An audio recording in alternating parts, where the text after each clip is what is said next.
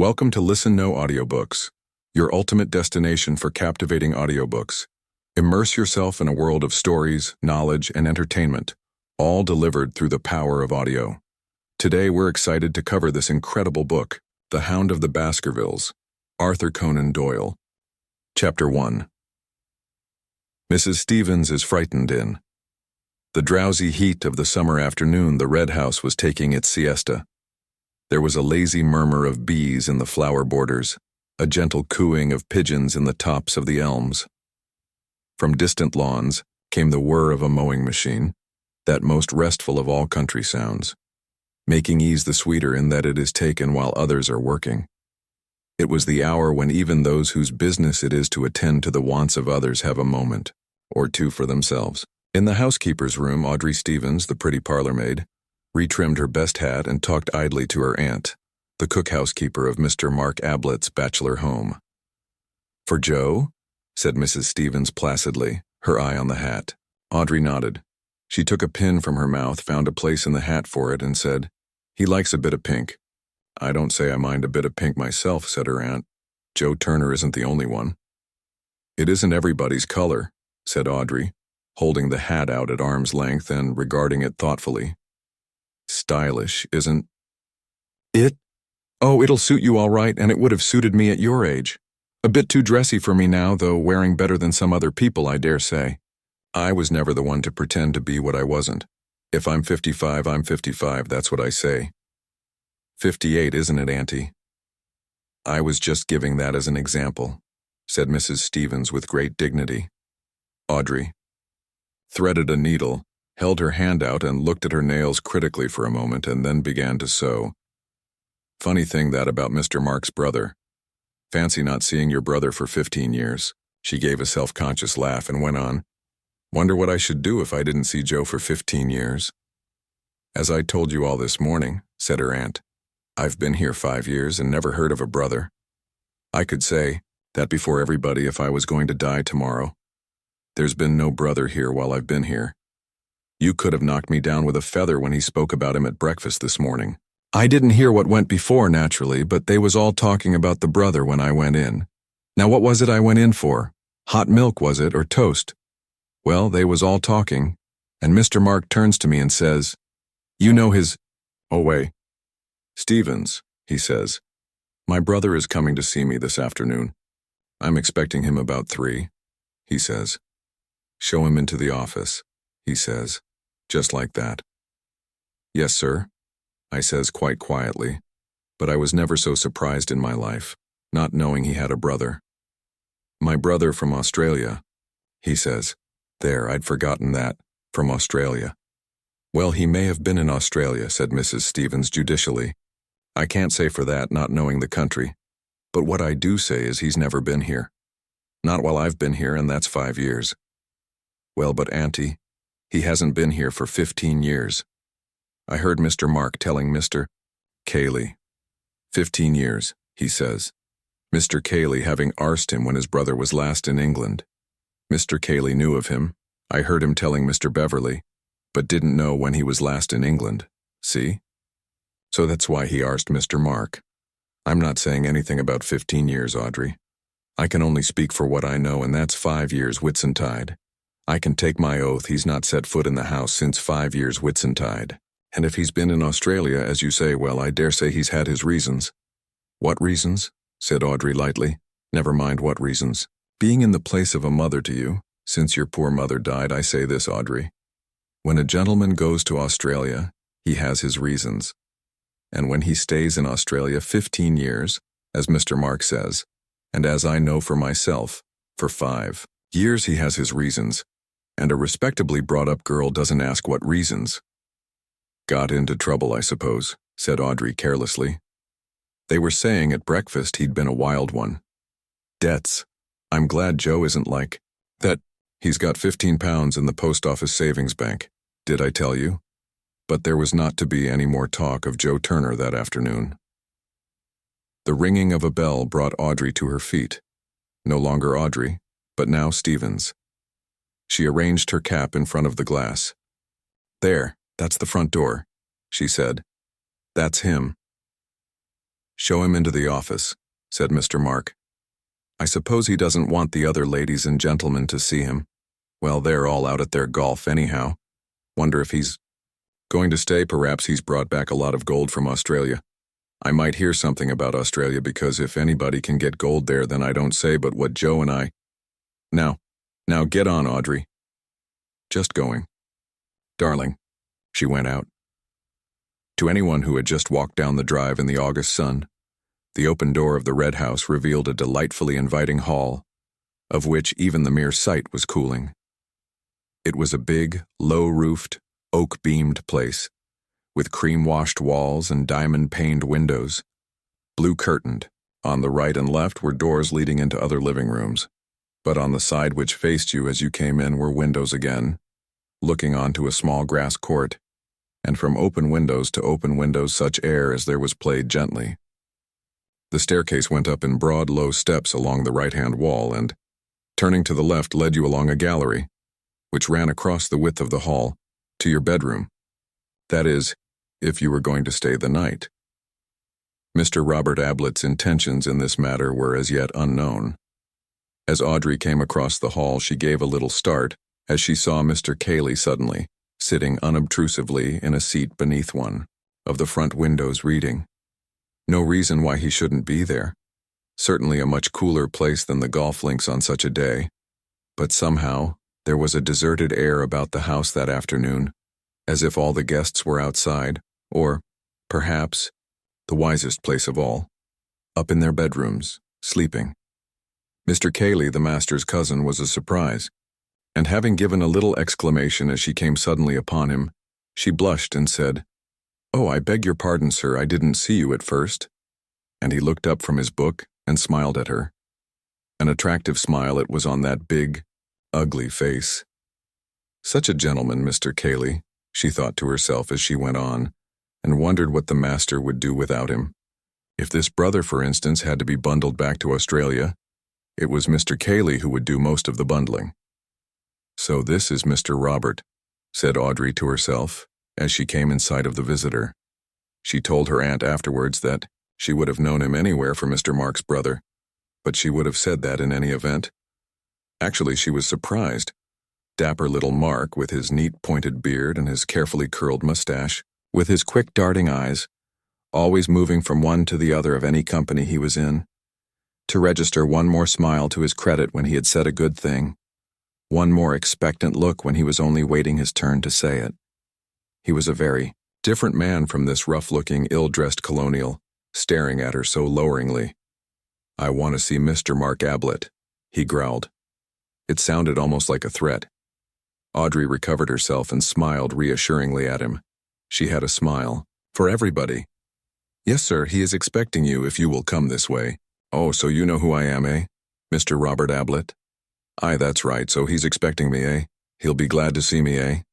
"If you will come this way, sir," said Audrey primly. She went to the second door on the left and opened it. "Mr. Robert she began, and then broke off. The room was empty. She turned to the man behind her. "If you will sit down, sir, I will find the master. I know he's in because he told me that you were coming this afternoon." "Oh." He looked round the room. "What do you call this place, eh?" "The office, sir." "The office?" "The room where the master works, sir." "Works, eh? That's new. Didn't know he'd ever done a stroke of work in his life." "Where he writes, sir," said Audrey with dignity. The fact that Mr. Mark wrote, though nobody knew what, was a matter of pride in the housekeeper's room. Not well dressed. Enough for the drawing room, eh? "I will tell the master you are here, sir," said Audrey decisively. She closed the door and left him there. Well, here was something to tell Auntie. Her mind was busy at once, going over all the things which he had said to her and she had said to him, quiet-like. Directly I saw him, I said to myself, "Why, you could have knocked her over with a feather." Feathers indeed were a perpetual menace to Audrey. However, the immediate business was to find the master. She walked across the hall to the library, glanced in, came back a little, uncertainly, and stood in front of Cayley. "If you please, sir," she said in a low, respectful voice, "can you tell me where the master is?" "It's Mr. Robert called." "What?" said Cayley, looking up from his book. "Who?" Audrey repeated her question. I don't know. Isn't he in the office? He went up to the temple after lunch. I don't think I've seen him since. Thank you, sir. I will go up to the temple. Cayley returned to his book. The temple was a brick summer house in the gardens at the back of the house, about 300 yards away. Here Mark meditated sometimes before retiring to the office to put his thoughts upon paper. The thoughts were not of any great value. Moreover, they were given off at the dinner table more often than they got onto paper, and got onto paper more often than they got into print.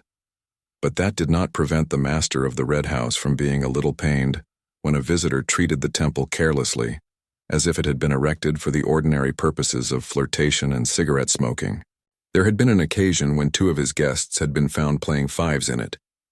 Mark had said nothing at the time, save to ask with a little less than his usual point, whether they couldn't find anywhere else for their game, but the offenders were never asked to the Red House again. Audrey walked slowly up to the temple, looked in and walked slowly back. All that walk for nothing. Perhaps the master was upstairs in his room. Not well dressed enough for the drawing room. Well now, Auntie, would you like anyone in your drawing room with a red handkerchief round his neck and great big dusty boots and, listen, one of the men shooting rabbits. Auntie was partial to a nice rabbit, and onion sauce. How hot it was. She wouldn't say no to a cup of tea. Well, one thing, Mr. Robert wasn't staying the night. He hadn't any luggage. Of course, Mr. Mark could lend him things. He had clothes enough for 6. She would have known him anywhere for Mr. Mark's brother. She came into the house. As she passed the housekeeper's room on her way to the hall, the door opened suddenly and a rather frightened face looked out. "Hello, Aud," said Elsie. "It's Audrey," she said, turning into the room. "Come in, Audrey," called Mrs. Stevens. "What's up?" said Audrey, looking in at the door. "Oh, my dear, you gave me such a turn. Where have you been?" "Up to the temple. Did you hear anything?" "Hear what?" "Bangs and explosions and terrible things." "Oh," said Audrey, rather relieved. "One of the men shooting rabbits. Why, I said to myself as I came along, Auntie's partial to a nice rabbit, I said, and I shouldn't be surprised if—" "Rabbits," said her aunt scornfully. "It was inside the house, my girl." "Straight it was," said Elsie. She was one of the housemaids. "I said to Mrs. Stevens, didn't I, Mrs. Stevens? That was in the house, I said." Audrey looked at her aunt and then at Elsie. "Do you think he had a revolver with him?" she said in a hushed voice. "Who?" said Elsie excitedly. "That brother of his from Australia," I said as soon as I set eyes on him. "You're a bad lot, my man." "That's what I said, Elsie, even before he spoke to me. Rude." She turned to her aunt. "Well, I give you my word." "If you remember, Audrey, I always said there was no saying with anyone from Australia." Mrs. Stevens lay back in her chair, breathing rather rapidly. "I wouldn't go out of this room now, not if you paid me £100,000. "Oh, Mrs. Stevens," said Elsie, who badly wanted 5 shillings for a new pair of shoes. "I wouldn't go as far as that, not myself, but—" "There!" cried Mrs. Stevens, sitting up with a start. They listened anxiously, the 2 girls instinctively coming. Closer to the older woman's chair, a door was being shaken, kicked, rattled. "Listen." Audrey and Elsie looked at each other with frightened eyes. They heard a man's voice, loud, angry. "Open the door," it was shouting. "Open the door! I say, open the door!" "Don't open the door!" cried Mrs. Stevens in a panic, as if it was her door which was threatened. "Audrey, Elsie, don't let him in." "Damn it, open the door," came the voice again. "We're all going to be murdered in our beds," she quavered.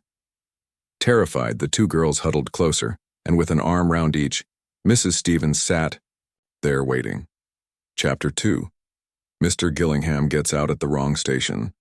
Whether Mark Ablett was a bore or not depended on the point of view, but it may be said at once that he never bored his company on the subject of his early life. However stories get about, there is always somebody who knows. It was understood, and this, anyhow, on Mark's own authority, that his father had been a country clergyman. It was said that, as a boy, Mark had attracted the notice and patronage of some rich old spinster of the neighborhood, who had paid for his education, both at school and university. At about the time when he was coming down from Cambridge, his father had died, leaving behind him a few debts as a warning to his family and a reputation for short sermons, as an example to his successor.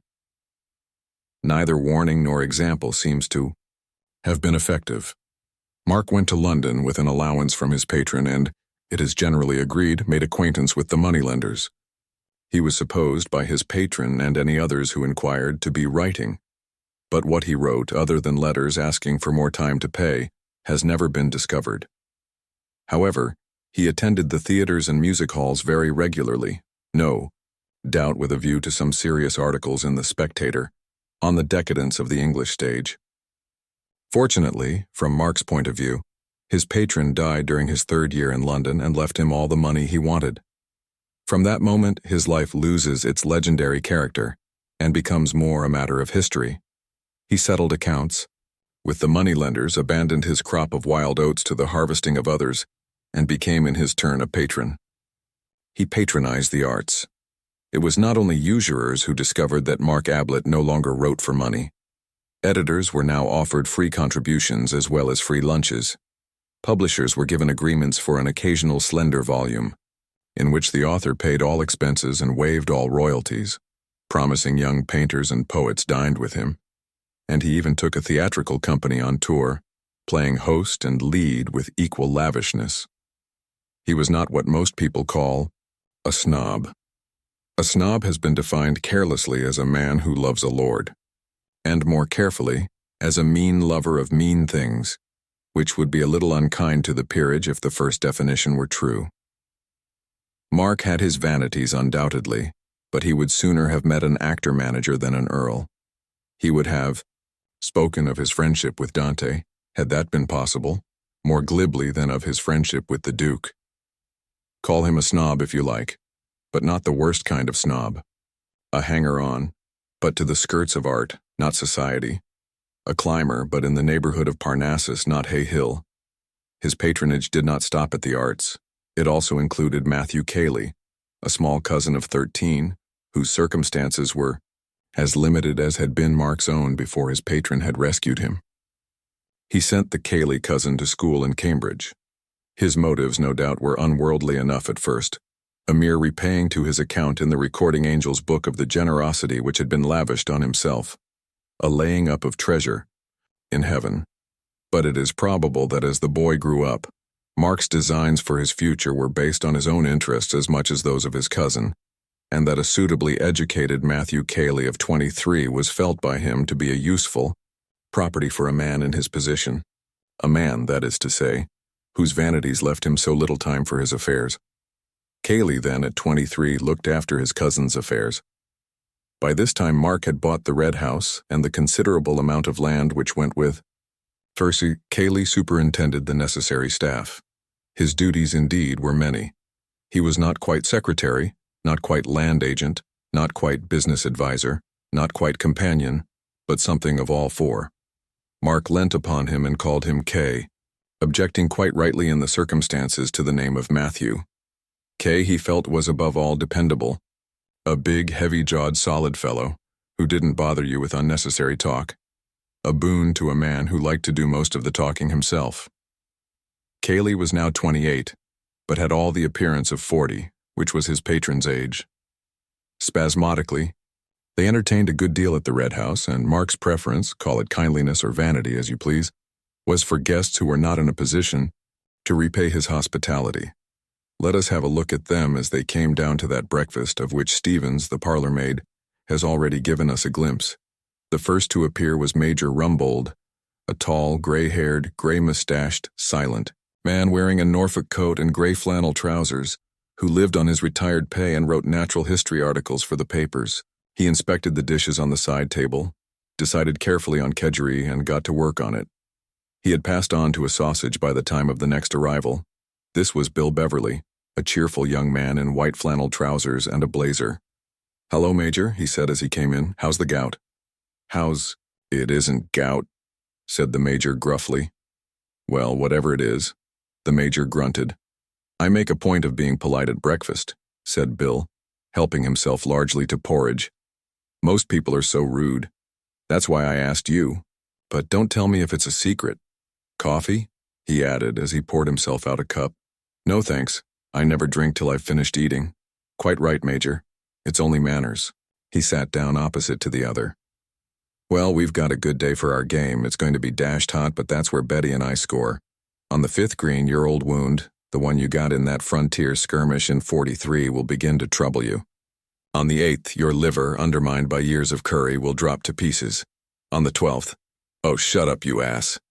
Well, I'm only warning you. Hello, good morning, Miss Norris.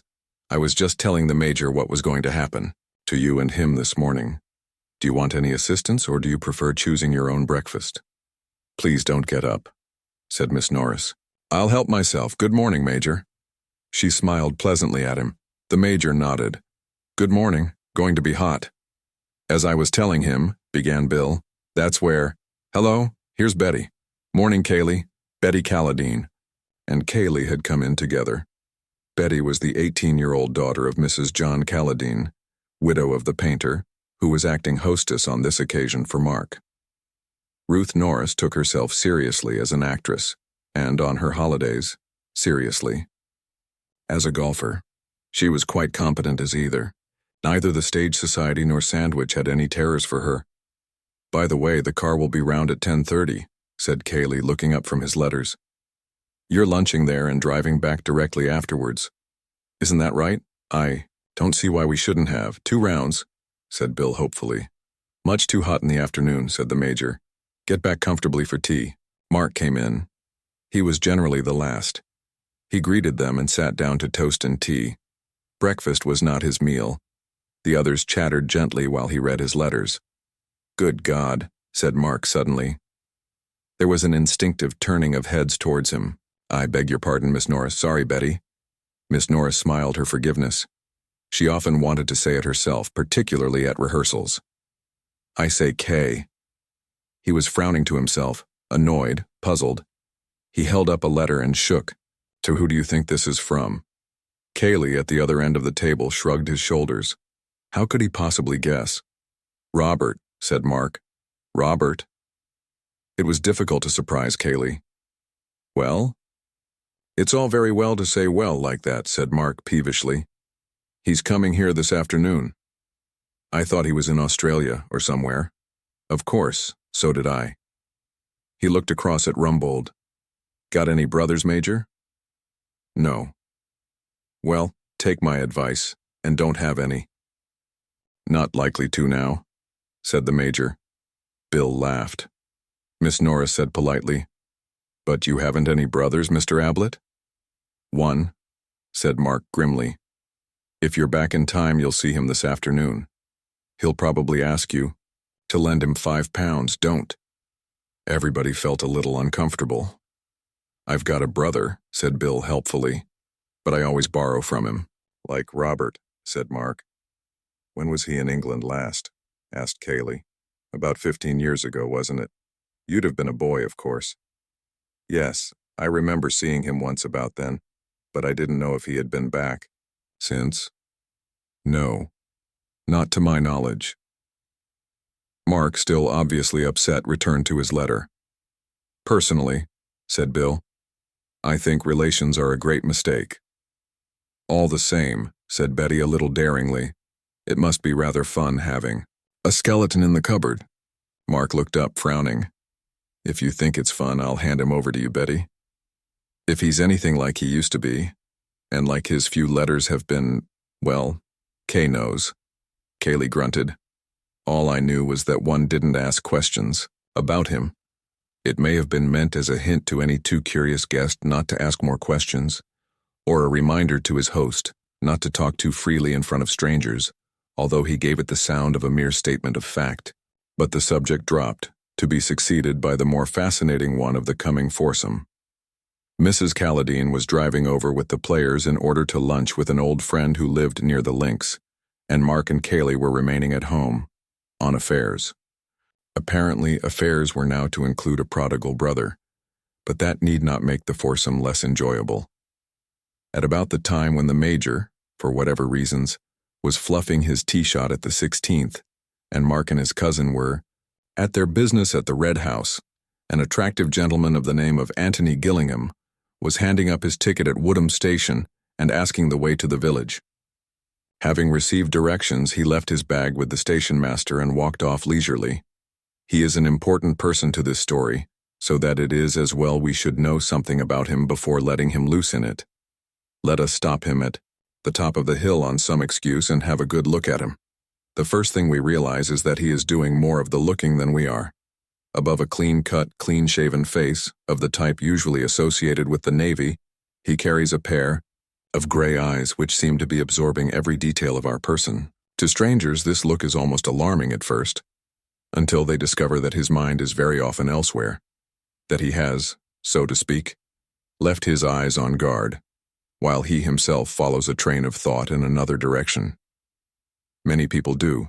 This, of course, when, for instance, they are talking to one person and trying to listen to another, but their eyes betray them. Antony's never did. He had seen a good deal of the world with those eyes, though never as a sailor.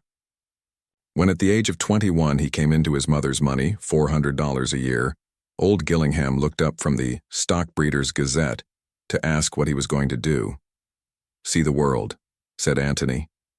"Well, send me a line from America, or wherever you get to." "Right," said Antony. Old Gillingham returned to his paper. Antony was a younger son, and on the whole not so interesting to his father as the cadets of certain other families, Champion Burkett's, for instance.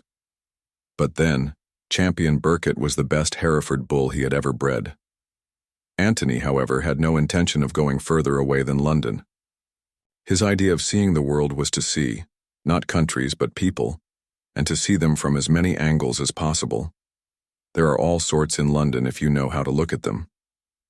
So Antony looked at them, from various strange corners, from the viewpoint of the valet, the newspaper reporter, the waiter, the shop assistant. With the independence of $400 a year behind him, he enjoyed it immensely. He never stayed long in one job, and generally closed his connection with it by telling his employer, contrary to all etiquette as understood between master and servant, exactly what he thought of him. He had no difficulty in finding a new profession. Instead of experience and testimonials, he offered his personality and a sporting bet. He would take no wages the first month and, if he satisfied his employer, double wages the second. He always got his double wages. He was now 30. He had come to Woodham for a holiday because he liked the look of the station. His ticket entitled him to travel further, but he had always intended to please himself in the matter.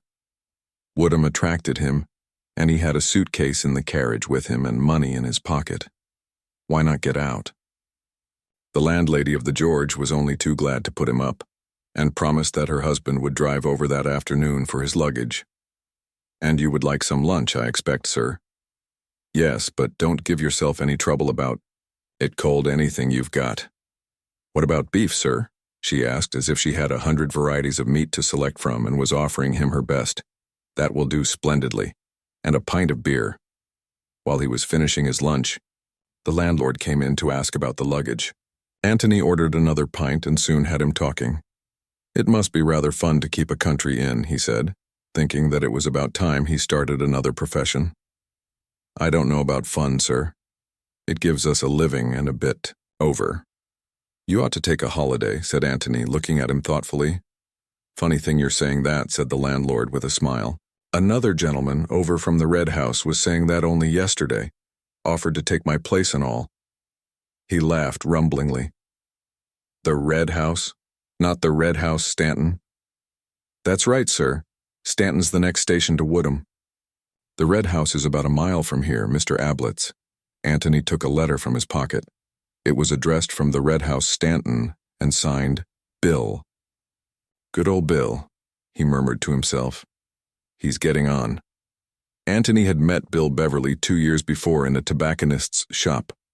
Gillingham was on one side of the counter, and Mr. Beverly on the other. Something about Bill, his youth and freshness perhaps, attracted Antony, and when cigarettes had been ordered, and an address given to which they were to be sent, he remembered that he had come across an aunt of Beverly's once at a country house. Beverly and he met again a little later at a restaurant. Both of them were in evening dress, but they did different things with their napkins, and Antony was the more polite of the two. However, he still liked Bill. So on one of his holidays when he was unemployed, he arranged an introduction through a mutual friend. Beverly was a little inclined to be shocked when he was reminded of their previous meetings, but his uncomfortable feeling soon wore off and he and Antony quickly became intimate. But Bill generally addressed him as Dear Madman when he happened to write. Antony decided to stroll over to the Red House after lunch and call upon his friend. Having inspected his bedroom, which was not quite the lavender-smelling country inn, bedroom of fiction, but sufficiently clean and comfortable, he set out over the fields.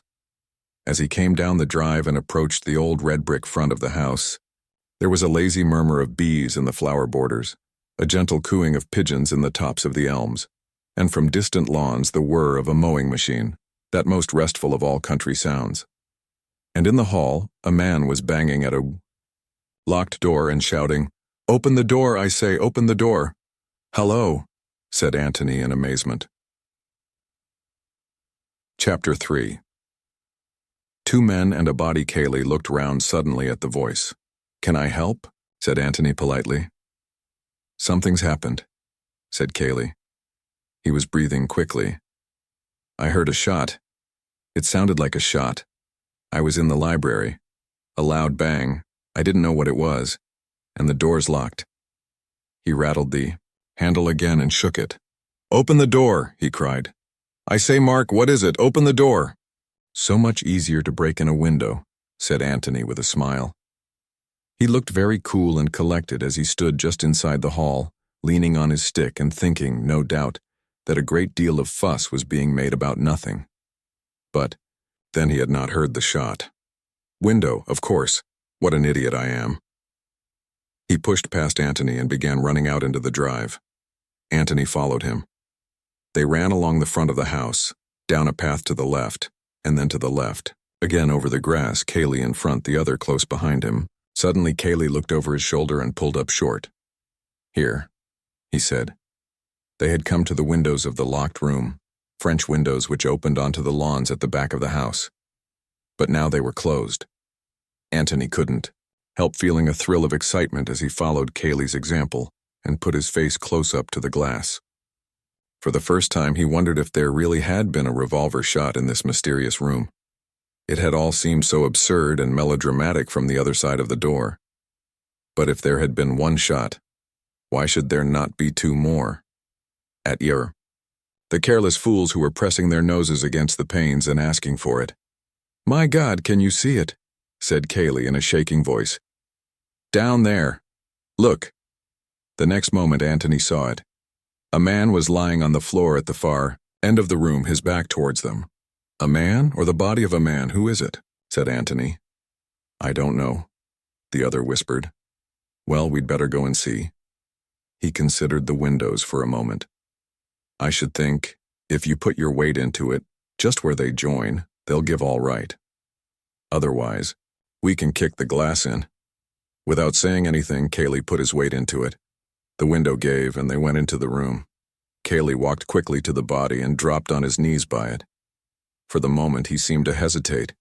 Then, with an effort, he put a hand onto its shoulder and pulled it over. "Thank God," he murmured and let the body go again. "Who is it?" said Antony.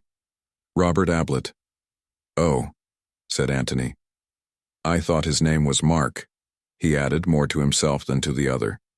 "Yes, Mark Ablett lives here. Robert is his brother." He shuddered and said, "I was afraid it was Mark." "Was Mark in the room too?" "Yes," said Kaylee absently. Then, as if resenting suddenly these questions from a stranger, "Who are you?" But Antony had gone to the locked door and was turning the handle. "I suppose he put the key in his pocket," he said as he came back to the body again. "Who?" Antony shrugged his shoulders. "Whoever did this," he said, pointing to the man on the floor. "Is he dead?" "Help me," said Kaylee simply. They turned the body onto its back, nerving themselves to look at it. Robert Ablett had been shot between the eyes. It was not a pleasant sight, and with his horror Antony felt a sudden pity for the man beside him. and a sudden remorse for the careless, easy way in which he had treated the affair. But then one always went about imagining that these things didn't happen, except to other people. It was difficult to believe in them just at first when they happened to yourself. "Did you know him well?" said Antony quietly. He meant, "Were you fond of him?" "Hardly at all. Mark is my cousin. I mean, Mark is the brother I know best." "Your cousin?" "Yes." He hesitated and then said, "Is he dead?" "I suppose he is." Do you know anything about that sort of thing?" "Perhaps I'd better get some water." There was another door opposite to the locked one, which led, as Antony was to discover for himself directly, into a passage from which opened 2 more rooms. Cayley stepped into the passage and opened the door on the right. The door from the office through which he had gone remained open. The door at the end of the short passage was shut. Antony, kneeling by the body, followed Cayley with his eyes, and after he had disappeared, kept his eyes on the blank wall of the passage. But he was not conscious of that at which he was looking, for his mind was with the other man, sympathizing with him. "But he must have locked the door on purpose," said Antony. "So why should he open it just because you ask him to?" Cayley looked at him in a bewildered way. Then he turned to the door again. "We must break it in," he said, putting his shoulder to it. "Help me." "Isn't there a window?" Cayley turned to him stupidly. "Window? Window? Not that water is any use to a dead body," he said to himself. "But the feeling that you're doing something when there's obviously nothing to be done is a great comfort." Cayley came into the room again. He had a sponge in one hand, a handkerchief in the other. He looked at Antony. Antony nodded. Cayley murmured something and knelt down to bathe the dead man's face. Then he placed the handkerchief over it. A little sigh escaped Antony, a sigh of relief. They stood up and looked at each other. "If I can be of any help to you," said Antony, "please let me." "That's very kind of you. There will be things to do. Police, doctors, I don't know. But you mustn't let me trespass on your kindness. Indeed, I should apologize for having trespassed so much already. I came to see Beverly. He is an old friend of mine. He's out playing golf. He will be back directly." Then, as if he had only just realized it, "They will all be back directly. I will stay if I can be of any help. Please do. You see, there are women. It will be rather painful, if you would." He hesitated and gave Antony a timid little smile, pathetic in so big and self-reliant a man. "Just your moral support, you know. It would be something." "Of course." Antony smiled back at him and said cheerfully, "Well then, I'll begin by suggesting that you should ring up the police." "The police?" Yes." He looked doubtfully at the other. "I suppose," Antony spoke frankly. "Now look here, Mr. Cayley. I'm Mark Ablett's cousin. I live with him. My name's Gillingham. I'm sorry, I ought to have told you before. Well now, Mr. Cayley, we shan't do any good by pretending. Here's a man been shot. Well, somebody shot him." "He might have shot himself," mumbled Cayley. "Yes, he might have, but he didn't. Or if he did, somebody was in the room at the time, and that somebody isn't here now. And that somebody took a revolver away with him. Well, the police will want to say a word about that, won't they?" Cayley was silent, looking on the ground. "Oh, I know what you're thinking, and believe me, I do sympathize with you. But we can't be children about it. If your cousin Mark Ablett was in the room with this," he indicated the body. "This man, then—" "Who said he was?" said Cayley, jerking his head up suddenly at Antony. "You did. I was in the library. Mark went in. He may have come out again, I know nothing. Somebody else may have gone in." Yes, said Antony patiently as if to a little child. "You know your cousin, I don't. Let's agree that he had nothing to do with it. But somebody was in the room when this man was shot, and, well, the police will have to know. Don't you think—" He looked at the telephone. "Or would you rather I did it?" Cayley shrugged his shoulders and went to the telephone. "May I, look round a bit?" Antony nodded towards the open door. "Oh, do." "Yes." He sat down and drew the telephone towards him. You must make allowances for me, Mr. Gillingham. You see, I've known Mark for a very long time. But, of course, you're quite right. And I'm merely being stupid. He took off the receiver. Let us suppose that for the purpose of making a first acquaintance with this office, we are coming into it from the hall, through the door which is now locked, but which, for our special convenience, has been magically unlocked for us. As we stand just inside the door, the length of the room runs right and left, or more accurately to the right only, for the left-hand wall is almost within our reach. Immediately opposite to us, across the breadth of the room, some 15 feet, is that other door by which Kaylee went out and returned a few minutes ago. In the right-hand wall 30 feet away from us are the French windows. Crossing the room and going out by the opposite door, we come into a passage from which 2 rooms lead. The one on the right, into which Kaylee went, is less than half the length of the office, a small square room, which has evidently been used some time or other as a bedroom. The bed is no longer there, but there is a basin with hot and cold taps in a corner, chairs, a cupboard or two, and a chest of drawers. The window faces the same way as the French windows in the next room. But anybody looking out of the bedroom window has his view on the immediate right shut off by the outer wall of the office, which projects by reason of its greater length, 15 feet further into the lawn. The room on the other side of the bedroom is a bathroom. The 3 rooms together, in fact, form a sort of private suite, used perhaps during the occupation of the previous owner by some invalid who could not manage the stairs, but allowed by Mark to fall into disuse, save for the living room. At any rate, he never slept downstairs. Antony glanced at the bathroom and then wandered into the bedroom, the room into which Kaylee had been. The window was open, and he looked out at the well-kept grass beneath him and the peaceful stretch of park beyond, and he felt very sorry for the owner of it all, who was now mixed up in so grim a business. Kaylee thinks he did it, said Antony to himself. That's obvious. It explains why he wasted so much time banging on the door. Why should he try to break a lock when it's so much easier to break a window? Of course, he might just have lost his head. On the other hand, he might have wanted to give his cousin a chance of getting away. The same about the police and, lots of things. Why, for instance, did we run all the way round the house in order to get to the windows? Surely there's a back way out through the hall. I must have a look later on. Antony, it will be observed, had by no means lost his head. There was a step in the passage outside, and he turned round to see Kaylee in the doorway. He remained looking at him for a moment, asking himself a question. It was rather a curious question. He was asking himself why the door was open. Well, not exactly why the door was open. That could be explained easily enough. But why had he expected the door to be shut? He did not remember shutting it, but somehow he was surprised to see it open. Now to see Kaylee through the doorway just coming into the room. Something working subconsciously in his brain had told him that it was surprising. Why?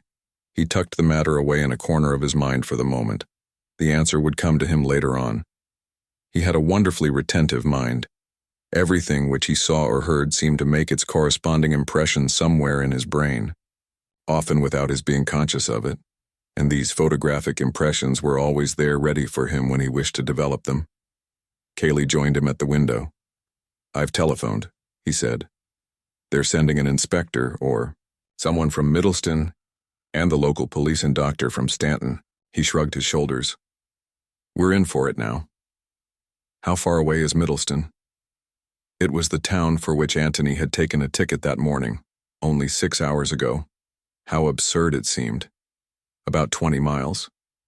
These people will be coming. Back soon? Beverly and the others?" "Yes, I expect they'll want to go away at once. Much better that they should." "Yes."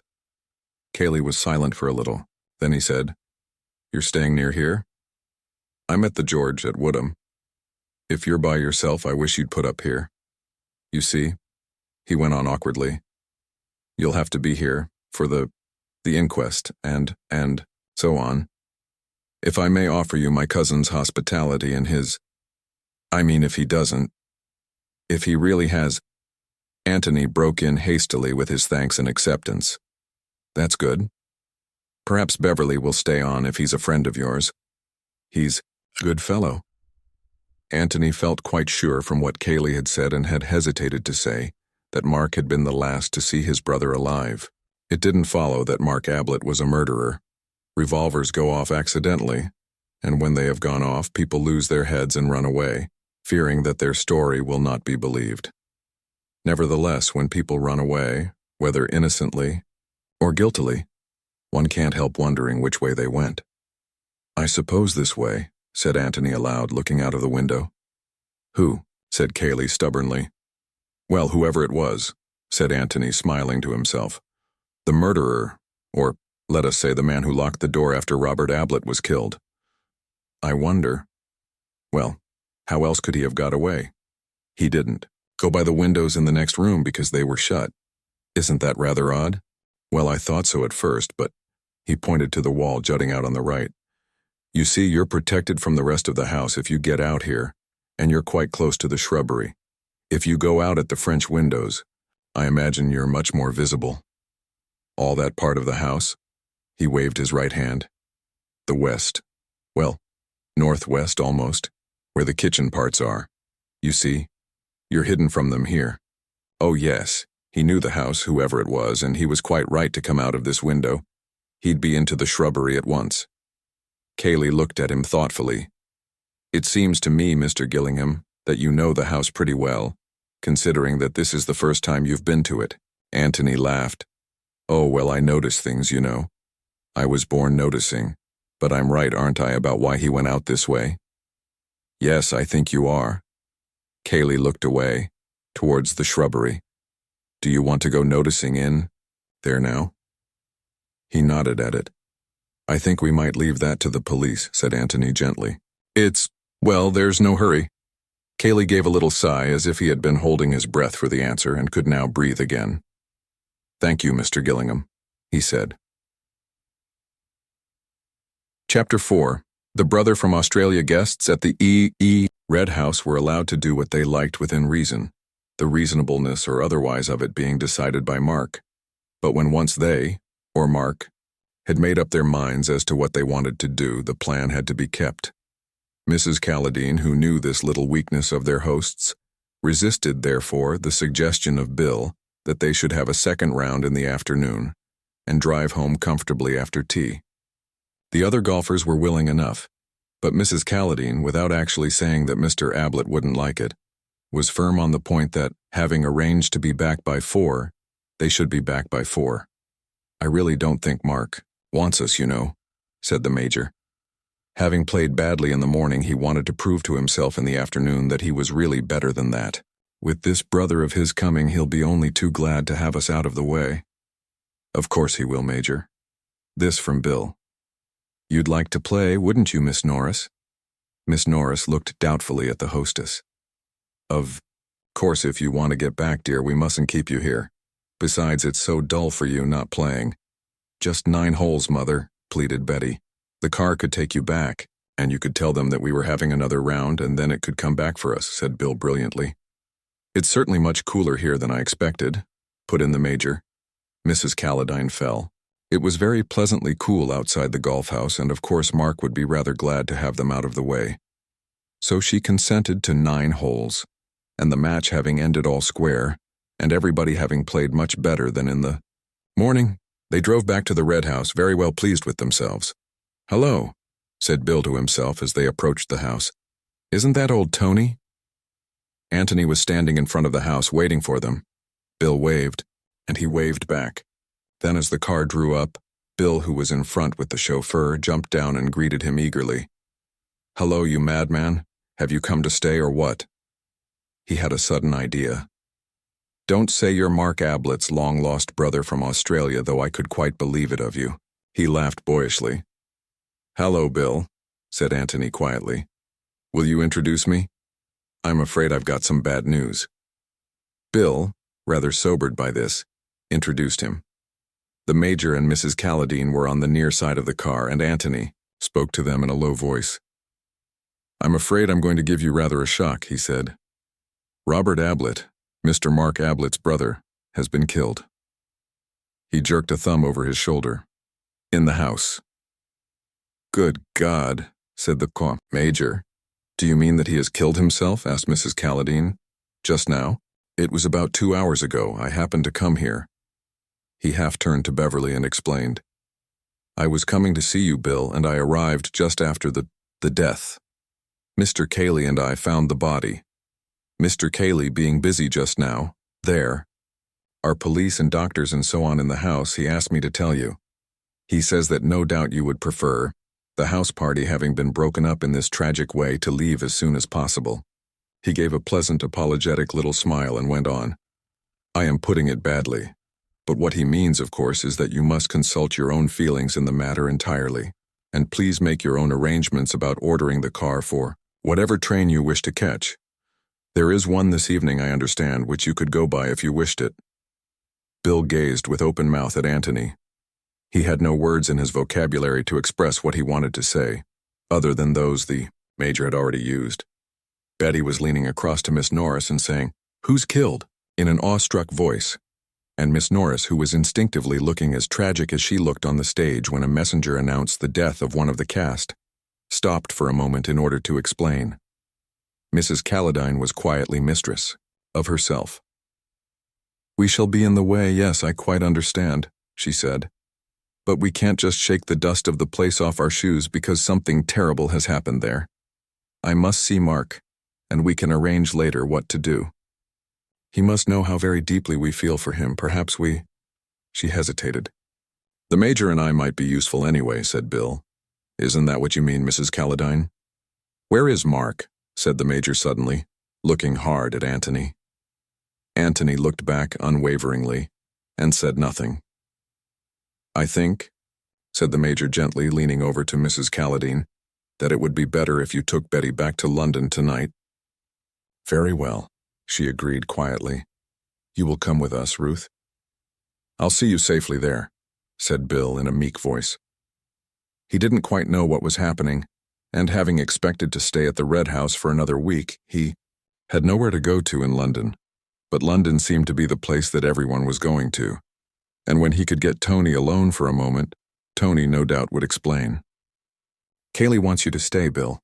You have to go anyhow tomorrow, Major rumbled. Yes, I'll come with you, Mrs. Calladine. Mr. Cayley would wish me to say again that you will please not hesitate to give your own orders, both as regard the car and as regard any telephoning or telegraphing that you want done.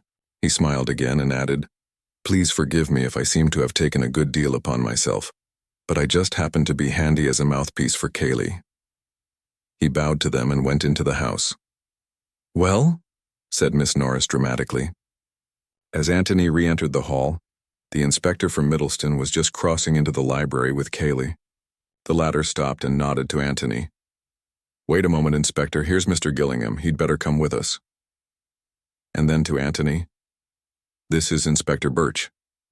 Birch looked inquiringly from one to the other. Mr. Gillingham, and I found the body together, explained Cayley. Oh, well, come along and let's get the facts sorted out a bit. I like to know where I am, Mr. Gillingham. We all do. Oh. He looked at Antony with interest. Do you know where you are in this case? I know where I'm going to be. Where's that? Put through it by Inspector Birch, said Antony with a smile. The inspector laughed genially. Well, I'll spare you as much as I can. Come along. They went into the library. The inspector seated himself at a writing table and Cayley sat in a chair by the side of it. Antony made himself comfortable in an armchair and prepared to be interested. We'll start with the dead man, said the inspector. Robert Ablett, didn't you say? He took out his notebook. Yes. Brother of Mark Ablett, who lives here. He began to sharpen a pencil. Staying in the house? Oh, no. Antony listened attentively while Cayley explained all that he knew about Robert. This was news to him. I see. Sent out of the country in disgrace. What had he done? I hardly know. I was only about 12 at the time. The sort of age when you're told not to ask questions. Inconvenient questions? Exactly. So you don't really know whether he had been merely wild or wicked? No. Old Mr. Ablett was a clergyman, added Cayley. Perhaps what might seem wicked to a clergyman might seem only wild to a man of the world. I dare say, Mr. Cayley, smiled the inspector. Anyhow, it was more convenient to have him in Australia? Yes. Mark Ablett never talked about him. Hardly ever. He was very much ashamed of him and, well, very glad he was in Australia. Did he write Mark sometimes? Occasionally. Perhaps 3 or 4 times in the last 5 years. Asking for money? Something of the sort. I don't think Mark always answered them. As far as I know, he never sent any money. Now, your own private opinion, Mr. Cayley. Do you think that Mark was unfair to his brother? Unduly hard on him? They'd never liked each other as boys. There was never any affection between them. I don't know whose fault it was in the first place, if anybody's. Still, Mark might have given him a hand. I understand, said Cayley, that Robert spent his whole life asking for hands. The inspector nodded. I know that, sort. Well, now we'll go on to this morning. This letter that Mark got, did you see it? Not at the time. He showed it to me afterwards. Any address? No. A half sheet of rather dirty paper. Where is it now? I don't know. In Mark's pocket, I expect. Ah! He pulled at his beard. Well, we'll come to that. Can you remember what it said? As far as I remember, something like this. Mark, your loving brother, is coming to see you tomorrow all the way from Australia. I give you warning so that you will be able to conceal your surprise, but not, I hope, your pleasure. Expect him at 3 or thereabouts. Ah, the inspector copied it down carefully. Did you notice the postmark? London. And what was Mark's attitude? Annoyance? Disgust? Cayley hesitated. Apprehension? No, not exactly. Or rather, apprehension of an unpleasant interview, not of any unpleasant outcome for himself. You mean that he wasn't afraid of violence or blackmail or anything of that sort? He didn't appear to be. Right. Now then, he arrived, you say, about 3 o'clock? Yes, about that. Who was in the house then? Mark and myself and some of the servants. I don't know which. Of course, you will ask them directly, no doubt. With your permission, no guests? They were out all day playing golf, explained Cayley. Oh, by the way, he put in, if I may interrupt a moment, will you want to see them at all? It isn't very pleasant for them now, naturally, and I suggested. He turned to Antony, who nodded back to him. I understand that they want to go back to London this evening. There's no objection to that, I suppose. You will let me have their names and addresses in case I want to communicate with them? Of course. One of them is staying on. If you would like to see him later, but they only came back from their golf as we crossed the hall. That's all right, Mr. Cayley. Well, now then, let's go back to 3 o'clock. Where were you when Robert arrived? Cayley explained how he had been sitting in the hall, how Audrey had asked him where the master was, and how he had said that he had last seen him going up to the temple. She went away, and I went on with my book. There was a step on the stairs, and I looked up to see Mark coming down. He went into the office, and I went on with my book again. I went into the library for a moment to refer to another book, and when I was in there, I heard a shot. At least it was a loud bang. I wasn't sure if it was a shot. I stood and listened. Then I came slowly to the door and looked out. Then I went back again, hesitated a bit, and finally decided to go across to the office and make sure that it was all right. I turned the handle of the door and found it was locked. Then I got frightened and I banged at the door and shouted and, well, that was when Mr. Gillingham arrived. He went on to explain how they had found the body. The inspector looked at him with a smile. Yes, well, we shall have to go over some of that again, Mr. Cayley. Mr. Mark, now. You thought he was in the temple. Could he have come in and gone up to his room without your seeing him? There are back stairs. He wouldn't have used them in the ordinary way, of course. But I wasn't in the hall all the afternoon. He might easily have gone upstairs without my knowing anything about it. So that you weren't surprised when you saw him coming down? Oh, not a bit. Well, did he say anything? He said, Robert's here, or something of the sort. I suppose he'd heard the bell, or the voices in the hall. Which way does his bedroom face? Could he have seen him coming down the drive? He might have, yes. Well? Well then, I said yes, and he gave a sort of shrug and said, "Don't go too far away, I might want you," and then went in. What did you think he meant by that? Well, he consults me a good deal, you know. I'm his sort of unofficial solicitor in a kind of way. This was a business meeting rather than a brotherly one? Oh, yes. That's how he regarded it, I'm sure. Yes. How long was it before you heard the shot? Very soon, 2 minutes perhaps. The inspector finished his writing and then regarded Cayley thoughtfully. Suddenly he said, "What is your theory of Robert's death?" Cayley shrugged his shoulders. "You've probably seen more than I've seen," he answered. "It's your job. I can only speak as a layman and Mark's friend."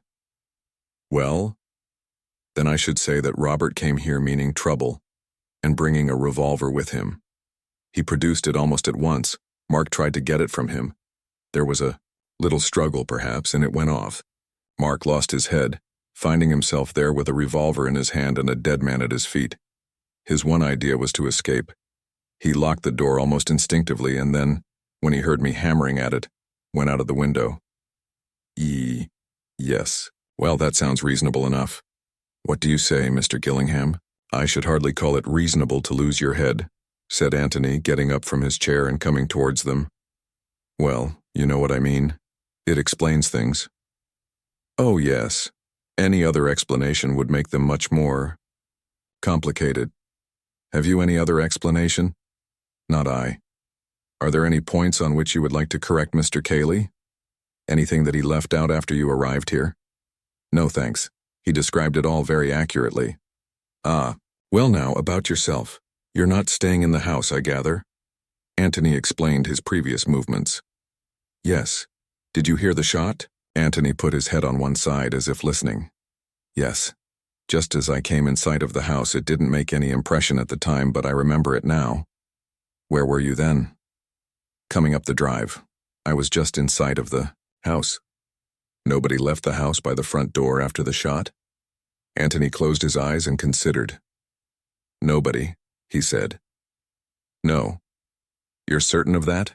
Absolutely, said Antony, as though rather surprised that he could be suspected of a mistake. Thank you. You're at the George, if I want you.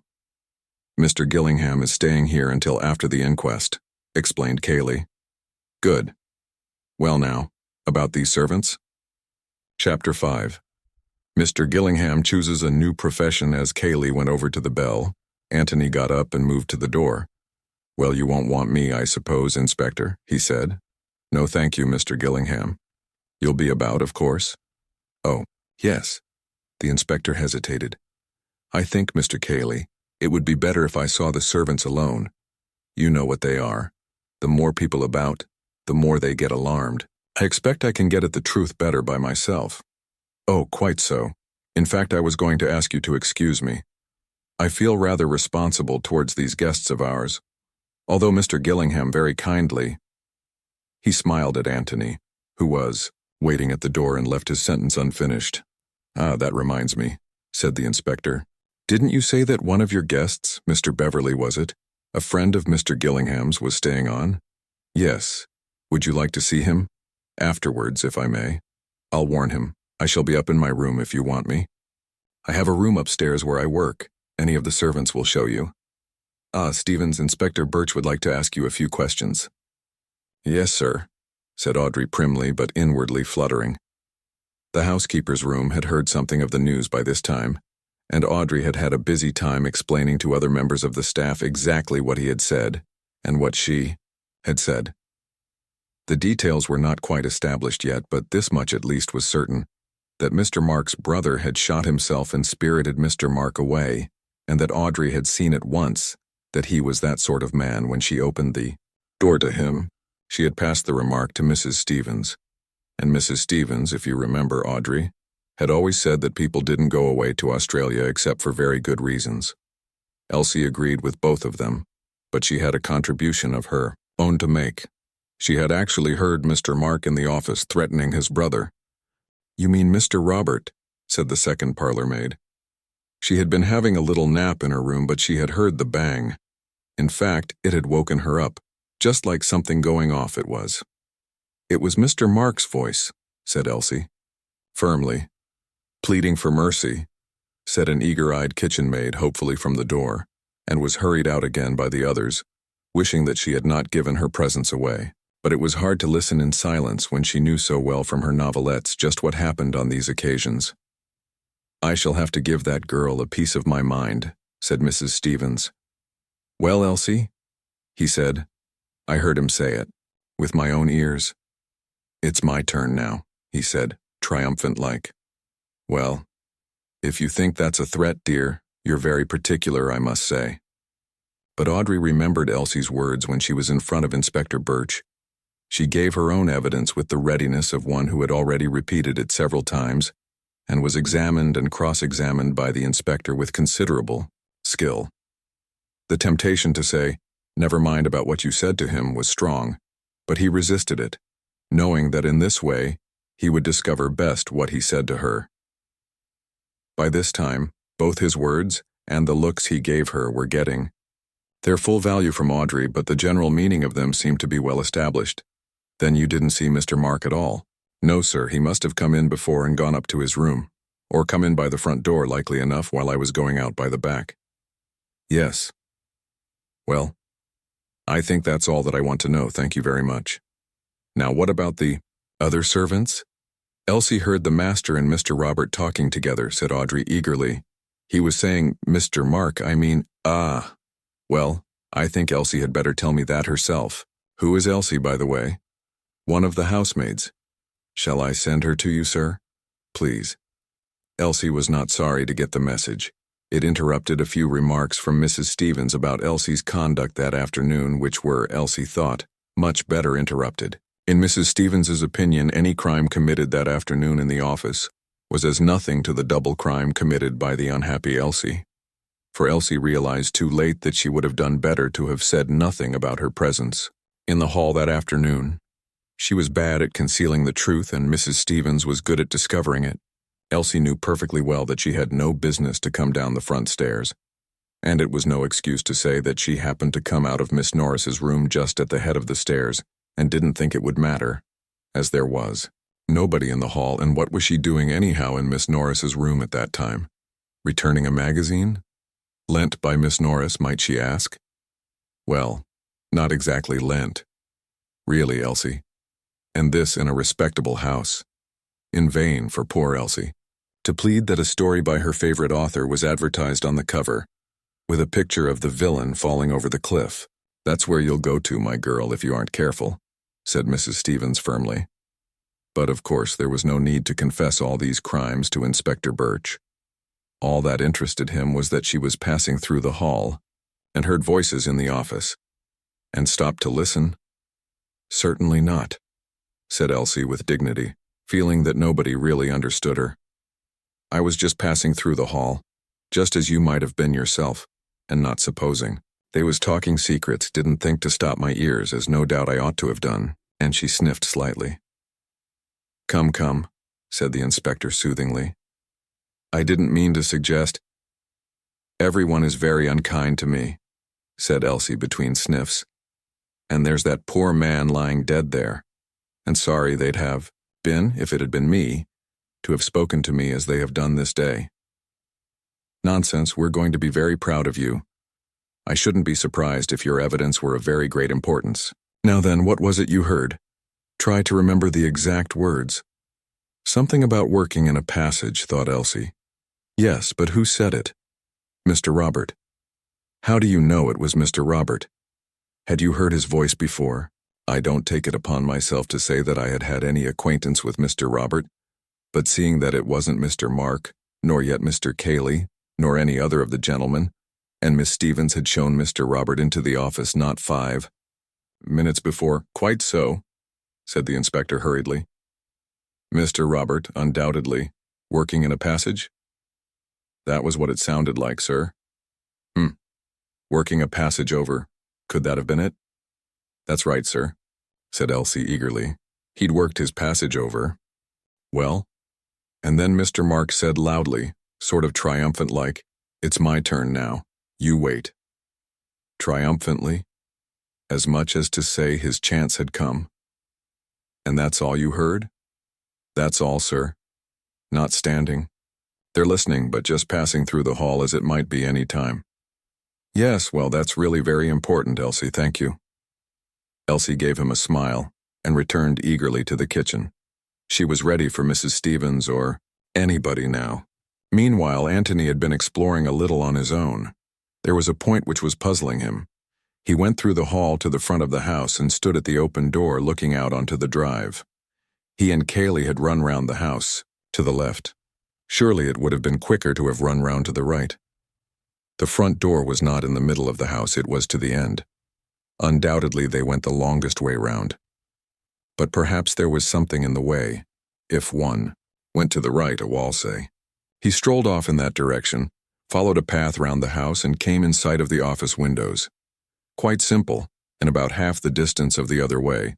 He went on a little farther and came to a door just beyond the broken-in windows. It opened easily and he found himself in a passage. At the end of the passage was another door.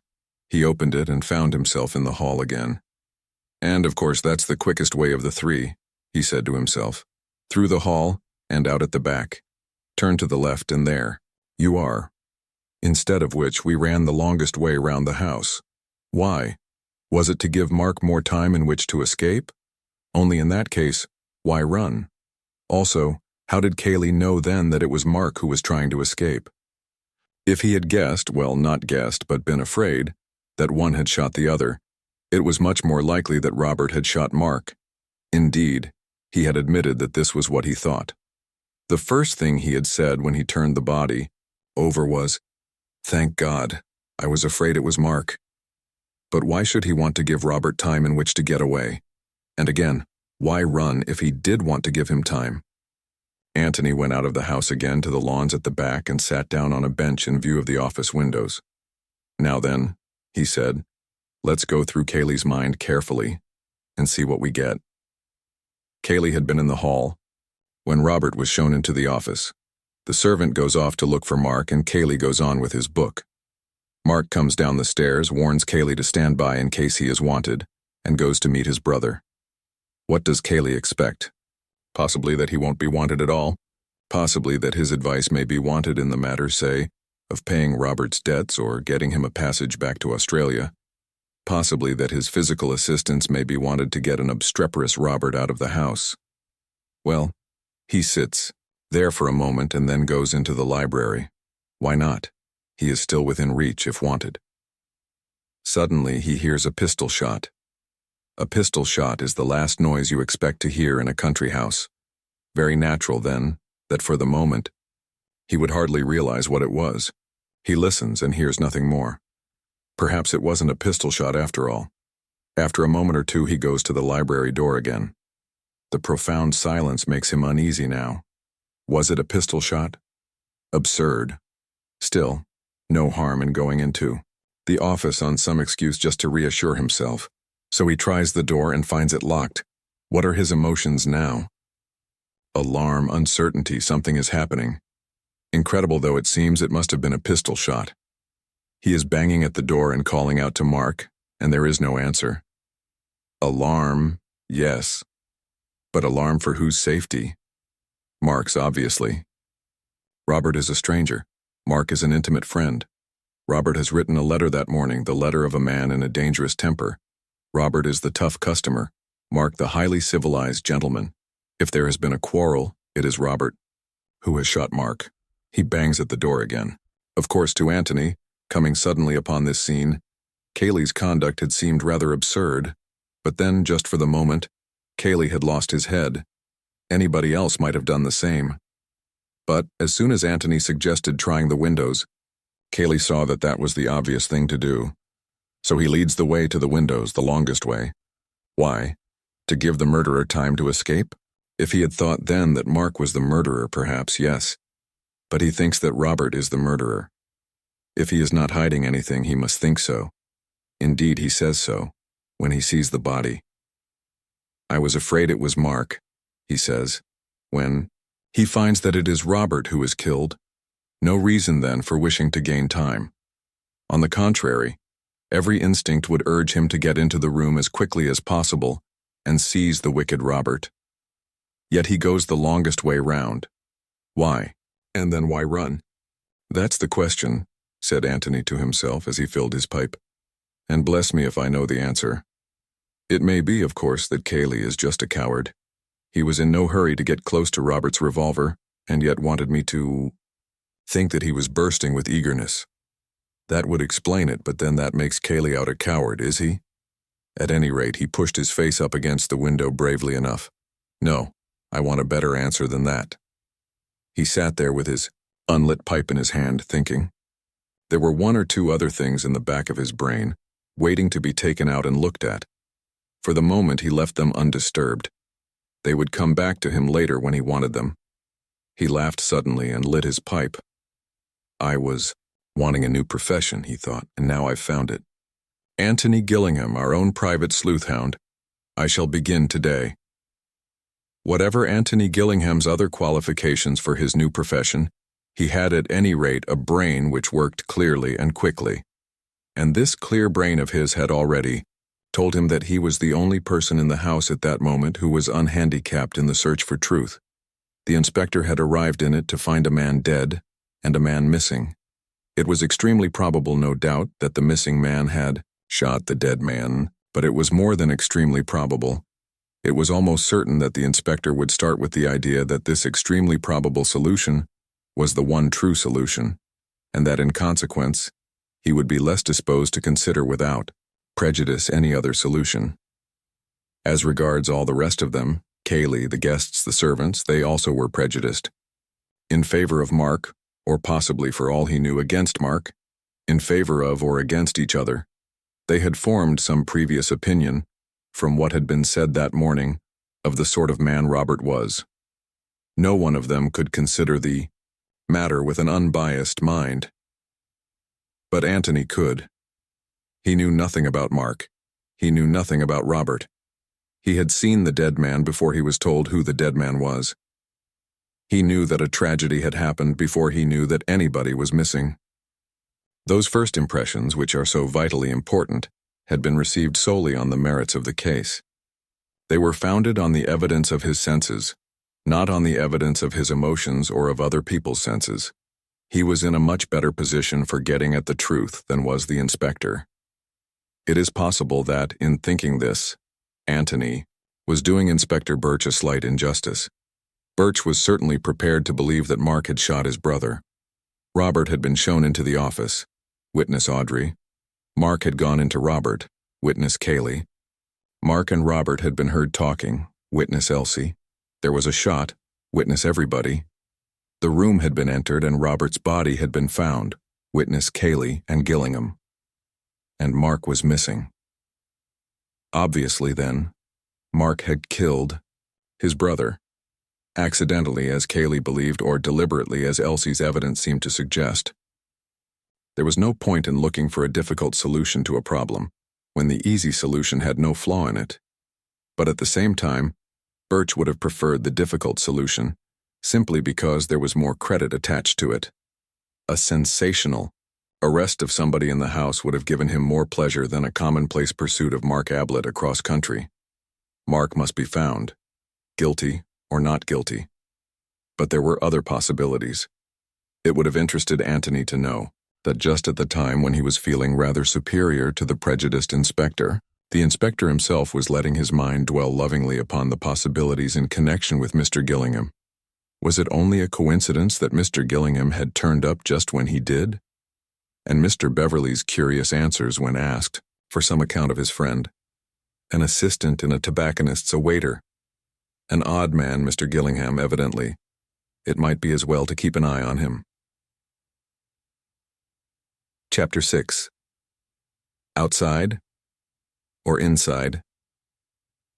The guests had said goodbye to Cayley according to their different manner. The major, gruff and simple. If you want me, command me. Anything I can do, goodbye. Betty, silently sympathetic with everything in her large eyes which she was too much overawed to tell.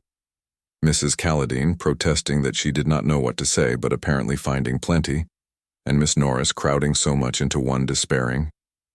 gesture that Kaylee's unvarying "thank you very much" might have been taken this time as gratitude for an artistic entertainment. Bill had seen them into the car, had taken his own farewells, with a special squeeze of the hand for Betty, and had wandered out to join Antony on his garden seat. "Well, this is a rum show," said Bill as he sat down. "Very rum, William. And you actually walked right into it?" "Right into it," said Antony. "Then you're the man I want. There are all sorts of rumors and mysteries about, and that inspector fellow simply wouldn't keep to the point when I wanted to ask him about the murder or whatever it is, but kept asking me questions about where I'd met you first and all sorts of dull things like that. Now what really happened?" Antony told him as concisely as he could all that he had already told the inspector, Bill interrupting him here and there with appropriate good lords and whistles. "I say, it's a bit of a business, isn't it? Where do I come in exactly? How? Do you mean?" "Well, everybody else is bundled off except me, and I get put through it by that inspector as if I knew all about it. What's the idea?" Antony smiled at him. "Well, there's nothing to worry about, you know. Naturally, Birch wanted to see one of you so as to know what you'd all been doing all day. And Kaylee was nice enough to think that you'd be company for me as I knew you already, and, well, that's all." "You're staying here in the house?" said Bill eagerly. "Good man. That's splendid. It reconciles you to the departure of some of the others?" Bill blushed. "Oh, well, I shall see her again next week anyway," he murmured. "I congratulate you. I liked her looks, and that gray dress. A nice, comfortable sort of woman. You fool, that's her mother. Oh, I beg your pardon. But anyhow, Bill, I want you more than she does just now. So try and put up with me. I say, do." "You really?" said Bill, rather flattered. He had a great admiration for Antony and was very proud to be liked by him. "Yes. You see, things are going to happen here soon. Inquests and that sort of thing. Well, perhaps something. Before that, hello, here comes Kaylee." Kaylee was walking across the lawn towards them. A big, heavy-shouldered man with one of those strong, clean-shaven, ugly faces which can never quite be called plain. "Bad luck on Kaylee," said Bill. "I say, ought I to tell him how sorry I am and all that sort of thing? It seems so dashed inadequate." "I shouldn't bother," said Antony. Kaylee nodded as he came to them and stood there for a moment. "We can make room for you," said Bill, getting up. "Oh, don't bother, thanks. I just came to say," he went on to Antony, "that naturally, they've rather lost their heads in the kitchen, and dinner won't be till 8:30. Do just as you like about dressing, of course. And what about your luggage? I thought Bill and I would walk over to the inn directly and see about it. The car can go and fetch it as soon as it comes back from the station. It's very good of you, but I shall have to go over myself anyhow to pack up and pay my bill. Besides, it's a good evening for a walk. If you wouldn't mind it, Bill." "I should love it. Well then, if you leave the bag there, I'll send the car round for it later." "Thanks very much." Having said what he wanted to say, Kaylee remained there a little awkwardly, as if not sure whether to go or to stay. Antony wondered whether he wanted to talk about the afternoon's happenings, or whether it was the one subject he wished to avoid. To break the silence, he asked carelessly if the inspector had gone. Kaylee nodded. Then he said abruptly, "He's getting a warrant for Mark's arrest." Bill made a suitably sympathetic noise, and Antony said with a shrug of the shoulders, "Well, he was bound to do that, wasn't he? It doesn't follow that. Well, it doesn't mean anything. They naturally want to get hold of your cousin, innocent or guilty. Which do you think he is, Mr. Gillingham?" said Kaylee, looking at him steadily. "Mark?" "It's absurd," said Bill impetuously. "Bill's loyal, you see, Mr. Kaylee, and you owe no loyalty to anyone concerned?" "Exactly. So perhaps I might be too frank." Bill had dropped down on the grass, and Kaylee took his place on the seat and sat there heavily, his elbows on his knees, his chin on his hands, gazing at the ground. "I want you to be quite frank," he said at last. "Naturally, I am prejudiced where Mark is concerned, so I want to know how my suggestion strikes you, who have no prejudices either way." "Your suggestion?" "My theory that if Mark killed his brother, it was purely accidental, as I told the inspector." Bill looked up with interest. "You mean that Robert did the hold-up business," he said. And there was a bit of a struggle and the revolver went off and then Mark lost his head and bolted? That sort of idea? Exactly. Well, that seems all right. He turned to Antony. There's nothing wrong with that, is there? It's the most natural explanation to anyone who knows Mark. Antony pulled at his pipe. I suppose it is, he said slowly. But there's one thing that worries me rather. What's that? Bill and Kaylee asked the question simultaneously. The key. The key, said Bill. Kaylee lifted his head and looked at Antony. What about the key? He asked. Well, there may be nothing in it, I just wondered. Suppose Robert was killed, as you say, and suppose Mark lost his head and thought of nothing but getting away before anyone could see him. Well, very likely. He'd lock the door and put the key in his pocket. He'd do it without thinking, just to gain a moment's time. Yes, that's what I suggest. It seems sound enough, said Bill. Sort of thing you'd do without thinking. Besides, if you were going to run away, it gives you more of a chance. Yes, that's all right if the key is there. But suppose it isn't there. The suggestion, made as if it were already an established fact, startled them both. They looked at him wonderingly. What do you mean? Said Kaylee. Well, it's just a question of where people happen to keep their keys. You go up to your bedroom, and perhaps you like to lock your door in case anybody comes wandering in when you've only got one sock and a pair of braces on. Well, that's natural enough. And if you look round the bedrooms of almost any house, you'll find the keys all ready, so that you can lock yourself in at a moment's notice. But downstairs, people don't lock themselves in. It's really never done at all. Bill, for instance, has never locked himself into the dining room in order to be alone with the sherry. On the other hand, all women, and particularly servants, have a horror of burglars. And if a burglar gets in by the window, they like to limit his activities to that particular room. So they keep the keys on the outside of the doors and lock the doors when they go to bed. He knocked the ashes out of his pipe and added, at least my mother always used to. You mean, said Bill excitedly, that the key was on the outside of the door when Mark went into the room? Well, I was just wondering. Have you noticed the other rooms, the billiard room and library and so on? Said Kaylee. I've only just thought about it while I've been sitting out here. You live here, haven't you ever noticed them? Kaylee sat considering, with his head on one side. It seems rather absurd, you know, but I can't say that I have. He turned to Bill. Have you? Good Lord, no. I should never worry about a thing like that. I'm sure you wouldn't, laughed Antony. Well, we can have a look when we go in. If the other keys are outside, then this one was probably outside too. And in that case, well, it makes it more interesting. Kaylee said nothing. Bill chewed a piece of grass and then said, Does it make much difference? It makes it more hard to understand what happened in there. Take your accidental theory and see where you get to. No instinctive turning of, the key now is there. He's got to open the door to get it, and opening the door means showing his head to anybody in the hall, his cousin, for instance, whom he left there 2 minutes ago. Is a man in Mark's state of mind, frightened to death lest he should be found with the body, going to do anything so foolhardy as that? He needn't have been afraid of me, said Kaylee. Then why didn't he call for you? He knew you were about. You could have advised him. Heaven knows he wanted advice. But the whole theory of Mark's escape is that he was afraid of you, and of everybody else, and that he had no other idea but to get out of the room himself and prevent you or the servants from coming into it. If the key had been on the inside, he would probably have locked the door. If it were on the outside, he almost certainly wouldn't. Yes, I expect you're right, said Bill thoughtfully. Unless he took the key in with him and locked the door at once. Exactly. But in that case, you have to build up a new theory entirely. You mean that it makes it seem more deliberate? Yes, that certainly. But it also seems to make Mark out an absolute idiot. Just suppose for a moment that for urgent reasons which neither of you know anything about, he had wished to get rid of his brother. Would he have done it like that? Just killed him and then run away? Why, that's practically suicide. Suicide whilst of unsound mind. No.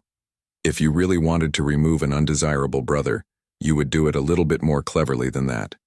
You'd begin by treating him as a friend, so as to avoid suspicion, And when you did kill him at last, you would try to make it look like an accident or suicide or the work of some other man, wouldn't you?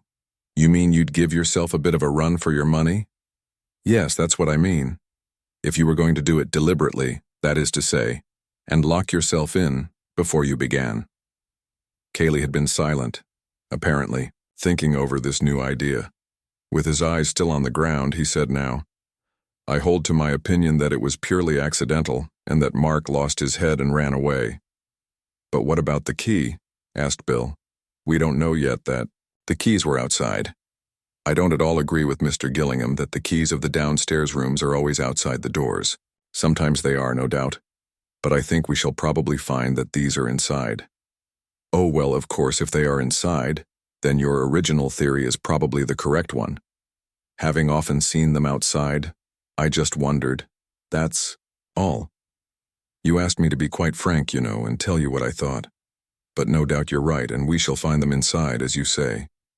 Even if the key was outside, went on Cayley stubbornly, I still think it might have been accidental. He might have taken it in with him, knowing that the interview would be an unpleasant one and not wishing to be interrupted. But he had just told you to stand by in case he wanted you, so why should he lock you out? Besides, I should think that if a man were going to have an unpleasant interview with a threatening relation, the last thing he would do would be to barricade himself in with him. He would want to open all the doors and say, "Get out of it." Cayley was silent, but his mouth looked obstinate. Antony gave a little apologetic laugh and stood up. Well, come on, Bill, he said. We ought to be stepping. He held out a hand and pulled his friend up. Then turning to Cayley, he went on, You must forgive me if I have let my thoughts run on rather. Of course, I was considering the matter purely as an outsider, just as a problem, I mean, which didn't concern the happiness of any of my friends. That's all right, Mr. Gillingham, said Cayley, standing up too. It is for you to make allowances for me. I'm sure you will. You say that you're going up to the inn now about your bag? Yes. He looked up at the sun and then round the parkland stretching about the house. Let me see, it's over in that direction, isn't it? He pointed southwards. Can we get to the village that way, or must we go by the road? I'll show you, my boy, said Bill. Bill will show you. The park reaches almost as far as the village. Then I'll send the car round in about half an hour. Thanks very much. Cayley nodded and turned to go into the house. Antony took hold of Bill's arm and walked off with him in the opposite direction. Chapter 7. Portrait of a Gentleman. They walked in silence for a little until they had left the house and gardens well behind them. In front of them and to the right the park dipped and then rose slowly, shutting out the rest of the world. A thick belt of trees on the left divided them from the main road. Ever been here before? Said Antony suddenly. Oh, rather. Dozens of times. I meant just here where we are now. Or do you stay indoors and play billiards all the time? Oh, Lord, no. Well, tennis and things. So many people with beautiful parks never by any chance use them, and all the poor devils passing by on the dusty road think how lucky the owners are to have them and imagine them doing all sorts of jolly things inside. He pointed to the right. Ever been over there? Bill laughed, as if a little ashamed. Well, not very much. I've often been along here, of course, because it's the short way to the village. Yeah, all right, now tell me something about Mark. What sort of things? Well, never mind about his being your host or about your being a perfect gentleman or anything like that. Cut out the manners for men, and tell me what you think of Mark, and how you like staying with him, and how many rows your little house party has had this week, and how you get on with Cayley and all the rest of it. Bill looked at him eagerly. I say, are you being the complete detective? Well, I wanted a new profession, smiled the other. What fun. I mean, he corrected himself apologetically. One oughtn't to say that, when there's a man dead in the house and one's host. He broke off a little uncertainly and then rounded off his period by saying again, By Jove, what a rum show it is. Good Lord. Well, said Antony. Carry on, Mark. What do I think of him? Yes. Bill was silent, wondering how to put into words thoughts which had never formed themselves very definitely in his own mind. What did he think? Of Mark? Seeing his hesitation, Antony said, I ought to have warned you that nothing that you say will be taken down by the reporters, so you needn't bother about a split infinitive or two. Talk about anything you like, how you like. Well, I'll give you a start. Which do you enjoy more, a weekend here or at the Barringtons, say? Well, of course that would depend. Take it that she was there in both cases. Ass, said Bill, putting an elbow into Antony's ribs. It's a little difficult to say, he went on. Of course they do you awfully well here. Yes, I don't think I know any house where things are so comfortable. One's room, the food, drinks, cigars, the way everything's arranged. All that sort of thing. They look after you awfully well. Yes? Yes. He repeated it slowly to himself, as if it had given him a new idea. They look after you awfully well. Well, that's just what it is about Mark. That's one of his little ways. Weaknesses. Looking after you. Arranging things for you? Yes. Of course, it's a delightful house and there's plenty to do, and opportunities for every game or sport that's ever been invented, and as I say, one gets awfully well done. But with it all, Tony, there's a faint sort of feeling that, well, that one is on parade, as it were. You've got to do as you're told. How do you mean? Well, Mark fancies himself rather at arranging things. He arranges things, and it's understood that the guests fall in with the arrangement. For instance, Betty, Miss Calladine, and I were going to play a single just before tea the other day. Tennis. She's frightfully hot stuff at tennis and backed herself to take me on level. I'm rather erratic, you know. Mark saw us going out with our rackets and asked us what we were going to do. Well, he'd got up a little tournament for us after tea, handicaps all arranged by him, and everything ruled out neatly in red and black ink, prizes and all. Quite decent ones, you know. He'd had the lawn specially cut and marked for it. Well, of course, Betty and I wouldn't have spoilt the court, and we'd have been quite ready to play again after tea. I had to give her half 15 according to his handicap, but somehow... Bill stopped and shrugged his shoulders. It didn't quite fit in?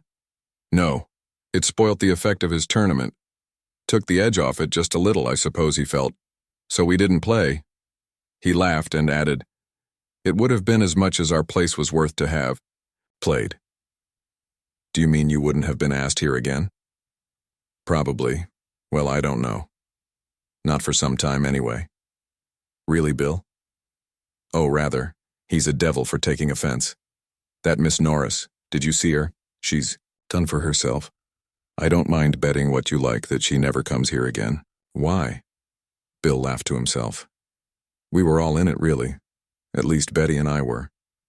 There's supposed to be a ghost attached to the house. Lady Ann Patten. Ever heard of her? Never. Mark told us about her at dinner one night. He rather liked the idea of there being a ghost in his house, you know, except that he doesn't believe in ghosts. I think he wanted all of us to believe in her, and yet he was annoyed with Betty and Mrs. Calladine for believing in ghosts at all. Rum chap. Well, anyhow, Miss Norris, she's an actress, some actress too, dressed up as the ghost and played the fool a bit. And poor Mark was frightened out of his life. Just for a moment, you know. What about the others? Well, Betty and I knew. In fact, I'd told her, Miss Norris, I mean, not to be a silly ass. Knowing Mark, Mrs. Calladine, wasn't there, Betty wouldn't let her be. As for the Major, I don't believe anything would frighten him. Where did the ghost appear? Down by the bowling green, that's supposed to be its haunt, you know. We were all down there in the moonlight pretending to wait for it. Do you know the bowling green? No. I'll show it to you after dinner. I wish you would. Was Mark very angry afterwards? Oh, Lord, yes. Sulked for a whole day. Well, he's just like that. Was he angry with all of you? Oh, yes, sulky, you know. This morning? Oh, no. He got over it. He generally does. He's just like a child. That's really it, Tony. He's like a child in some ways. As a matter of fact, he was unusually bucked with himself this morning. And yesterday. Yesterday? Rather. We all said we'd never seen him in such form. Is he generally in form? He's quite good.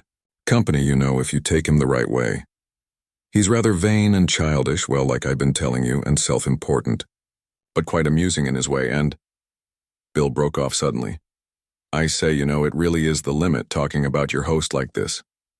Don't think of him as your host. Think of him as a suspected murderer with a warrant out against him. Oh, but that's all rot, It's the fact, Bill. Yes, but I mean he didn't do it. He wouldn't murder anybody. It's a funny thing to say, but, well, he's not big enough for it. He's got his faults, like all of us, but they aren't on that scale. One can kill anybody in a childish fit of temper." Bill grunted assent, but without prejudice to Mark. "All the same," he said, "I can't believe it.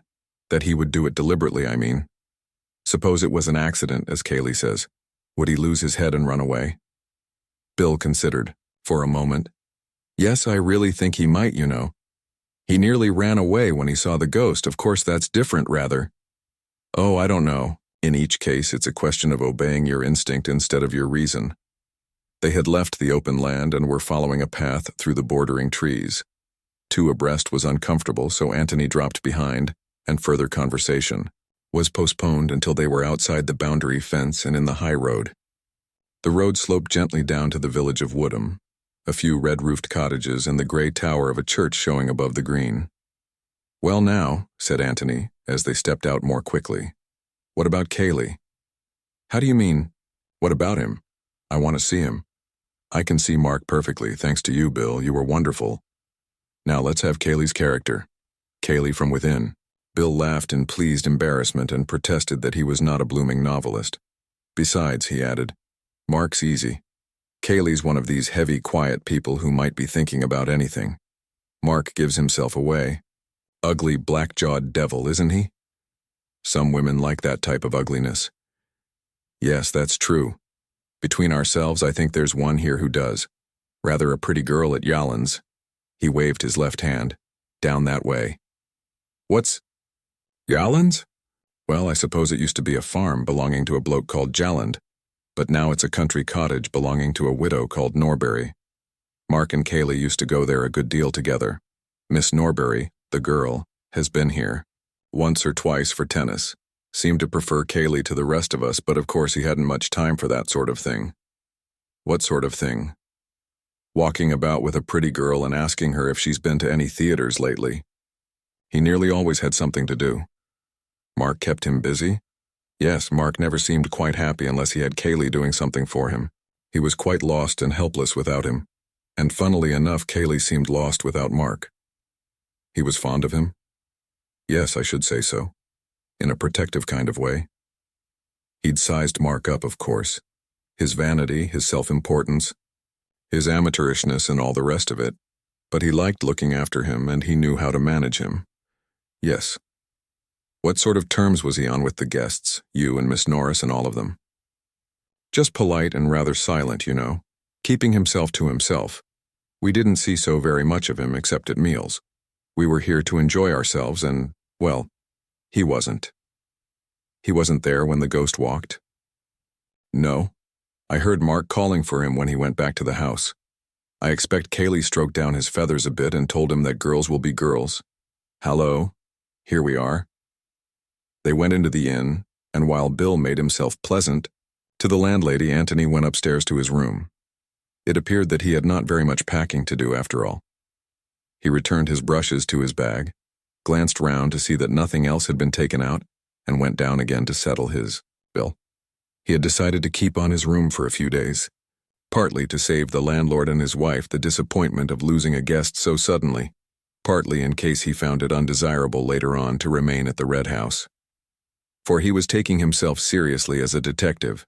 Indeed, he took himself seriously, while getting all the fun out of it which was possible, at every new profession he adopted, and he felt that there might come a time, after the inquest, say when he could not decently remain at the Red House as a guest, a friend of Bill's, enjoying the hospitality of Mark or Kaylee, whichever was to be regarded as his host, without forfeiting his independent attitude towards the events of that afternoon.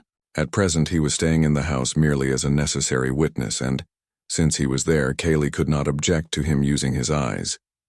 But if, after the inquest, it appeared that there was still work for a pair of independent and very keen eyes to do, then he must investigate, either with his host's approval or from beneath the roof of some other host.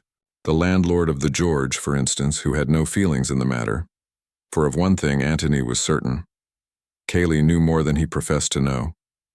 That is to say, he knew more than he wanted other people to know he knew. Antony was one of the other people.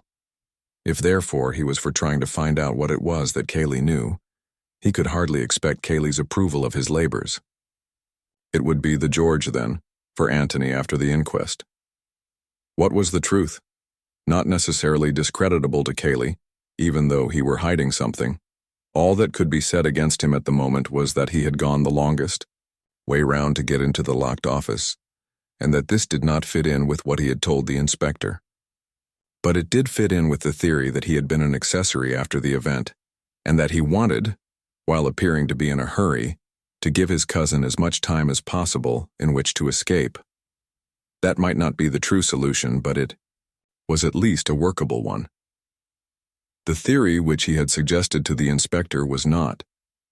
However, there would be a day or two before the inquest, in which Antony could consider all these matters from within the Red House. The car was at the door. He got in with Bill. The landlord put his bag on the front seat next to the chauffeur, and they drove back. Chapter 8. Do you follow me, Watson? Antony's bedroom looked over the park at the back of the house.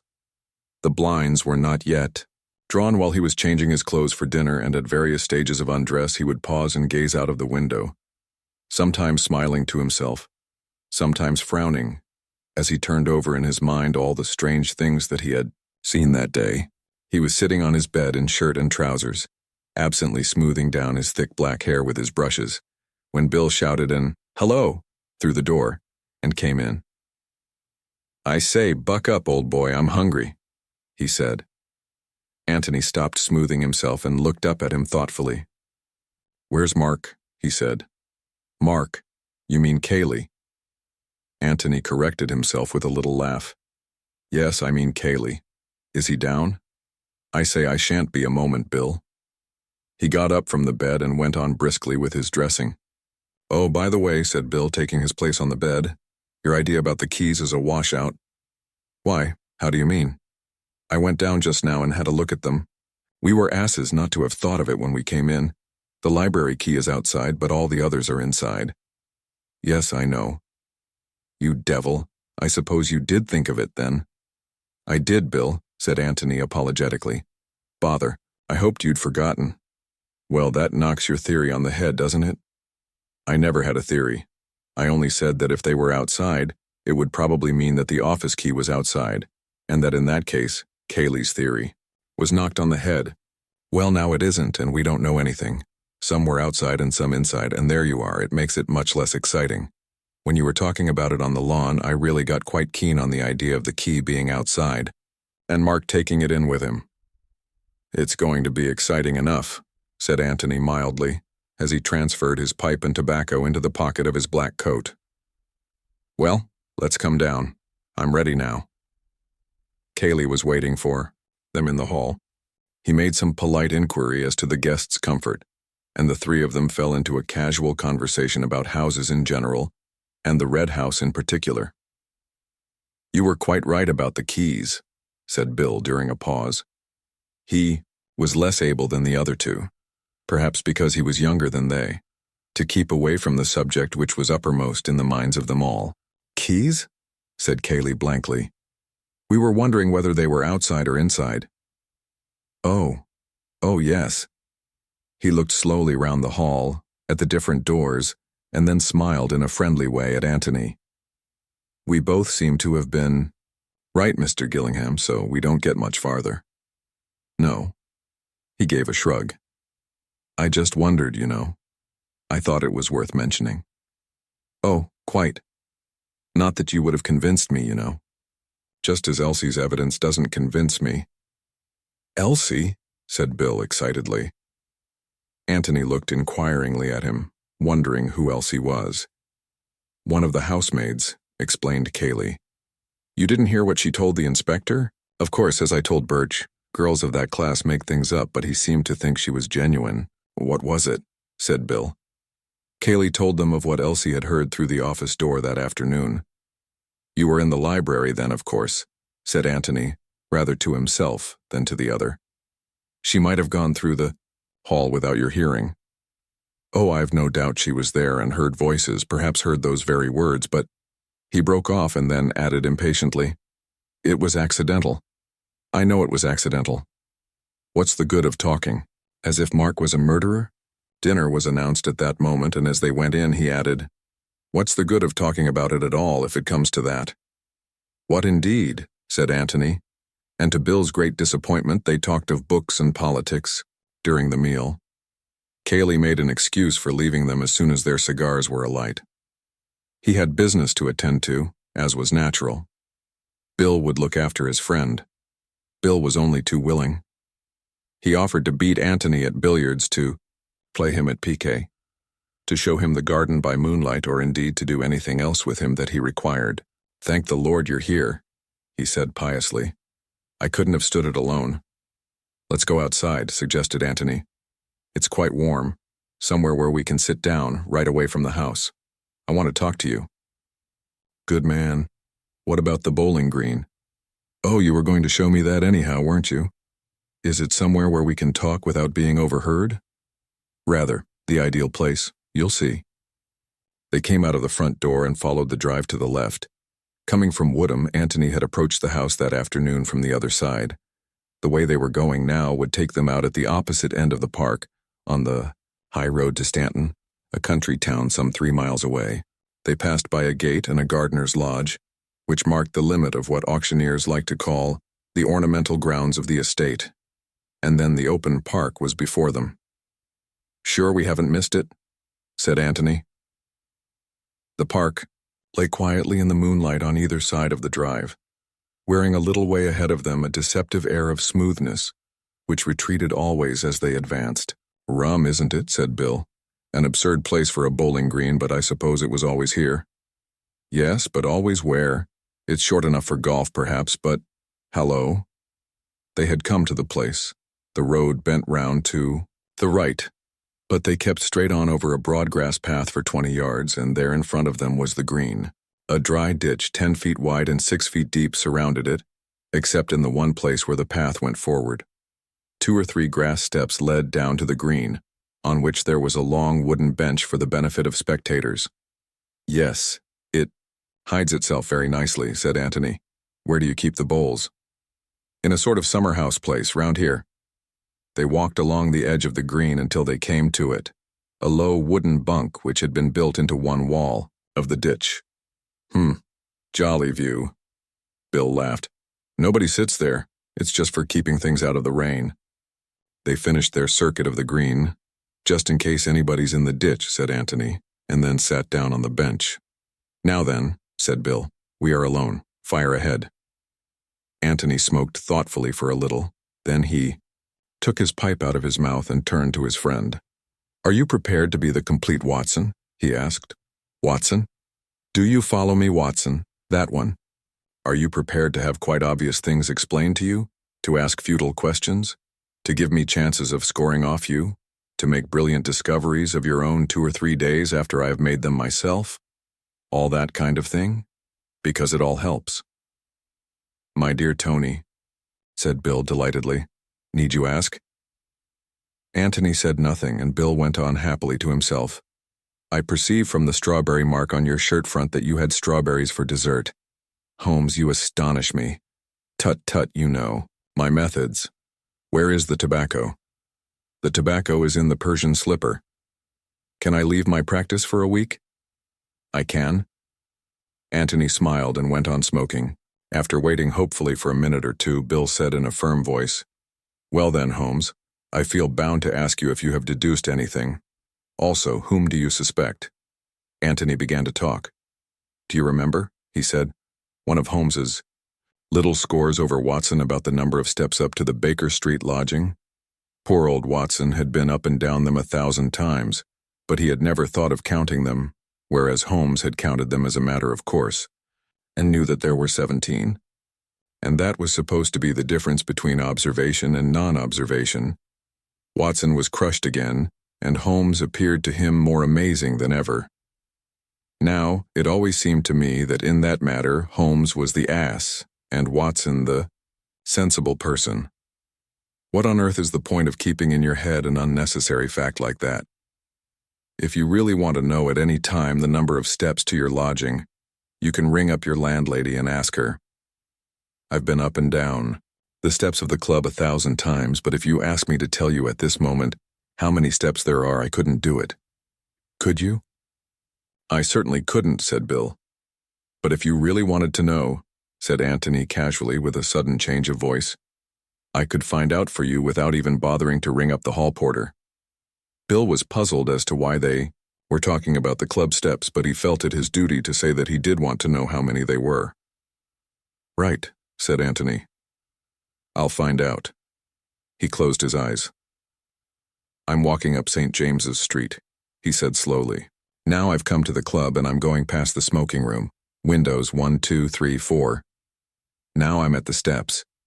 I turn in and begin going up them. 1, 2, 3, 4, 5, 6. Then a broad step. 6, 7, 8, 9. Another broad step. 9, 10, 11. 11. I'm inside. Good morning, Rogers. Fine day again.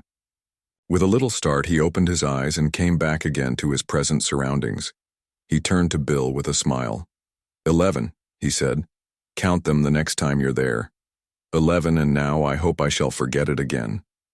Bill was distinctly interested. That's rather hot, he said. Expound. Well, I can't explain it, whether it's something in the actual eye or something in the brain or what. But I have got rather an uncanny habit of recording things unconsciously. You know that game where you look at a tray full of small objects for 3 minutes and then turn away and try to make a list of them? It means a devil of a lot of concentration for the ordinary person, if he wants to get his list complete.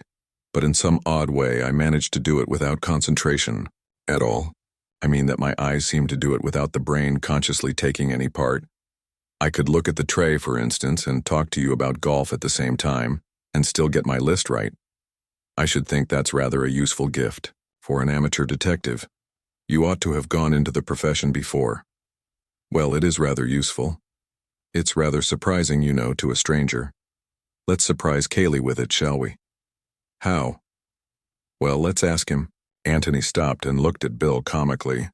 Let's ask him what he's going to do with the key of the office. For a moment, Bill did not understand. Key of the office? He said vaguely. You don't mean Tony. What do you mean? Good God, do you mean that Cayley? But what about Mark? I don't know where Mark is. That's another thing I want to know, but I'm quite certain that he hasn't got the key of the office with him, because Cayley's got it. Are you sure? Quite. Bill looked at him wonderingly. I say, he said almost pleadingly, don't tell me that you can see into people's pockets and all that sort of thing, as well. Antony laughed and denied it cheerfully. Then how do you? No. You're the perfect Watson, Bill. You take to it quite naturally. Properly speaking, I oughtn't to explain till the last chapter, but I always think that that's so unfair. So here goes. Of course, I don't really know that he's got it, but I do know that he had it. I know that when I came on him this afternoon, he had just locked the door and put the key in his pocket. You mean you saw him at the time, but that you've only just remembered it, reconstructed it in the way you were explaining just now? No, I didn't see him. But I did see something. I saw the key of the billiard room. Where? Outside the billiard room door. Outside? But it was inside when we looked just now. Exactly. Who put it there? Obviously, Cayley. But let's go back to this afternoon. I don't remember noticing the billiard room key at the time. I must have done so without knowing. Probably when I saw Cayley banging at the door, I may have wondered subconsciously whether the key of the room next to it would fit. Something like that, I dare say. Well, when I was sitting out by myself on that seat just before you came along, I went over the whole scene in my mind and I suddenly saw the billiard room key there, outside. And I began to wonder if the office key had been outside too. When Cayley came up, I told you my idea and you were both interested. But Cayley was just a shade too interested. I dare say you didn't notice it, but he was. By Jove. Well, Of course, that proved nothing. And the key business didn't really prove anything because whatever side of the door the other keys were, Mark might have locked his own private room from the inside sometimes. But I piled it on and pretended that it was enormously important and quite altered the case altogether. And having got Kaylee thoroughly anxious about it, I told him that we should be well out of the way for the next hour or so, and that he would be alone in the house to do what he liked about it. And, as I expected, he couldn't resist it. He altered the keys and gave himself away entirely. But the library key was still outside. Why didn't he alter that? Because he's a clever devil. For one thing, the inspector had been in the library, and might possibly have noticed it already. And for another, Antony hesitated. "What?" said Bill after waiting for him to go on. "It's only guesswork, but I fancy that Kaylee was thoroughly upset about the key business. He suddenly realized that he had been careless, and he hadn't got time to think it all over. So he didn't want to commit himself definitely to the statement that the key was either outside or inside. He wanted to leave it vague. It was safest that way." "I see," said Bill slowly. But his mind was elsewhere. He was wondering suddenly about Kaylee. Kaylee was just an ordinary man like himself. Bill had had little jokes with him sometimes, not that Kaylee was much of a hand at joking. Bill had helped him to sausages, played tennis with him, borrowed. His tobacco lent him a putter. And here was Antony saying that he was, what? Well, not an ordinary man anyway. A man with a secret. Perhaps a murderer. No, not a murderer, not Kaylee. That was rot anyway. Why, they had played tennis together. "Now then, Watson," said Antony suddenly. "It's time you said something." "I say, Tony, do you really mean it?" "Mean what?" "About Kaylee." "I mean what I said, Bill, no more." "Well, what does it amount to?" "Simply that Robert Ablett died in the office this afternoon, and that Kaylee knows exactly how he died. That's all. It doesn't follow that Kaylee killed him." "No. No, of course it doesn't." Bill gave a sigh of relief. "He's just shielding Mark, what? I wonder." "Well, isn't that the simplest explanation?" "It's the simplest if you're a friend of Kaylee and want to let him down lightly. But then I'm not, you see." "Why isn't it simple anyhow?" "Well, let's have the explanation then, and I'll undertake to give you a simpler one afterwards. Go on. Only remember, the key is on the outside of the door to start with." "Yes." "Well, I don't mind that. Mark goes in to see his brother, and they quarrel and all the rest of it, just as Kaylee was saying.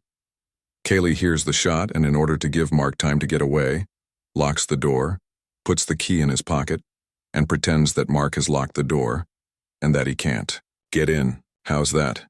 Hopeless, Watson, hopeless. Why? How does Kaylee know that it is Mark who has shot Robert and not the other way round?" "Oh," said Bill, rather upset. "Yes." He thought for a moment. "All right. Say that Kaylee has gone into the room first and seen Robert on the ground. Well, there you are. And what does he say to Mark? That it's a fine afternoon and could he lend him a pocket handkerchief? Or does he ask him what's happened?" "Well, of course, I suppose he asks what happened," said Bill reluctantly. "And what does Mark say?" "Explains that the revolver went off accidentally during a struggle. Whereupon Kaylee shields him by doing what, Bill? Encouraging him to do the damn silliest thing that any man could possibly do, confess his guilt by running away." "No, that's rather hopeless, isn't it?" Bill thought again. "Well," he said reluctantly, "suppose Mark confessed that he'd murdered his brother." "That's better, Bill. Don't be afraid of getting away from the accident idea." "Well then, your new theory is this. Mark confesses to Kaylee that he shot Robert on purpose, and Kaylee decides, even at the risk of committing perjury and getting into trouble himself, to help Mark to escape. Is that right?" Bill nodded. "Well then, I want to ask you 2 questions. First, is it possible, as I said before dinner, that any man would commit such an idiotic murder, a murder that puts the rope so very tightly round his neck? Secondly, if Kaylee is prepared to perjure himself for Mark, as he has to anyway now, wouldn't it be simpler for him to say that he was in the office all the time, and that Robert's death was accidental?" Bill considered this carefully, and then nodded slowly again. Yes, my simple explanation is a washout, he said. Now let's have yours. Antony did not answer him. He had begun to think about something quite different. Chapter 9. Possibilities of a Croquet Set. What's the matter? Said Bill sharply. Antony looked round at him with raised eyebrows. You've thought of something suddenly, said Bill. What is it? Antony laughed. My dear Watson, he said, you aren't supposed to be as clever as this. Oh, you can't take me in. No. Well, I was wondering about this ghost of yours, Bill. It seems to me, oh, that. Bill was profoundly disappointed. What on earth has the ghost got to do with it? I don't know, said Antony apologetically. I don't know what anything has got to do with it. I was just wondering. You shouldn't have brought me here if you hadn't wanted me to think about the ghost. This is where she appeared, isn't it? Yes. Bill was distinctly short about it. How? What? I said. How? How do ghosts appear? I don't know. They just appear. Over 400 or 500 yards of open park? Well, but she had to appear here because this is where the original one, Lady Anne, you know, was supposed to walk. Oh, never mind, Lady Anne. A real ghost can do anything. But how did Miss Norris appear suddenly, over 500 yards of bare park? Bill looked at Antony with open mouth. I don't know, he stammered. We never thought of that. You would have seen her long before, wouldn't you, if she had come the way we came? Of course we should. And that would have spoilt it rather. You would have had time to recognize her walk. Bill was interested now. That's rather funny, you know, Tony. We none of us thought of that. You're sure she didn't come across the park when none of you were looking? Quite. Because you see, Betty and I were expecting her and we kept looking round in case we saw her, so that we should all be playing with our backs to her. You and Miss Calladine were playing together. I say, however do you know? That? Brilliant deductive reasoning. Well, then you suddenly saw her? Yes, she walked across that side of the lawn. He indicated the opposite side, nearer to the house. She couldn't have been hiding in the ditch? Do you call it the moat, by the way? Mark does. We don't among ourselves. No, she couldn't. Betty and I were here before the others, and walked round a bit. We should have seen her. Then she must have been hiding in the shed. Or do you call it the summer house? We had to go there for the bowls, of course. She couldn't have been there. Oh. It's dashed funny, said Bill after an interval for thought. But it doesn't matter, does it? It has nothing to do with Robert. Hasn't it? I say, has it? Said Bill, getting excited again. I don't know. We don't know what has or what hasn't. But it has got something to do with Miss Norris, and Miss Norris... He broke off suddenly. What about her? Well, you're all in it in a kind of way, and if something unaccountable happens to one of you a day or two before something unaccountable happens to the whole house, one is, well, interested. It was a good enough reason, but it wasn't the reason he had been on the point of giving. I see. Well? Antony knocked out his pipe and got up slowly. Well then, let's find the way from the house by which Miss Norris came. Bill jumped up eagerly. By Jove, do you mean there's a secret passage? A secluded passage anyway, there must be. I say, what fun. I love secret passages. Good Lord, and this afternoon I was playing golf just like an ordinary merchant. What a life.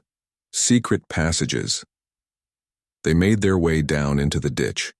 If an opening was to be found which led to the house, it would probably be on the house side of the green, and on the outside of the ditch.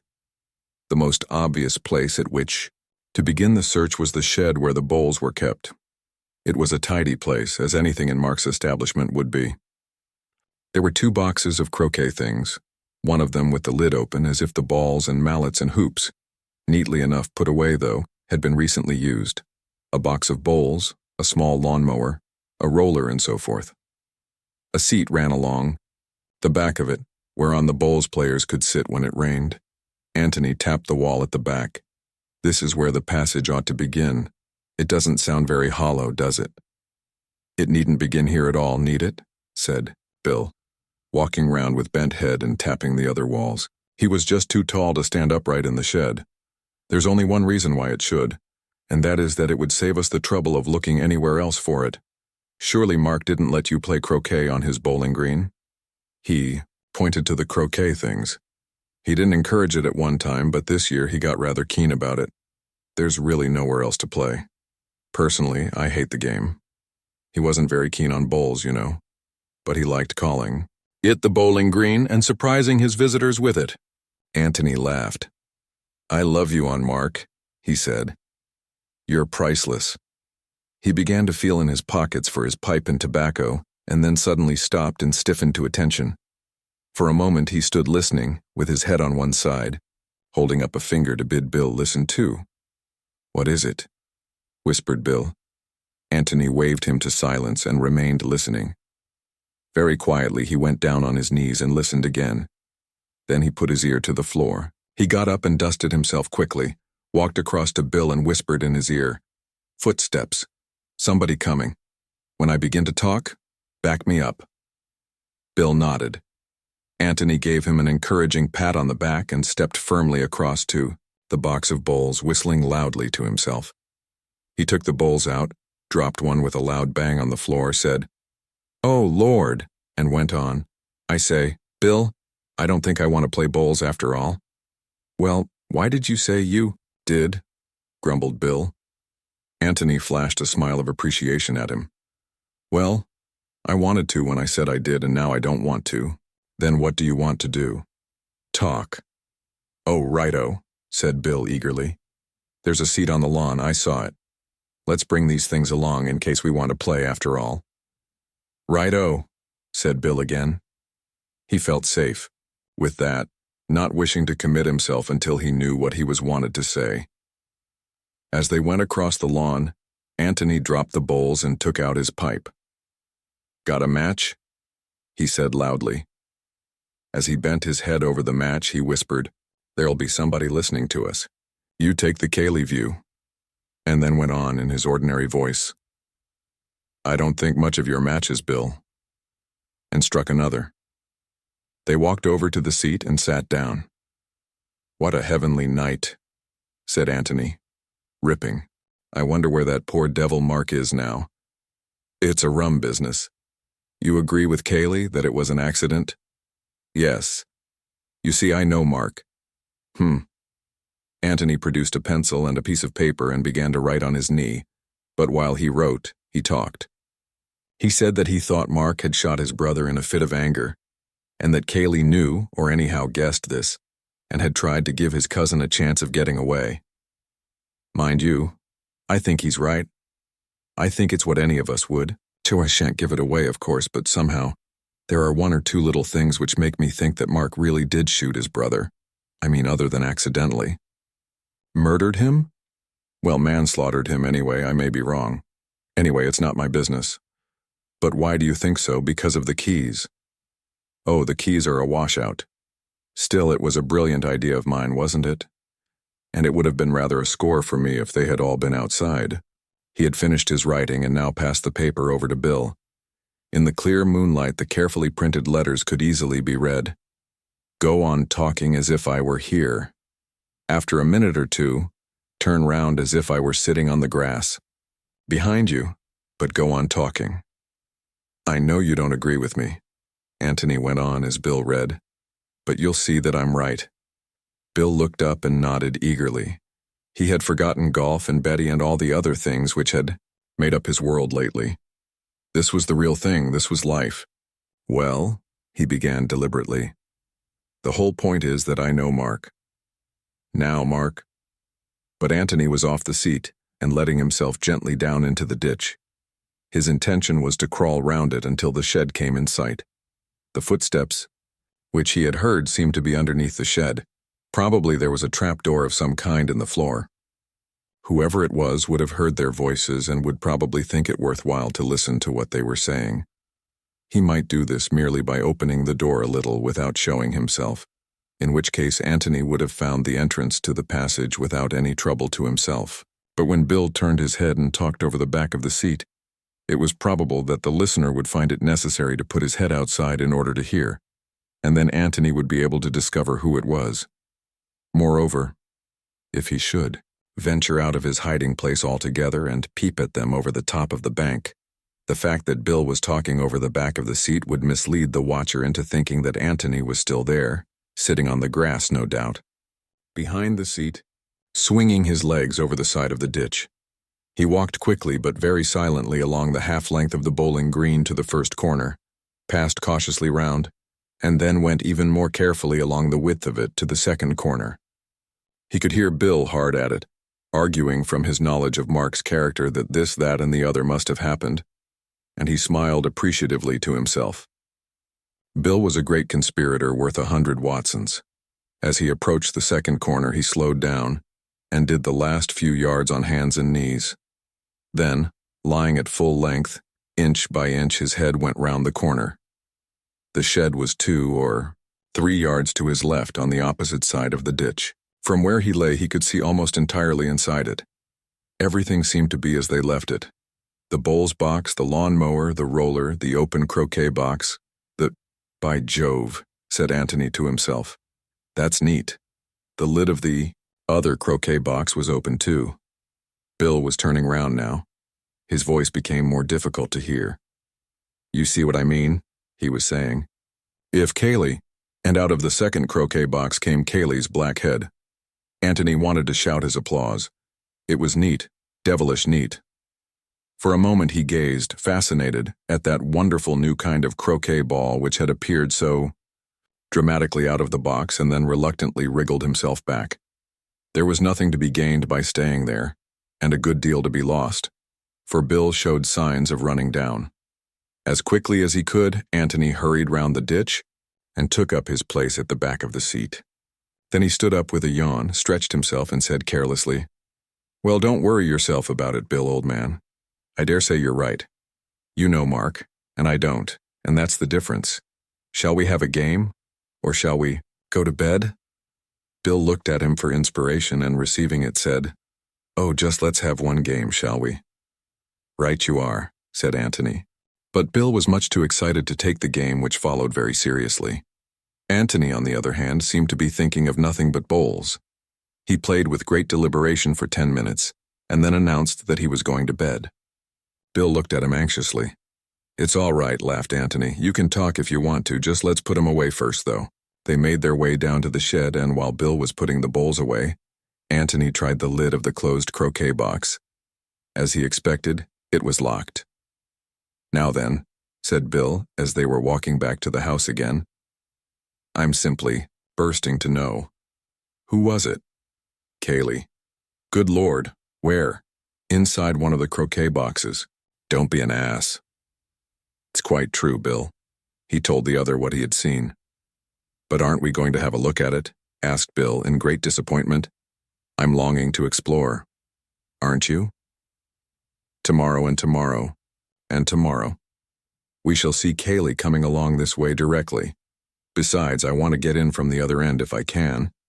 I doubt very much if we can do it this end without giving ourselves away. Look, there's Kaylee. They could see him coming along the drive towards them. When they were a little closer, they waved to him and he waved back. I wondered where you were, he said as he got up to them. I rather thought you might be along this way. What about bed? Bed it is, said Antony. We've been playing bowls, added Bill, and talking and playing bowls. Ripping night, isn't it? But he left the rest of the conversation as they wandered back to the house to Antony. He wanted to think. There seemed to be no doubt now that Kaylee was a villain. Bill had never been familiar with a villain before. It didn't seem quite fair of Kaylee somehow. He was taking rather a mean advantage of his friends. Lot of funny people there were in the world. Funny people with secrets. Look at Tony, that first time he had met him in a tobacconist's shop. Anybody would have thought he was a tobacconist's assistant. And Kaylee. Anybody would have thought that Kaylee was an ordinary, decent sort of person. And Mark. Dash it. One could never be sure of anybody. Now, Robert was different. Everybody had always said that Robert was a shady fellow. But what on earth had Miss Norris got to do with it? What had Miss Norris got to do with it? This was a question which Antony had already asked himself that afternoon, and it seemed to him now that he had found the answer. As he lay in bed that night, he reassembled his ideas. and looked at them in the new light which the events of the evening threw upon the dark corners in his brain. Of course, it was natural that Cayley should want to get rid of his guests as soon as the tragedy was discovered. He would want this for their own sake as well as for his. But he had been a little too quick about suggesting it and about seeing the suggestion carried out. They had been bustled off as soon as they could be packed. The suggestion that they were in his hands to go or stay as he wished could have been left safely to them. As it was, they had been given no alternative, and Miss Norris, who had proposed to catch an after-dinner train at the junction, in the obvious hope that she might have in this way a dramatic cross-examination at the hands of some keen-eyed detective, was encouraged tactfully but quite firmly to travel by the earlier train with the others. Antony had felt that Cayley, in the tragedy which had suddenly befallen the house, ought to have been equally indifferent to her presence or absence. But he was not, and Antony assumed from this that Cayley was very much alive to the necessity for her absence. Why? Well, that question was not to be answered offhand, but the fact that it was so had made Antony interested in her, and it was for this reason that he had followed up so alertly Bill's casual mention of her in connection with the dressing-up business. He felt that he wanted to know a little more about Miss Norris and the part she had played in the Red House circle.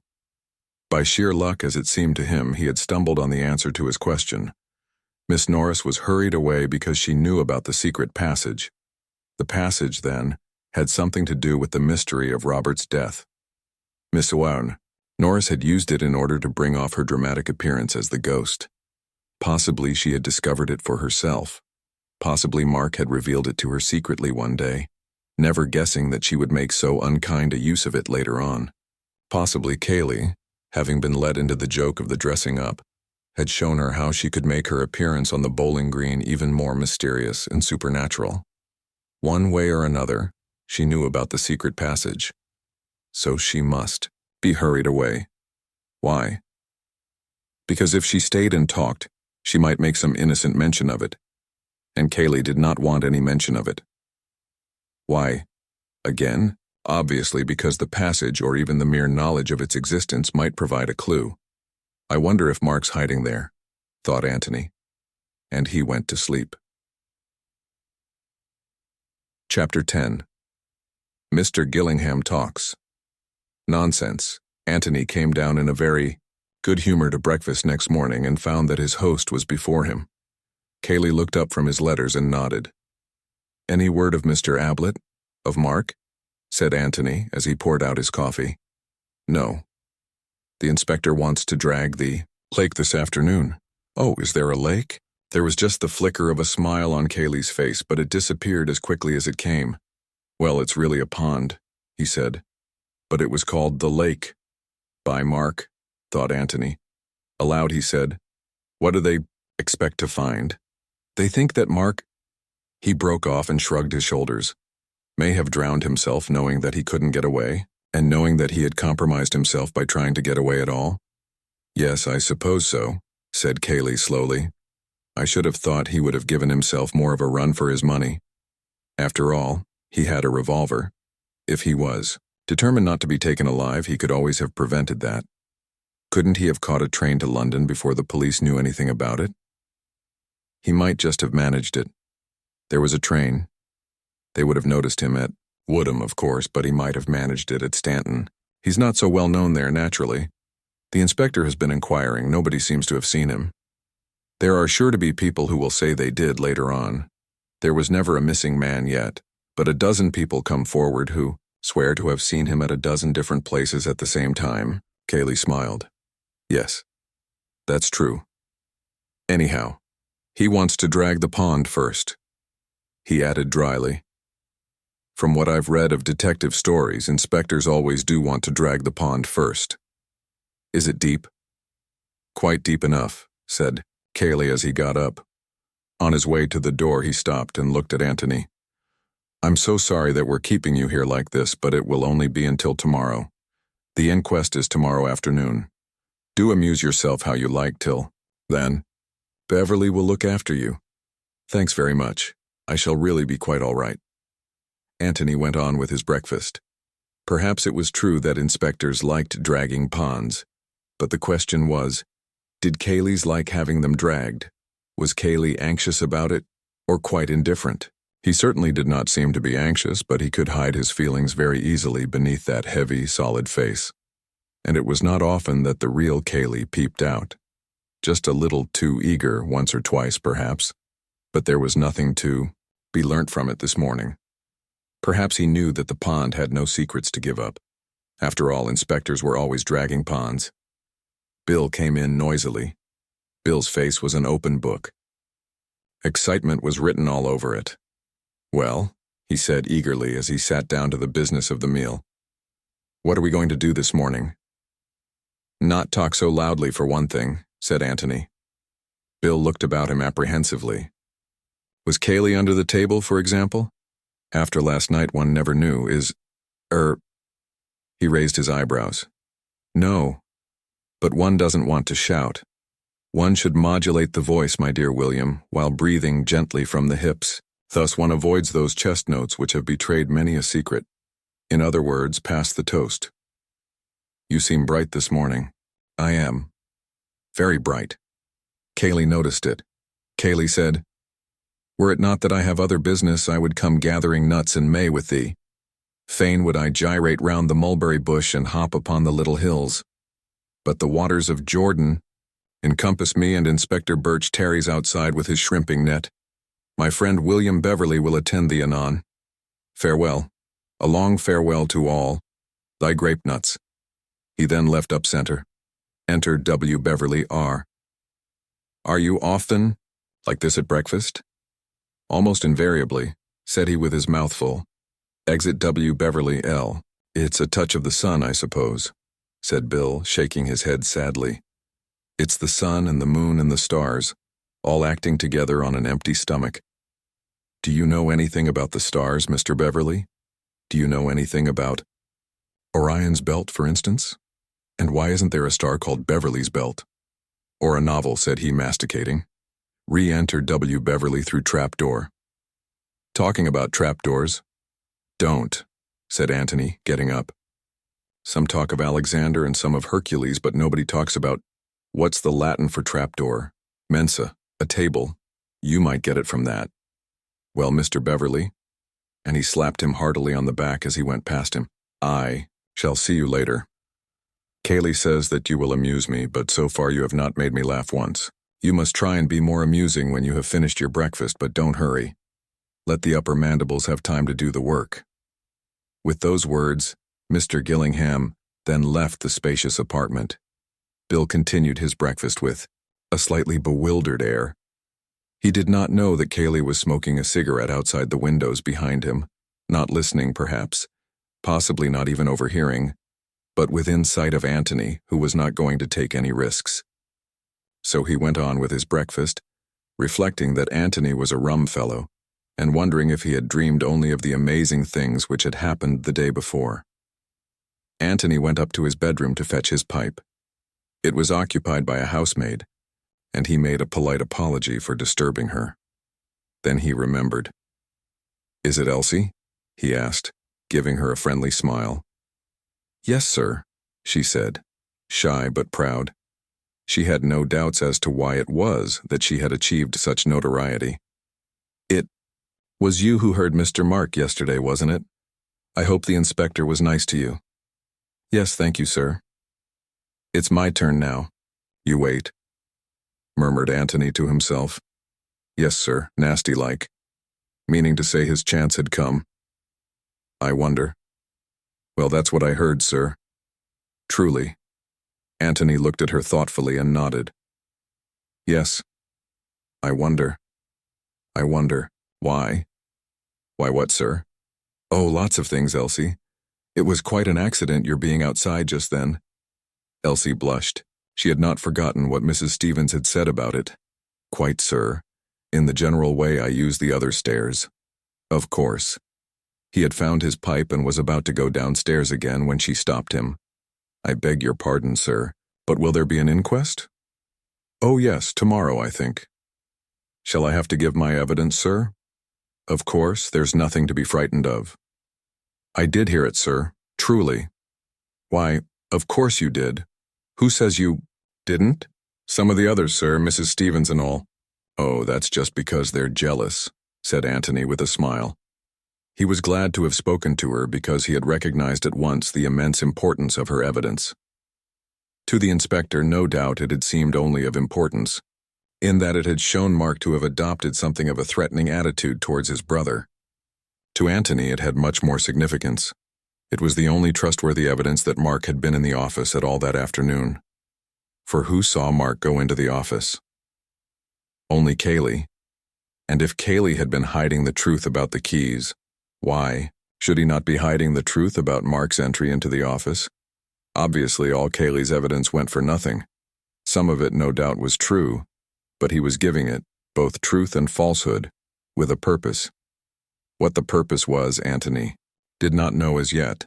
To shield Mark, to shield himself, even to betray Mark. It might be any of these. But since his evidence was given for his own ends, it was impossible that it could be treated as the evidence of an impartial and trustworthy onlooker, such, for instance, as Elsie appeared to be. Elsie's evidence, however, seemed to settle the point. Mark had gone into the office to see his brother. Elsie had heard them both talking. And then Antony and Kaylee had found the body of Robert, and the inspector was going to drag the pond. But certainly Elsie's evidence did not prove anything more than the mere presence of Mark in the room. It's my turn now. You wait. That was not an immediate threat. It was a threat for the future. If Mark had shot his brother immediately afterwards, it must have been an accident. The result of a struggle, say, provoked by that nasty-like tone of voice. Nobody would say, "You wait," to a man who was just going to be shot. You wait meant you wait, and see what's going to happen to you later on. The odd-eyed owner of the red house had had enough of his brother's sponging, his brother's blackmail. Now it was Mark's turn to get a bit of his own back. Let Robert just wait a bit and he would see. The conversation which Elsie had overheard might have meant something like this. It couldn't have meant murder. Anyway, not murder of Robert, by Mark. It's a funny business, thought Antony. The one obvious solution is so easy and yet so wrong. And I've got 100 things in my head, and I can't fit them together. And this afternoon will make 101. I mustn't forget this afternoon. He found Bill in the hall and proposed a stroll. Bill was only too ready. Where do you want to go? He asked. I don't mind much. Show me the park. Righto. They walked out together. Watson. Old man, said Antony as soon as they were away from the house. You really mustn't talk so loudly indoors. There was a gentleman outside just behind you all the time. Oh, I say, said Bill, going pink. I'm awfully sorry. So that's why you were talking such rot. Partly, yes. And partly because I do feel rather bright this morning. We're going to have a busy day. Are we really? What are we going to do? They're going to drag the pond, beg its pardon, the lake. Where is the lake? We're on the way to it now, if you'd like to see it. We may as well. Look at it. Do you haunt the lake much in the ordinary way? Oh no, rather not. There's nothing to do there. You can't bathe? Well, I shouldn't care to. Too dirty. I see. This is the way we came yesterday, isn't it? The way to the village? Yes. We go off a bit to the right directly. What are they dragging it for? Mark. Oh, rot, said Bill uneasily. He was silent for a little and then, forgetting his uncomfortable thoughts in his sudden remembrance of the exciting times they were having, said eagerly, I say, when are we going to look for that passage? We can't do very much while Kaylee's in the house. What about this afternoon when they're dragging the pond? He's sure to be there. Antony shook his head. There's something I must do this afternoon, he said. Of course we might have time for both. Has Kaylee got to be out of the house for the other thing too? Well, I think he ought to be. I say, is it anything rather exciting? I don't know. It might be rather interesting. I dare say I could do it at some other time, but I rather fancy it at 3 o'clock somehow. I've been specially keeping it back for then. I say, what fun. You do want me, don't you? Of course I do. Only Bill don't talk about things inside the house unless I begin. There's a good Watson. I won't. I swear I won't. They had come to the pond, Mark's lake, and they walked silently round it. When they had made the circle, Antony sat down on the grass and relit his pipe. Bill followed his example. "Well, Mark isn't there," said Antony. "No," said Bill. "At least I don't quite see why you know he isn't." "It isn't knowing, it's guessing," said Antony rapidly. "It's much easier to shoot yourself than to drown yourself. And if Mark had wanted to shoot himself in the water, with some idea of not letting the body be found, he'd have put big stones in his pockets, and the only big stones are near the water's edge. And they would have left marks, and they haven't. And therefore he didn't. And oh, bother the pond. That can wait till this afternoon. Bill, where does the secret passage begin?" "Well, that's what we've got to find out, isn't it?" "Yes. You see, my idea is this." He explained his reasons for thinking that the secret of the passage was concerned in some way with the secret of Robert's death, and went on. "My theory is that Mark discovered the passage about a year ago, the time when he began to get keen on croquet. The passage came out into the floor of the shed, and probably it was Kaylee's idea to put a croquet box over the trap door, so as to hide it more completely. You know, when once you've discovered a secret yourself, it always seems as if it must be so obvious to everybody else. I can imagine that Mark loved having this little secret all to himself, and to Kaylee, of course, but Kaylee wouldn't count. And they must have had great fun fixing it up and making it more difficult for other people to find out. Well then, when Miss Norris was going to dress up, Kaylee gave it away. Probably he told her that she could never get down to the bowling green without being discovered, and then perhaps showed that he knew there was one way in which she could do it, and she wormed the secret out of him somehow. But this was 2 or 3 days before Robert turned up. Exactly. I am not suggesting that there was anything sinister about the passage in the first place. It was just a little private bit of romance and adventure for Mark 3 days ago. He didn't even know that Robert was coming. But somehow, the passage has been used since in connection with Robert. Perhaps Mark escaped that way, perhaps he's hiding there now. And if so, then the only person who could give him away was Miss Norris. And she, of course, would only do it innocently, not knowing that the passage had anything to do with it. So it was safer to have her out of the way? Yes. But look here, Tony, why do you want to bother about this end of it? We can always get in at the bowling green end. I know. But if we do that, we shall have to do it openly. It will mean breaking open the box and letting Kaylee know that we've done it. You see, Bill, if we don't find anything out for ourselves in the next day or two, we've got to tell the police what we have found out, and then they can explore the passage for themselves. But I don't want to do that yet. Rather not. So we've got to carry on secretly for a bit. It's the only way. He smiled and added, and it's much more fun. Rather, Bill chuckled to himself. Very well. Where does the secret passage begin? Chapter 11. The Reverend Theodore Usher. There's one thing which we have got to realize at once, said Antony, and that is, that if we don't find it easily, we shan't find it at all. You mean that we shan't have time? Neither time nor opportunity, which is rather a consoling thought to a lazy person like me, but it makes it much harder if we can't really look properly. Harder to find, yes, but so much easier to look. For instance, the passage might begin in Kaylee's bedroom. Well, now we know that it doesn't. We don't know anything of the sort, protested Bill.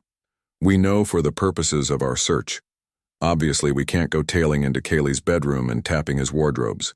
And obviously, therefore, if we are going to look for it at all, we must assume that it doesn't begin there. Oh, I see. Bill chewed a piece of grass thoughtfully. Anyhow, it wouldn't begin on an upstairs floor, would it? Probably not. Well, we're getting on. You can wash out the kitchen and all that part of the house, said Bill after more thought. We can't go there. Right. And the cellars, if there are any. Well, that doesn't leave us much. No. Of course, it's only 100 to 1 chance that we find it, but what we want to consider is which is the most likely place of the few places in which we can look safely. All it amounts to, said Bill, is the living rooms. Downstairs, dining room, library, hall, billiard room, and the office rooms. Yes, that's all. Well, the office is the most likely, isn't it? Yes, except for one thing. What's that? Well, it's on the wrong side of the house. One would expect the passage to start from the nearest place, to which it is going. Why make it longer by going under the house first? Yes, that's true. Well then, you think the dining room or the library? Yes, and the library for choice. I mean for our choice. There are always servants going into dining rooms. We shouldn't have much of a chance of exploring properly in there. Besides, there's another thing to remember. Mark has kept this a secret for a year. Could he have kept it a secret in the dining room? Could Miss Norris have got into the dining room and used the secret door just after dinner without being seen? It would have been much too risky. Bill got up eagerly. Come along, he said. Let's try the library. If Kaylee comes in, we can always pretend we're choosing a book. Antony got up slowly, took his arm and walked back to the house with him. The library was worth going into, passages or no passages. Antony could never resist another person's bookshelves. As soon as he went into the room, he found himself wandering round it to see what books the owner read, or, more likely, did not read, but kept for the air which they lent to the house. Mark had prided himself on his library.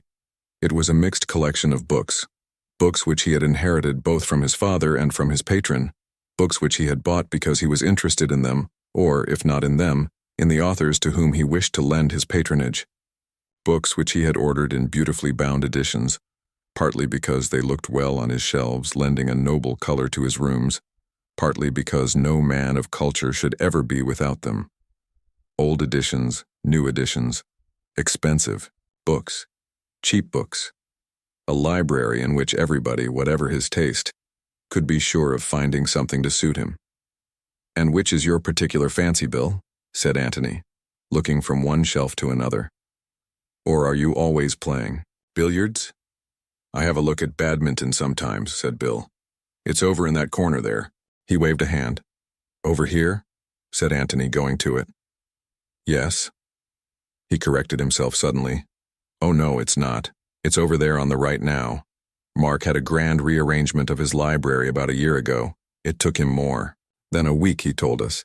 He's got such a frightful lot, hasn't he? Now that's very interesting, said Antony, and he sat down and filled his pipe again.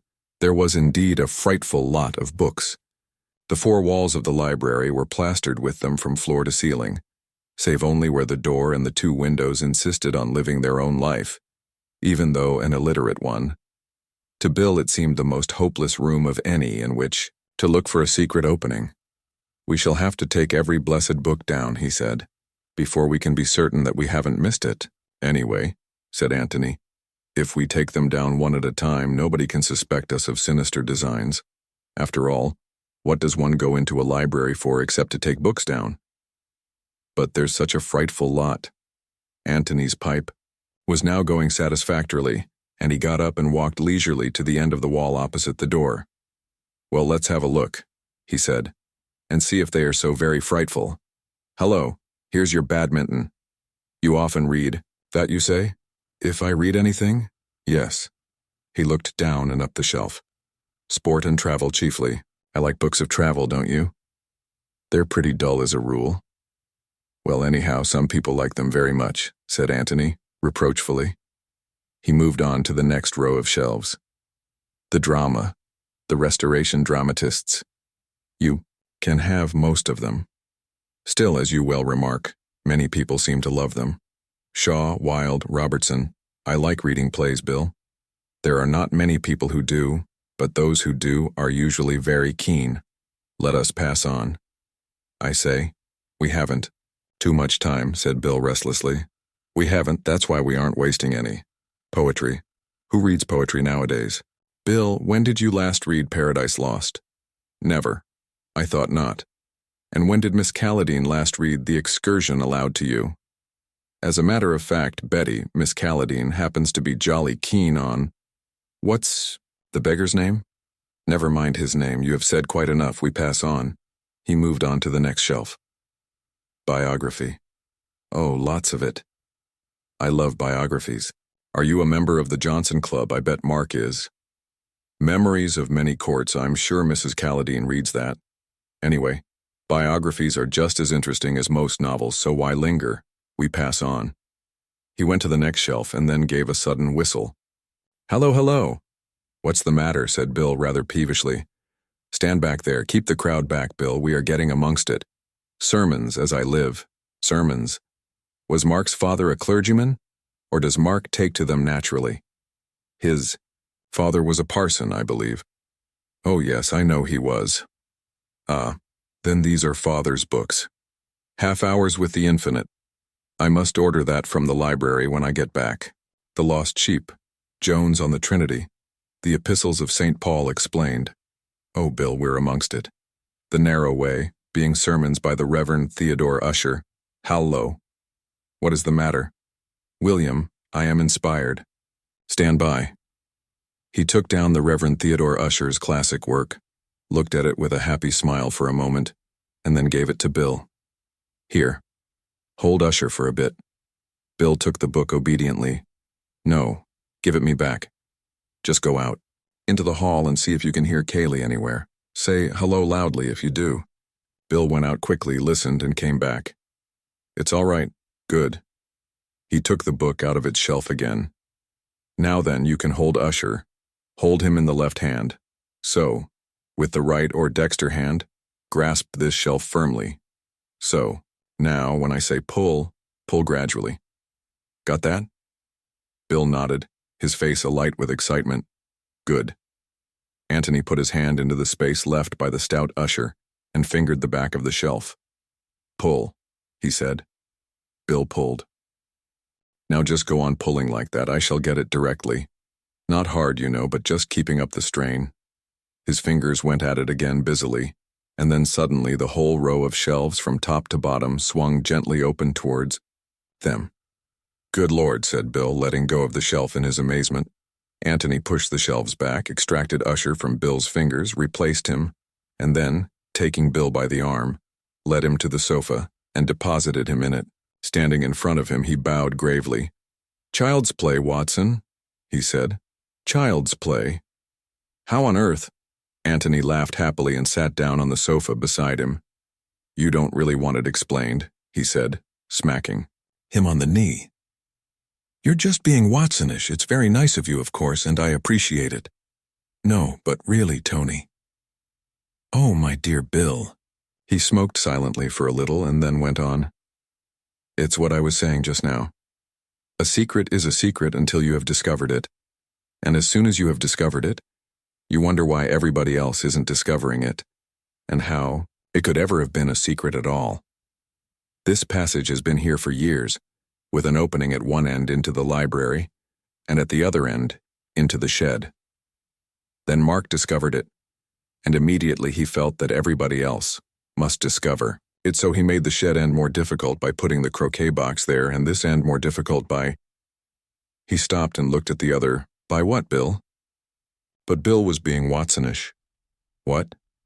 Obviously, by rearranging his books, he happened to take out The Life of Nelson or Three Men in a Boat or whatever it was, and by the merest chance discovered the secret. Naturally, he felt that everybody else would be taking down The Life of Nelson or Three Men in a Boat. Naturally, he felt that the secret would be safer if nobody ever interfered with that shelf at all. When you said that the books had been rearranged a year ago, just about the time the croquet box came into existence, of course, I guessed why. So I looked about for the dullest books I could find, the books nobody ever read. Obviously, the collection of sermon books of a mid-Victorian clergyman was the shelf we wanted. Yes, I see. But why were you so certain of the particular place? Well, he had to mark the particular place by some book.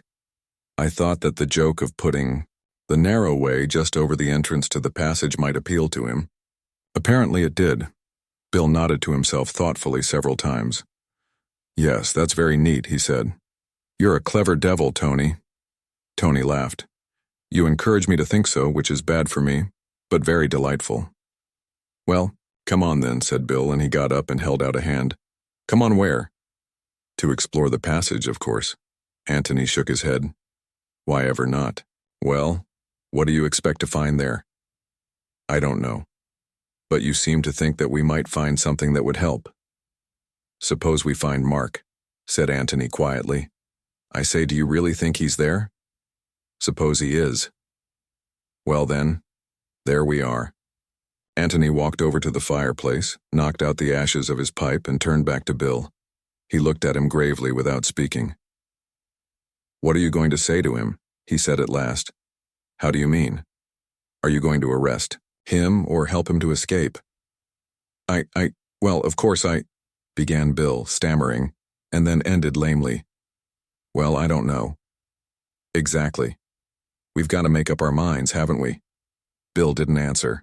Very much disturbed in his mind, he walked restlessly about the room, frowning to himself, stopping now and then at the newly discovered door and looking at it as if he were trying to learn what lay behind it. Which side was he on if it came to choosing sides, Mark's or the law's? "You know, you can't just say oh or hello to him," said Antony, breaking rather appropriately into his thoughts. Bill looked up at him with a start. "Nor," went on Antony, "can you say, 'This is my friend Mr. Gillingham who is staying with you. We were just going to have a game of bowls.' Yes, it's difficult, I don't know what to say. I've been rather forgetting about Mark." He wandered over to the window and looked out onto the lawns. There was a gardener clipping the grass edges. No reason why the lawn should be untidy just because the master of the house had disappeared. It was going to be a hot day again. Dash it, of course he had forgotten Mark. How could he think of him as an escaped murderer, a fugitive from justice, when everything was going on just as it did yesterday, and the sun was shining just as it did when they all drove off to their golf only 24 hours ago? How could he help feeling that this was not real tragedy, but merely a jolly kind of detective game that he and Antony were playing? He turned back to his friend. "All the same," he said, "you wanted to find the passage, and now you've found it. Aren't you going into it at all?" Antony took his arm. "Let's go outside again," he said. "We can't go into it now anyhow. It's too risky with Kaylee about." "Bill, I feel like you just a little bit frightened, but what I'm frightened of I don't quite know anyway. You want to go on with it, don't you?" "Yes," said Bill firmly. "We must. Then we'll explore the passage this afternoon, if we get the chance. And if we don't get the chance, then we'll try it tonight." They walked across the hall and out into the sunlight again. "Do you really think we might find Mark hiding there?" asked Bill. "It's possible," said Antony. "Either Mark or—" He pulled himself up quickly. "No," he murmured to himself. "I won't let myself think that, not yet anyway. It's too horrible." Chapter 12. A shadow on the line. While in the 20 hours or so at his disposal, Inspector Birch had been busy. He had telegraphed to London a complete description of Mark in the brown flannel suit which he had last been seen wearing.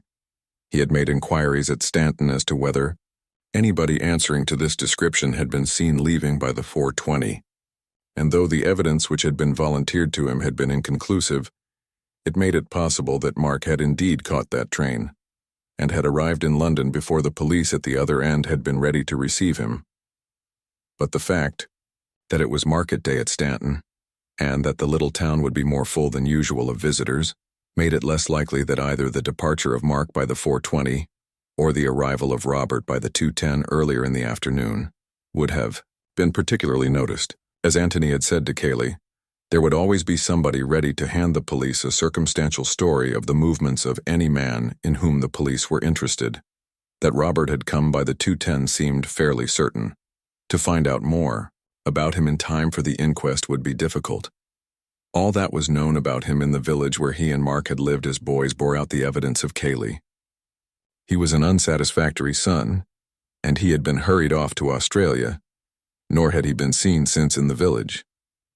Whether there were any more substantial grounds of quarrel between the two brothers than that the younger one was at home and well-to-do, while the elder was poor and an exile, was not known, nor, as far as the inspector could see, was it likely to be known until Mark was captured. The discovery of Mark was all that mattered immediately. Dragging the pond might not help towards this, but it would certainly give the impression in court tomorrow that Inspector Birch was handling the case with zeal. And if only the revolver with which the deed was done was brought to the surface, his trouble would be well repaid. Inspector Birch produces the weapon would make an excellent headline in the local paper. He was feeling well satisfied with himself, therefore, as he walked to the pond, where his men were waiting for him and quite in the mood for a little pleasant talk with Mr. Gillingham and his friend Mr. Beverley. He gave them a cheerful, "Good afternoon," and added with a smile, "Coming to help us?" "You don't really want us," said Antony, smiling back at him. "You can come if you like." Antony gave a little shudder. "You can tell me afterwards what you find," he said. "By the way," he added, "I hope the landlord at the George gave me a good character." The inspector looked at him quickly. "Now how on earth do you know anything about that?" Antony bowed to him gravely. "Because I guessed that you were a very efficient member of the force." The inspector laughed. "Well, you came out all right, Mr. Gillingham. You got a clean bill, but I had to make certain about you." "Of course you did. Well, I wish you luck. But I don't think you'll find much at the pond. It's rather out of the way, isn't it, for anybody running away?" "That's just what I told Mr. Cayley when he called my attention to the pond. However, we shan't do any harm by looking. It's the unexpected that's the most likely in this sort of case." "You're quite right, Inspector. Well, we mustn't keep you. Good afternoon." And Antony smiled pleasantly at him. "Good afternoon, sir." "Good afternoon," said Bill. Antony stood looking after the inspector as he strode off, silent for so long that Bill shook him by the arm at last and asked him rather crossly what was the matter. Antony shook his head slowly from side to side. "I don't know, really I don't know. It's too devilish what I keep thinking. He can't be as cold-blooded as that." "Who?" Without answering, Antony led the way back to the garden seat on which they had been sitting. He sat there with his head in his hands. "Oh, I hope they find something," he murmured. "Oh, I hope they do." "In the pond?" "Yes." "But what?" "Anything, Bill, anything." Bill was annoyed. "I say, Tony, this won't do. You really mustn't be so damn mysterious. What's happened to you suddenly?" Antony looked up at him in surprise. "Didn't you hear what he said?" "What particularly?" "That it was Cayley's idea to drag the pond." "Oh, I say." Bill was rather excited again. "You mean that he's hidden something there? Some false clue which he wants the police to find?" "I hope so," said Antony earnestly. "But I'm afraid—" He stopped short. "Afraid of what?" "Afraid that he hasn't hidden anything there, afraid that— Well, what's the safest place in which to hide anything very important? Somewhere where nobody will look. There's a better place than that." "What?" "Somewhere where everybody has already looked." "By Jove! You mean that as soon as the pond has been dragged, Cayley will hide something there?" "Yes, I'm afraid so." "But why afraid?" "Because I think that it must be something very important, something which couldn't easily be hidden anywhere else." "What?" asked Bill eagerly. Antony shook his head. "No, I'm not going to talk about it yet. We can wait and see what the inspector finds. He may find something, I don't know what, something that Cayley has put there for him to find. But if he doesn't, then it will be because Cayley is going to hide something there tonight." "What?" asked Bill again. "You will see what, Bill?" said Antony. "Because we shall be there. Are we going to watch him?" "Yes, if the inspector finds nothing." "That's good," said Bill. If it were a question of Cayley or the law, he was quite decided as to which side he was taking. Previous to the tragedy of yesterday, he had got on well enough with both of the cousins, without being in the least intimate with either. Indeed, of the two he preferred, perhaps, the silent, solid Cayley to the more volatile Mark.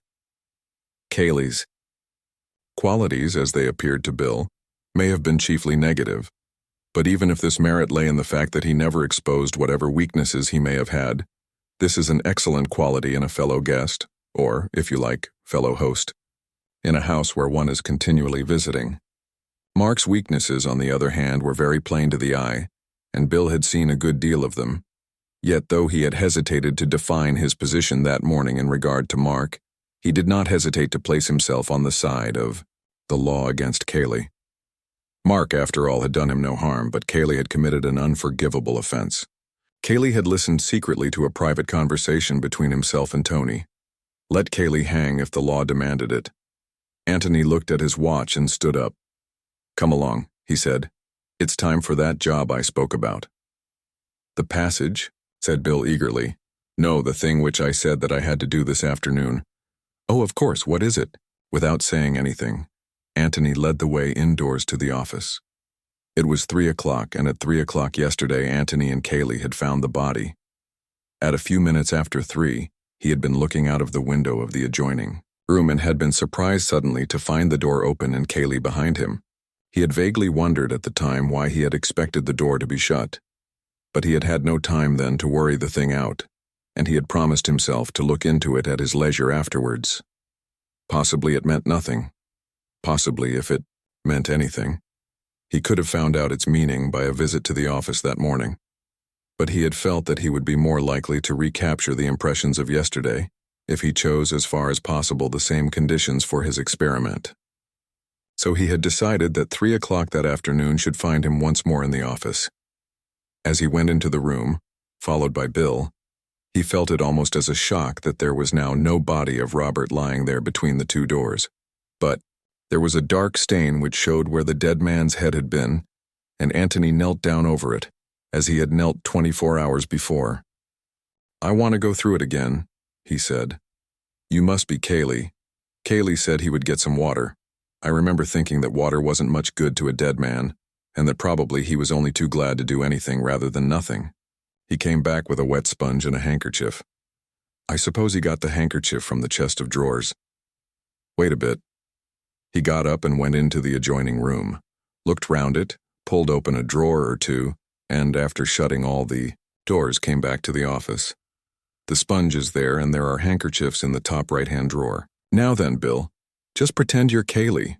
You've just said something about water and you get up." Feeling that it was all a little uncanny, Bill, who had been kneeling beside his friend, got up and walked out. Antony, as he had done on the previous day, looked up after him as he went. Bill turned into the room on the right, opened the drawer and got the handkerchief, damped the sponge and came back. "Well?" he said wonderingly. Antony shook his head. "It's all different," he said. "For one thing, you made a devil of a noise and Kaylee didn't. Perhaps you weren't listening when Kaylee went in? I wasn't. But I should have heard him if I could have heard him, and I should have remembered afterwards. Perhaps Kaylee shut the door after him. Wait." He pressed his hand over his eyes and thought. It wasn't anything which he had heard, but something which he had seen. He tried desperately hard to see it again. He saw Kaylee getting up, opening the door from the office, leaving it open and walking into the passage, turning to the door on the right, opening it, going in, and then, what did his eyes see after that? If they would only tell him again. Suddenly he jumped up, his face alight. "Bill, I've got it," he cried. "What?" "The shadow on the wall. I was looking at the shadow on the wall. Oh, ass, and 10 times ass." Bill looked uncomprehendingly at him. Antony took his arm and pointed to the wall of the passage. "Look at the sunlight on it," he said. "That's because you've left the door of that room open. The sun comes straight in through the windows. Now I'm going to shut the door. Look. Do you see how the shadow moves across? That's what I saw, the shadow moving across as the eye." Doctor shut behind him. "Bill, go in and shut the door behind you, quite naturally, quick." Bill went out and Antony knelt, watching eagerly. "I thought so," he cried. "I knew it couldn't have been that." "What happened?" said Bill. "Coming back, just what you would expect. The sunlight came and the shadow moved back again, all in one movement. And what happened yesterday? The sunlight stayed there, and then the shadow came very slowly back, and there was no noise of the door being shut." Bill looked at him with startled eyes. "By Jove. You mean that Kaylee closed the door afterwards as an afterthought? And very quietly, so that you couldn't hear?" Antony nodded. "Yes. That explains why I was surprised afterwards, when I went into the room to find the door open behind me. You know how those doors with springs on them close? The sort which old gentlemen have to keep out drafts? Yes. Just at first they hardly move at all, and then very, very slowly they swing to. Well, that was the way the shadow moved, and subconsciously I must have associated it with the movement of that sort of door. By Jove." He got up and dusted his knees. "Now, Bill, just to make sure, go in and close the door like that. As an afterthought, and very quietly, so that I don't hear the click of it. Bill did as he was told, and then put his head out eagerly to hear what had happened. That was it, said Antony with absolute conviction. That was just what I saw yesterday. He came out of the office and joined Bill in the little room. And now, he said, let's try and find out what it was that Mr. Cayley was doing in here, and why he had to be so very careful that his friend Mr. Gillingham didn't overhear him. Chapter 13. The Open Window.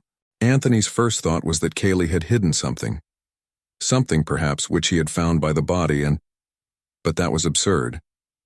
In the time at his disposal, he could have done no more than put it away in a drawer, where it would be much more open to discovery by Antony than if he had kept it in his pocket. In any case, he would have removed it by this time, and hidden it in some more secret place. Besides, why in this case bother about shutting the door? Bill pulled open a drawer in the chest and looked inside. Is it any good going through these, do you think? He asked. Antony looked over his shoulder. Why did he keep clothes here at all? He asked. Did he ever change down here? My dear Tony, he had more clothes than anybody in the world. He just kept them here in case they might be useful, I expect. When you and I go from London to the country, we carry our clothes about with us. Mark never did. In his flat in London, he had everything all over again, which he has here. It was a hobby with him, collecting clothes. If he'd had half a dozen houses, they would all have been full of a complete gentleman's town and country outfit. I see. Of course, it might be useful sometimes when he was busy in the next room not to have to go upstairs for a handkerchief or a more comfortable coat. I see. Yes. He was walking round the room as he answered, and he lifted the top of the linen basket which stood near the wash basin and glanced in. He seems to have come in here for a collar lately. Bill peered in. There was one collar at the bottom of the basket. Yes, I dare say he would, he agreed, if he suddenly found that the one he was wearing was uncomfortable or a little bit dirty or something. He was very finicking. Antony leant over and picked it out. It must have been uncomfortable this time, he said, after examining it carefully. It couldn't very well be cleaner. He dropped it back again. Anyway, he did come in here sometimes. Oh yes, rather. Yes, but what did Cayley come in for so secretly? What did he want to shut the door for, said Bill. That's what I don't understand. You couldn't have seen him anyhow. No. So it follows that I might have heard him. He was going to do something which he didn't want me to hear. By Jove, that's it, said Bill eagerly. Yes, but what? Bill frowned hopefully to himself, but no inspiration came. Well, let's have some air anyway, he said at last, exhausted by the effort, and he went to the window, opened it, and looked out. Then, struck by an idea, he turned back to Antony and said, Do you think I had better go up to the pond to make sure that they're still at it, because— He broke off suddenly at the sight of Antony's face. Oh, idiot, idiot, Antony cried. Oh, most super excellent of Watsons. Oh, you lamb, you blessing. Oh, Gillingham, you incomparable ass. What on earth? The window, cried Antony, pointing to it. Bill turned back to the window, expecting it to say something. As it said nothing, he looked at Antony again. He was opening the window, cried Antony. Who? Cayley, of course. Very gravely and slowly he expounded. He came in here in order to open the window. He shut the door so that I shouldn't hear him open the window. He opened the window. I came in here and found the window open. I said, This window is open. My amazing powers of analysis tell me that the murderer must have escaped by this window. Oh, said Cayley, raising his eyebrows. Well, said he, I suppose you must be right, said I proudly. I am, for the window is open, I said. Oh, you incomparable ass. He understood now. It explained so much that had been puzzling him. He tried to put himself in Cayley's place. Cayley, when Antony had first discovered him, hammering at the door and crying, Let me in! Whatever had happened inside the office, whoever had killed Robert, Cayley knew all about it and knew that Mark was not inside and had not escaped by the window. But it was necessary to Kaylee's plans, to Mark's plans if they were acting, in concert, that he should be thought so to have escaped. At some time then, while he was hammering the key in his pocket, at the locked door, he must suddenly have remembered, with what a shock, that a mistake had been made. A window had not been left open. Probably it would just have been a horrible doubt at first. Was the office window open? Surely it was open. Was it? Would he have time now to unlock the door, slip in, open the French windows and slip out again? No. At any moment, the servants might come. It was too risky, fatal if he were discovered. But servants were stupid. He could get the windows safely open while they were crowding round the body. They wouldn't notice. He could do it somehow. And then Antony's sudden appearance. Here was a complication, and Antony suggesting that they should try the window. Why, the window was just what he wanted to avoid. No wonder he had seemed dazed at first. And here at last was the explanation why they had gone the longest way round and yet run. It was Kaylee's only chance of getting a start on Antony, of getting to the windows first, of working them open somehow before Antony caught him up. Even if that were impossible, he must get there first, just to make sure. Perhaps they were open. He must get away from Antony and see. And if they were shut, hopelessly shut, then he must have a moment to himself, a moment in which to think of some other plan and avoid the ruin which seemed so suddenly to be threatening. So he had run. But Antony had kept up with him. They had broken in the window together and gone into the office. But Kaylee was not done yet. There was the dressing room window, but quietly, quietly. Antony mustn't hear, and Antony didn't hear. Indeed, he had played up to Kaylee splendidly. Not only had he called attention to the open window, but he had carefully explained to Kaylee why Mark had chosen this particular window in preference to the office window. And Kaylee had agreed that probably that was the reason.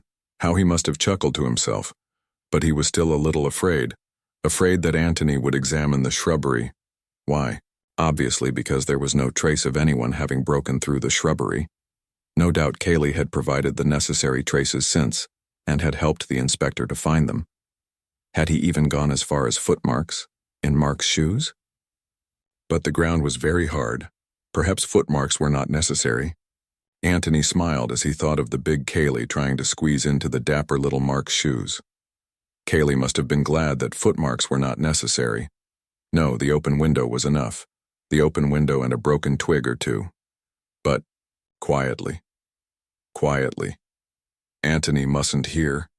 And Antony had not heard. But he had seen a shadow on the wall. They were outside on the lawn again now, Bill and Antony. And Bill was listening open-mouthed to his friend's theory of yesterday's happenings. It fitted in, it explained things, but it did not get them any further. It only gave them another mystery to solve. "What's that?" said Antony. "Mark. Where's Mark? If he never went into the office at all, then where is he now? I don't say that he never went into the office. In fact, he must have gone. Elsie heard him." He stopped and repeated slowly. "She heard him. At least she says she did. But if he was there, he came out again by the door." "Well, but where? Does that lead you?" "Where it led Mark. The passage." "Do you mean that he's been hiding there all the time?" Antony was silent until Bill had repeated his question, and then with an effort he came out of his thoughts and answered him. "I don't know. But look here. Here is a possible explanation. I don't know if it is the right one. I don't know. Bill, I'm rather frightened.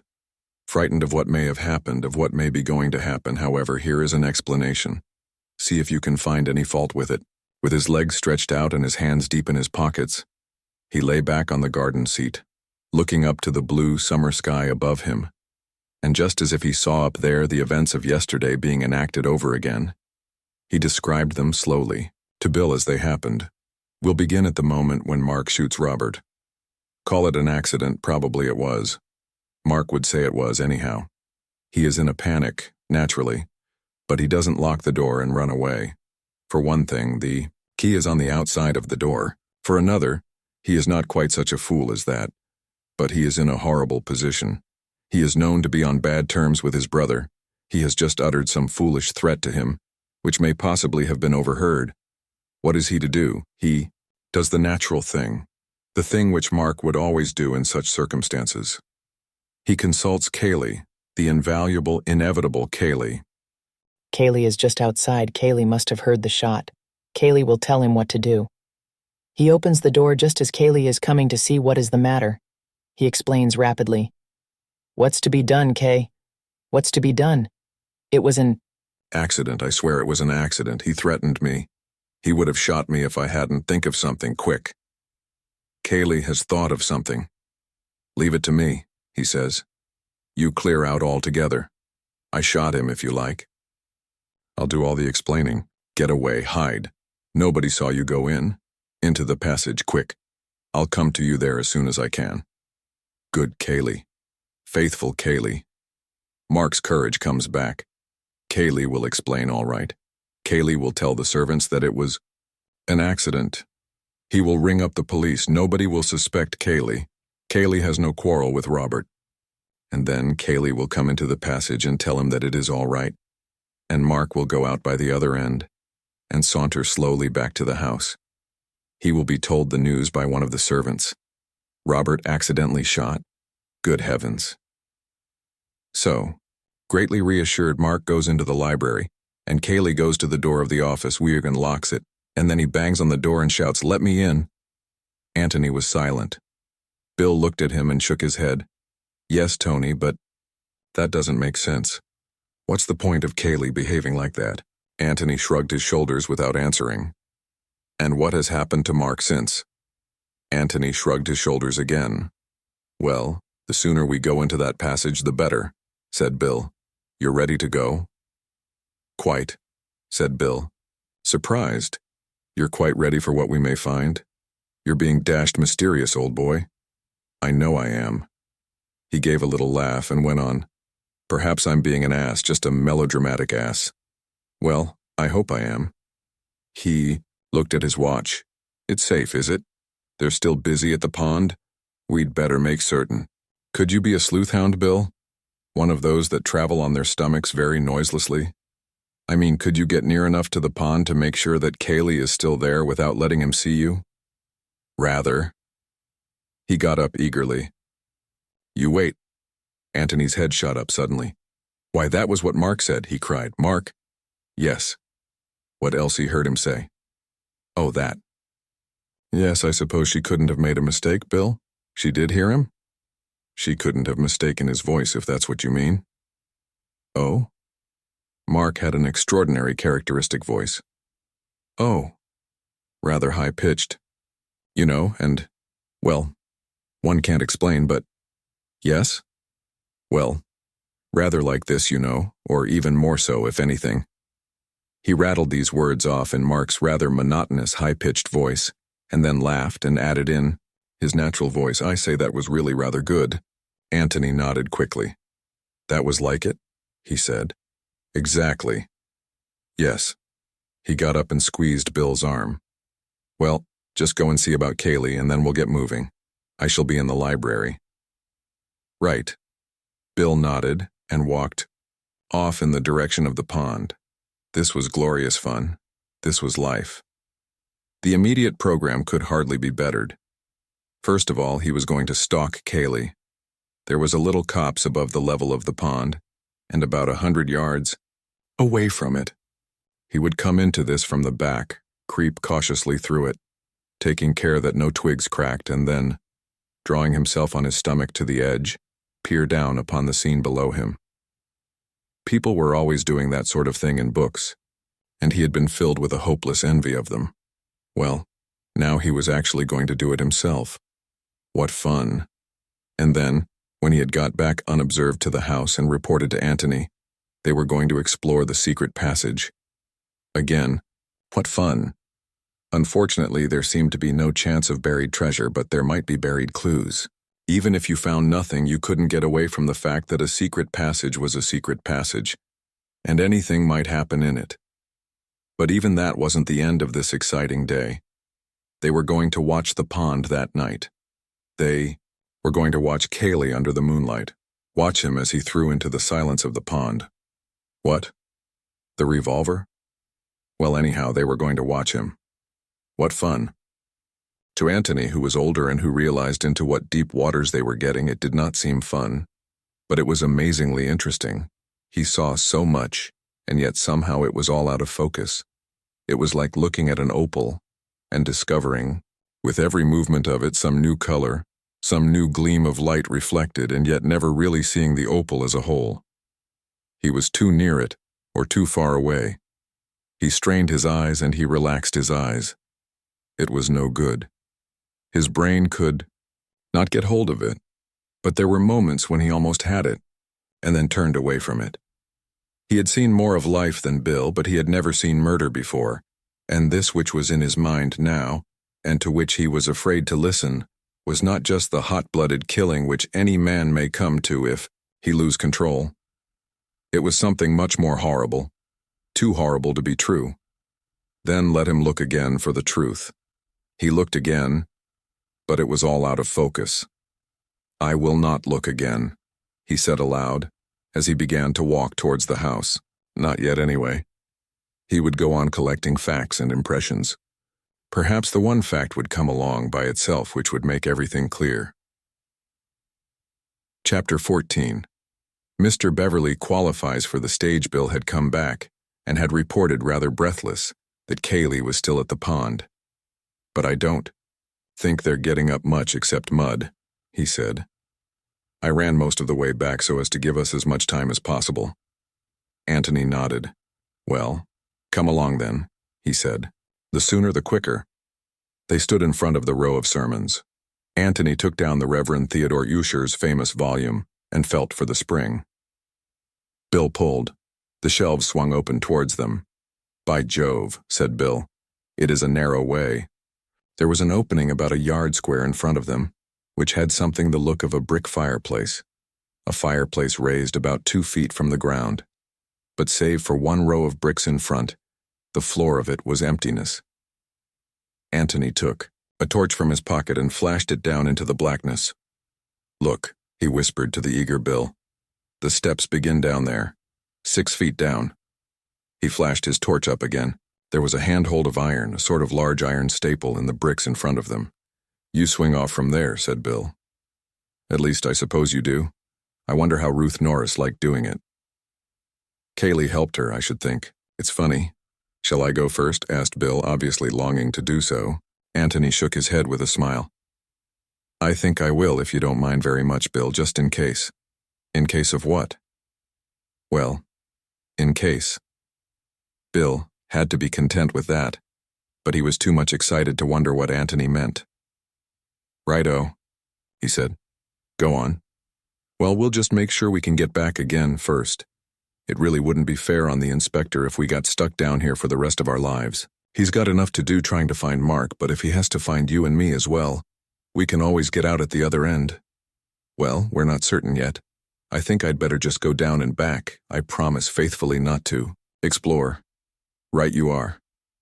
Antony sat down on the ledge of bricks, swung his feet over and sat there for a moment, his legs dangling.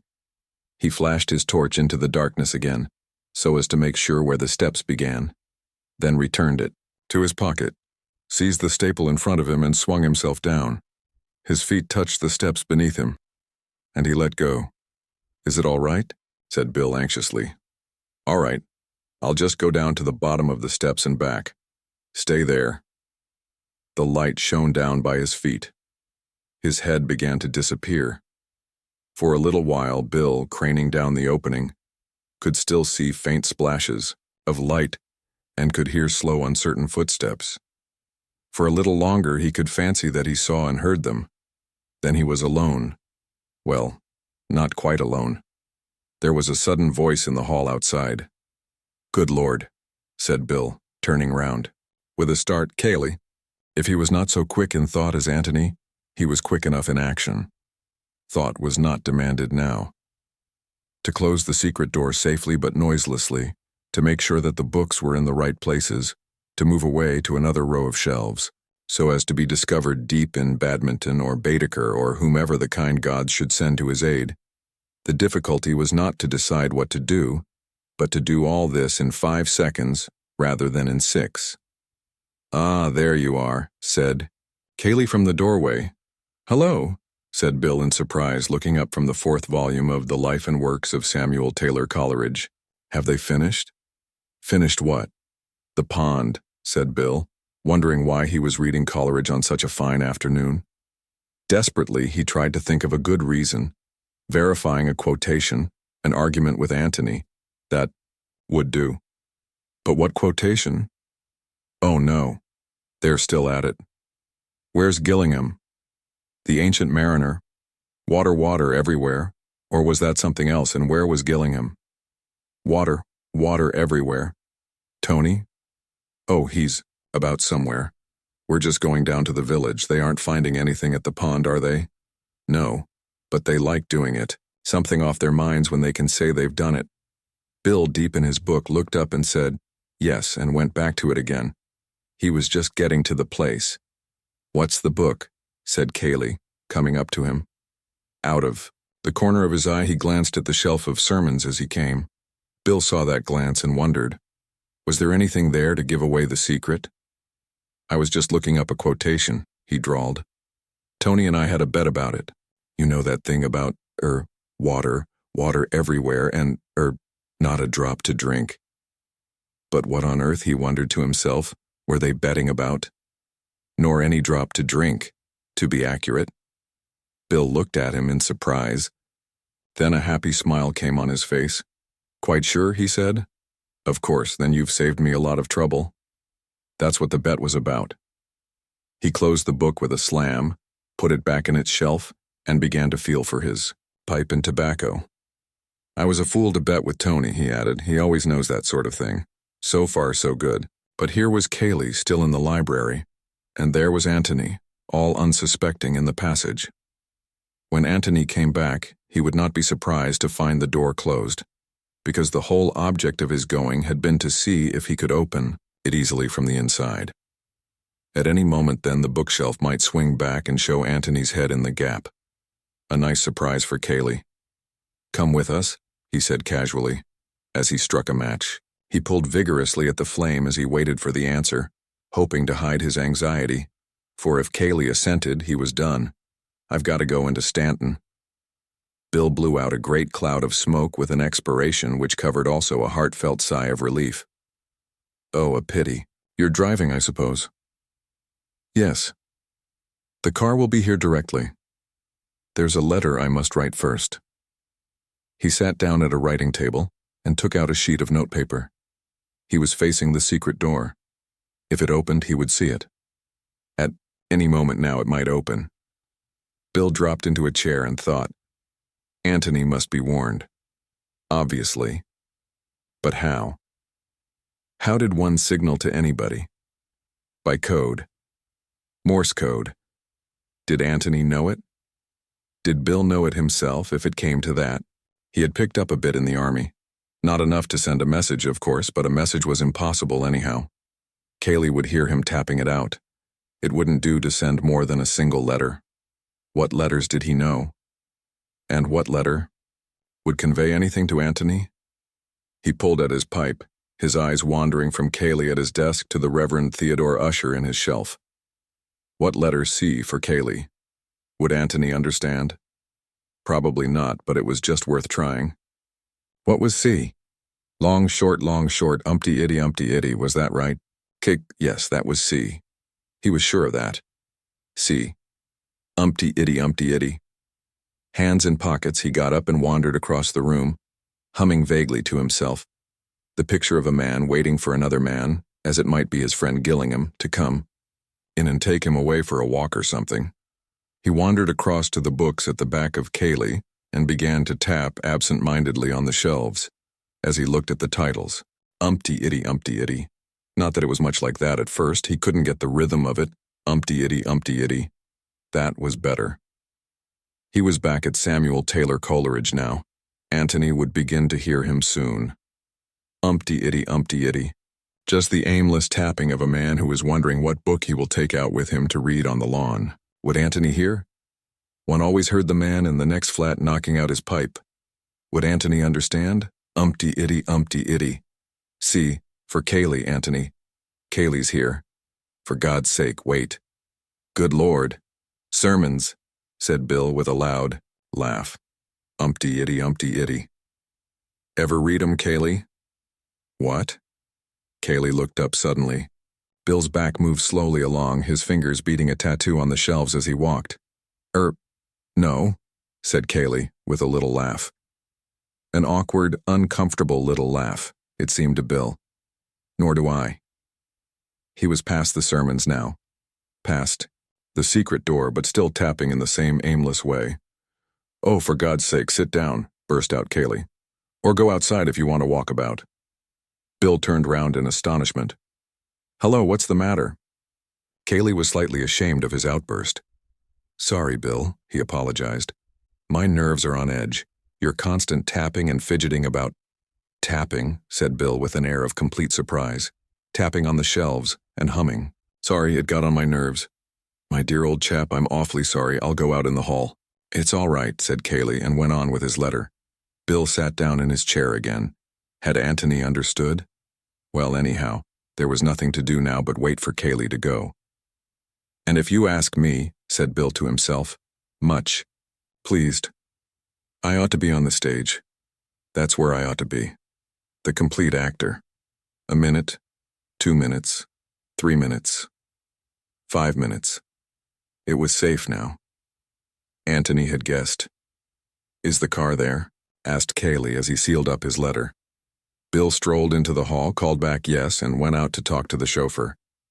Kaylee joined him, and they stood there for a moment. Hello? Said a pleasant voice behind them.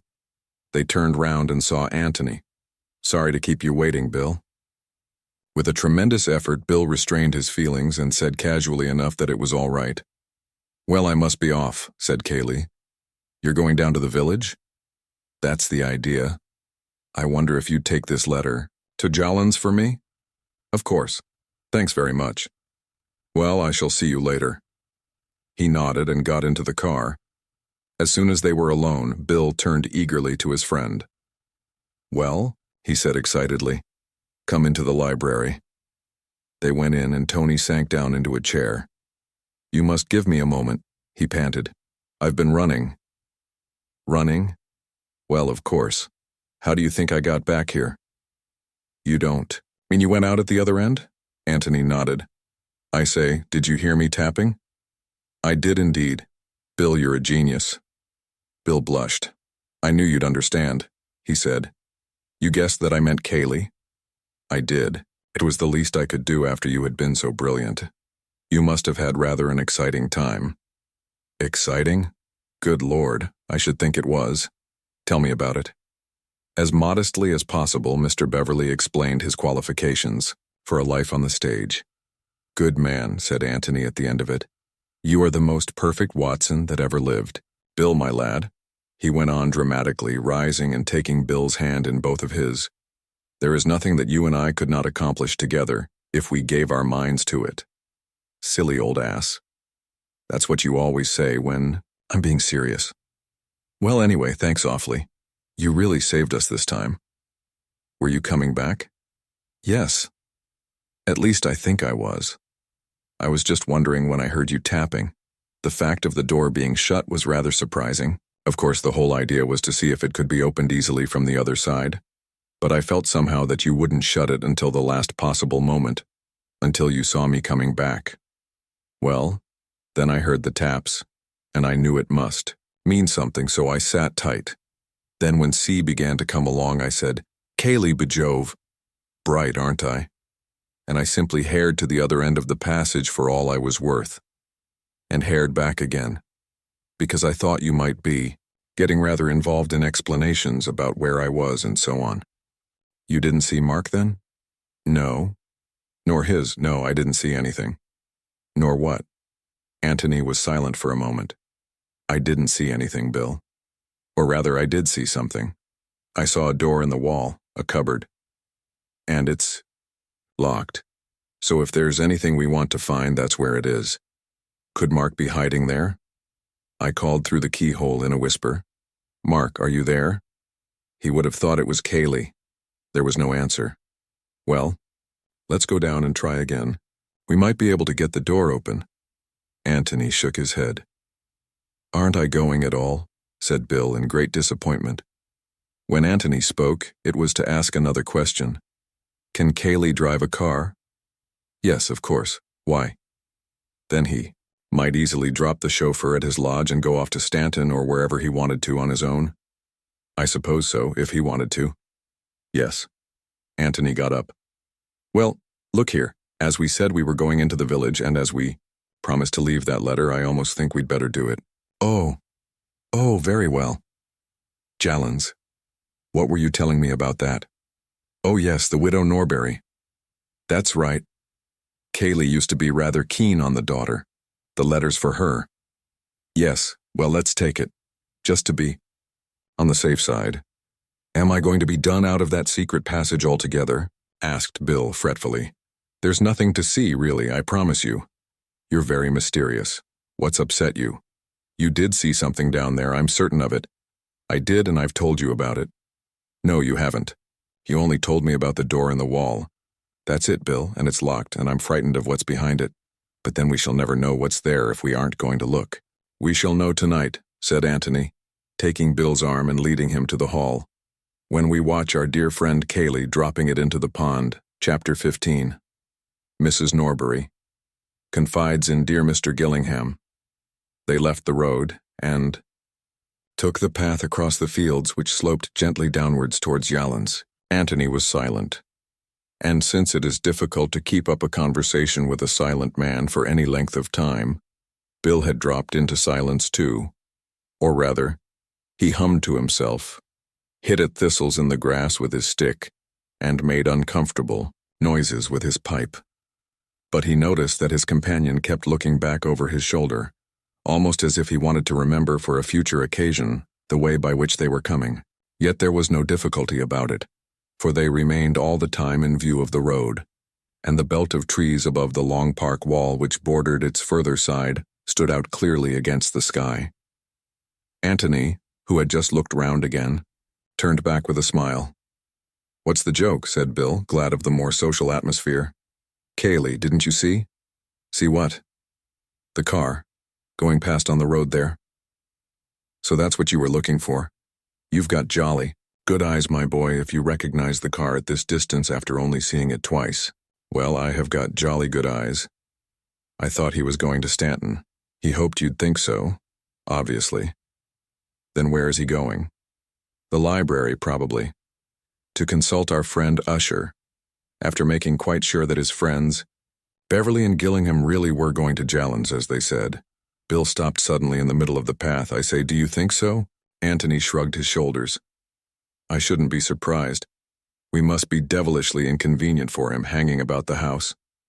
Any moment he can get, when we're definitely somewhere else, must be very useful to him."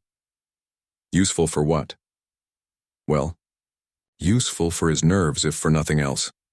We know he's mixed up in this business. We know he's hiding a secret or two. Even if he doesn't suspect that we're on his tracks, he must feel that at any moment we might stumble on something." Bill gave a grunt of assent, and they went slowly on again. "What about tonight?" he said after a lengthy blow at his pipe. "Try a piece of grass," said Antony, offering it to him. Bill pushed it through the mouthpiece, blew again, said, "That's better," and returned the pipe to his pocket. "How are we going to get out without Kaylee knowing?" "Well, that wants thinking over. It's going to be difficult. I wish we were sleeping at the inn. Is this Miss Norbury by any chance?" Bill looked up quickly. They were close to Jallens now. An old thatched farmhouse which, after centuries of sleep, had woken up to a new world, and had forthwith sprouted wings. Wings, however, of so discreet a growth that they had not brought with them any obvious change of character, and Jallens, even with a bathroom, was still Jallens. To the outward view, at any rate. Inside it was more clearly Mrs. Norbury's. "Yes, Angela Norbury," murmured Bill. "Not bad-looking, is she?" The girl who stood by the little white gate of Jallens was something more than not bad-looking. But in this matter Bill was keeping his superlatives for another. In Bill's eyes she must be judged and condemned by all that distinguished her from Betty Calladine. To Antony, unhampered by these standards of comparison, she seemed quite simply beautiful. "Kaylee asked us to bring a letter along," explained Bill, when the necessary handshakings and introductions were over. Here you are. You will tell him, won't you? How dreadfully sorry I am about what has happened.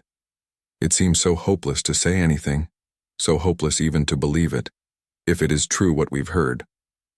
Bill repeated the outline of events of yesterday. Yes. And Mr. Ablett hasn't been found yet? She shook her head in distress. It still seems to have happened to somebody else, somebody we didn't know at all. Then with a sudden, grave smile which included both of them, but you must come and have some tea. It's awfully decent of you, said Bill awkwardly, but you will, won't you? She said to Antony. Thank you very much. Mrs. Norbury was delighted to see them, as she always was to see any man in her house who came, up to the necessary standard of eligibility. When her life work was completed and summed up in those beautiful words, a marriage has been arranged and will shortly take place between Angela, daughter of the late John Norbury. Then she would utter a grateful nunc dimittis and depart in peace, to a better world if heaven insisted, but preferably to her new son-in-law's more dignified establishment, for there was no doubt that eligibility meant not only eligibility as a husband, but it was not as eligibles that the visitors from the Red House were received with such eagerness today, and even if her special smile for possibles was there, it was instinctive rather than reasoned. All that she wanted at this moment was news of Mark, for she was bringing it off at last. And if the engagement columns of the Morning Post were preceded, as in the case of its obituary columns, by a premonitory bulletin, the announcement of yesterday would have cried triumphantly to the world, or to such part of the world as mattered. A marriage has very nearly been arranged by Mrs. Norbury, and will certainly take place between Angela, only daughter of the late John Norbury, and Mark Ablett of the Red House. And, coming across it on his way to the sporting page, Bill would have been surprised, for he had thought that if anybody, it was Kaylee. To the girl it was neither. She was often amused by her mother's ways, sometimes ashamed of them, sometimes distressed by them. The Mark Ablett affair had seemed to her particularly distressing, for Mark was so obviously in league with her mother against her. Other suitors, upon whom her mother had smiled, had been embarrassed by that championship. Mark appeared to depend on it as much as on his own attractions, great though he thought these to be. They went a-wooing together. It was a pleasure to turn to Kaylee, that hopeless ineligible. But alas, Kaylee had misunderstood her. She could not imagine Kaylee in love, until she saw it and tried, too late, to stop it. That was 4 days ago. She had not seen him since, and now here was this letter. She dreaded opening it. It was a relief to feel that at least she had an excuse for not doing so while her guests were in the house. Mrs. Norbury recognized at once that Antony was likely to be the more sympathetic listener, and when tea was over, and Bill and Angela had been dispatched to the garden with the promptness and efficiency of the expert, dear Mr. Gillingham found himself on the sofa beside her, listening to many things which were of even greater interest to him than she could possibly have hoped. It is terrible, terrible, she said, and to suggest that dear Mr. Ablett. Antony made suitable noises. You've seen Mr. Ablett for yourself. A kinder, more warm-hearted man. Antony explained that he had not seen Mr. Ablett. Of course, yes, I was forgetting.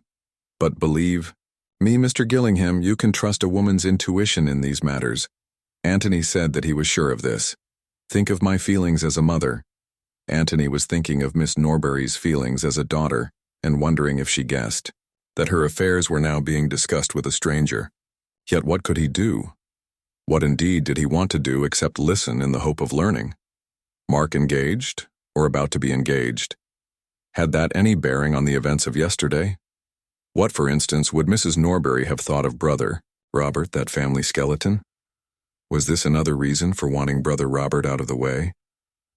I never liked him, never liked, said Antony, bewildered. That cousin of his, Mr. Cayley.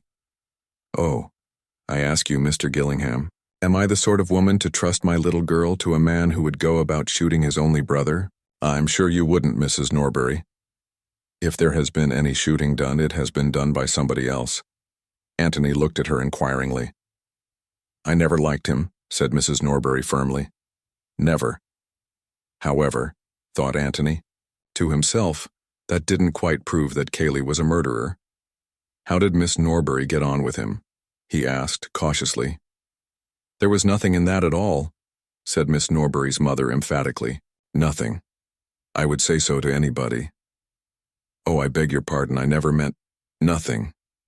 I can say that for dear Angela with perfect confidence, whether he made advances. She broke off with a shrug of her plump shoulders. Antony waited eagerly. Naturally, they met. Possibly he might have, I don't know. But my duty as a mother was clear, Mr. Gillingham. Mr. Gillingham made an encouraging noise. I told him quite frankly that, how shall I put it, that he was trespassing. Tactfully, of course, but frankly. You mean, said Antony, trying to speak calmly, that you told him that, Mr. Ablett and your daughter. Mrs. Norbury nodded several times. Exactly, Mr. Gillingham. I had my duty as a mother. I am sure, Mrs. Norbury, that nothing would keep you from doing your duty. But it must have been disagreeable. Particularly if you weren't quite sure. He was attracted, Mr. Gillingham. Obviously attracted. Who would not be? Said Antony with a charming smile. It must have been something of a shock to him, too. It was just that which made me so glad that I had spoken. I saw at once that I had not spoken a moment too soon. There must have been a certain awkwardness about the next meeting, suggested Antony. Naturally, he has not been here since. No doubt they would have been bound to meet up at the Red House sooner or later. Oh, this was only quite lately? Last week, Mr. Gillingham. I spoke just in time. Ah, said Antony under his breath. He had been waiting for it. He would have liked now to have gone away so that he might have thought over the new situation by himself, or perhaps preferably, to have changed partners for a little while with Bill. Miss Norbury would hardly be ready to confide in a stranger with the readiness of a mother, but he might have learnt something by listening to her. For which of them had she the greater feeling, Kaylee or Mark? Was she really prepared to marry Mark? Did she love him, or the other, or neither? Mrs. Norbury was only a trustworthy witness in regard to her own actions and thoughts. He had learnt all that was necessary of those, and only the daughter now had anything left to tell him. But Mrs. Norbury was still talking. Girls are so foolish, Mr. Gillingham, she was saying. It is fortunate that they have mothers to guide them. It was so obvious to me from the beginning that dear Mr. Ablett was just the husband for my little girl. You never knew him?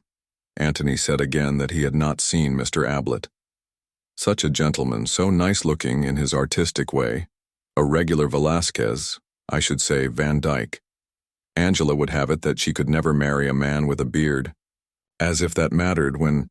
She broke off and Antony finished her sentence for her. The Red House is certainly charming, he said. Charming. Quite charming. And it is not as if Mr. Ablett's appearance were in any way undistinguished, quite the contrary. I'm sure you agree with me. Antony said that he had never had the pleasure of seeing Mr. Ablett. Yes, and quite the center of the literary and artistic world, so desirable in every way. She gave a deep sigh and communed with herself for a little. Antony was about to snatch the opportunity of leaving when Mrs. Norbury began again. And then there's this scapegrace brother of his. He was perfectly frank with me, Mr. Gillingham. He would be. He told me of this brother, and I told him that I was quite certain it would make no difference to my daughter's feelings for him. After all, the brother was in Australia. When was this? Yesterday? Antony felt that if Mark had only mentioned it after his brother's announcement of a personal call at the Red House, this perfect frankness had a good deal of wisdom behind it. It couldn't have been yesterday, Mr. Gillingham. Yesterday? She shuddered and shook her head. I thought perhaps he had been down here in the morning. Oh, no. There is such a thing, Mr. Gillingham, as being too devoted a lover. Not in the morning, no. We both agreed that dear Angela... Oh, no. The day before yesterday when he happened to drop in about tea time.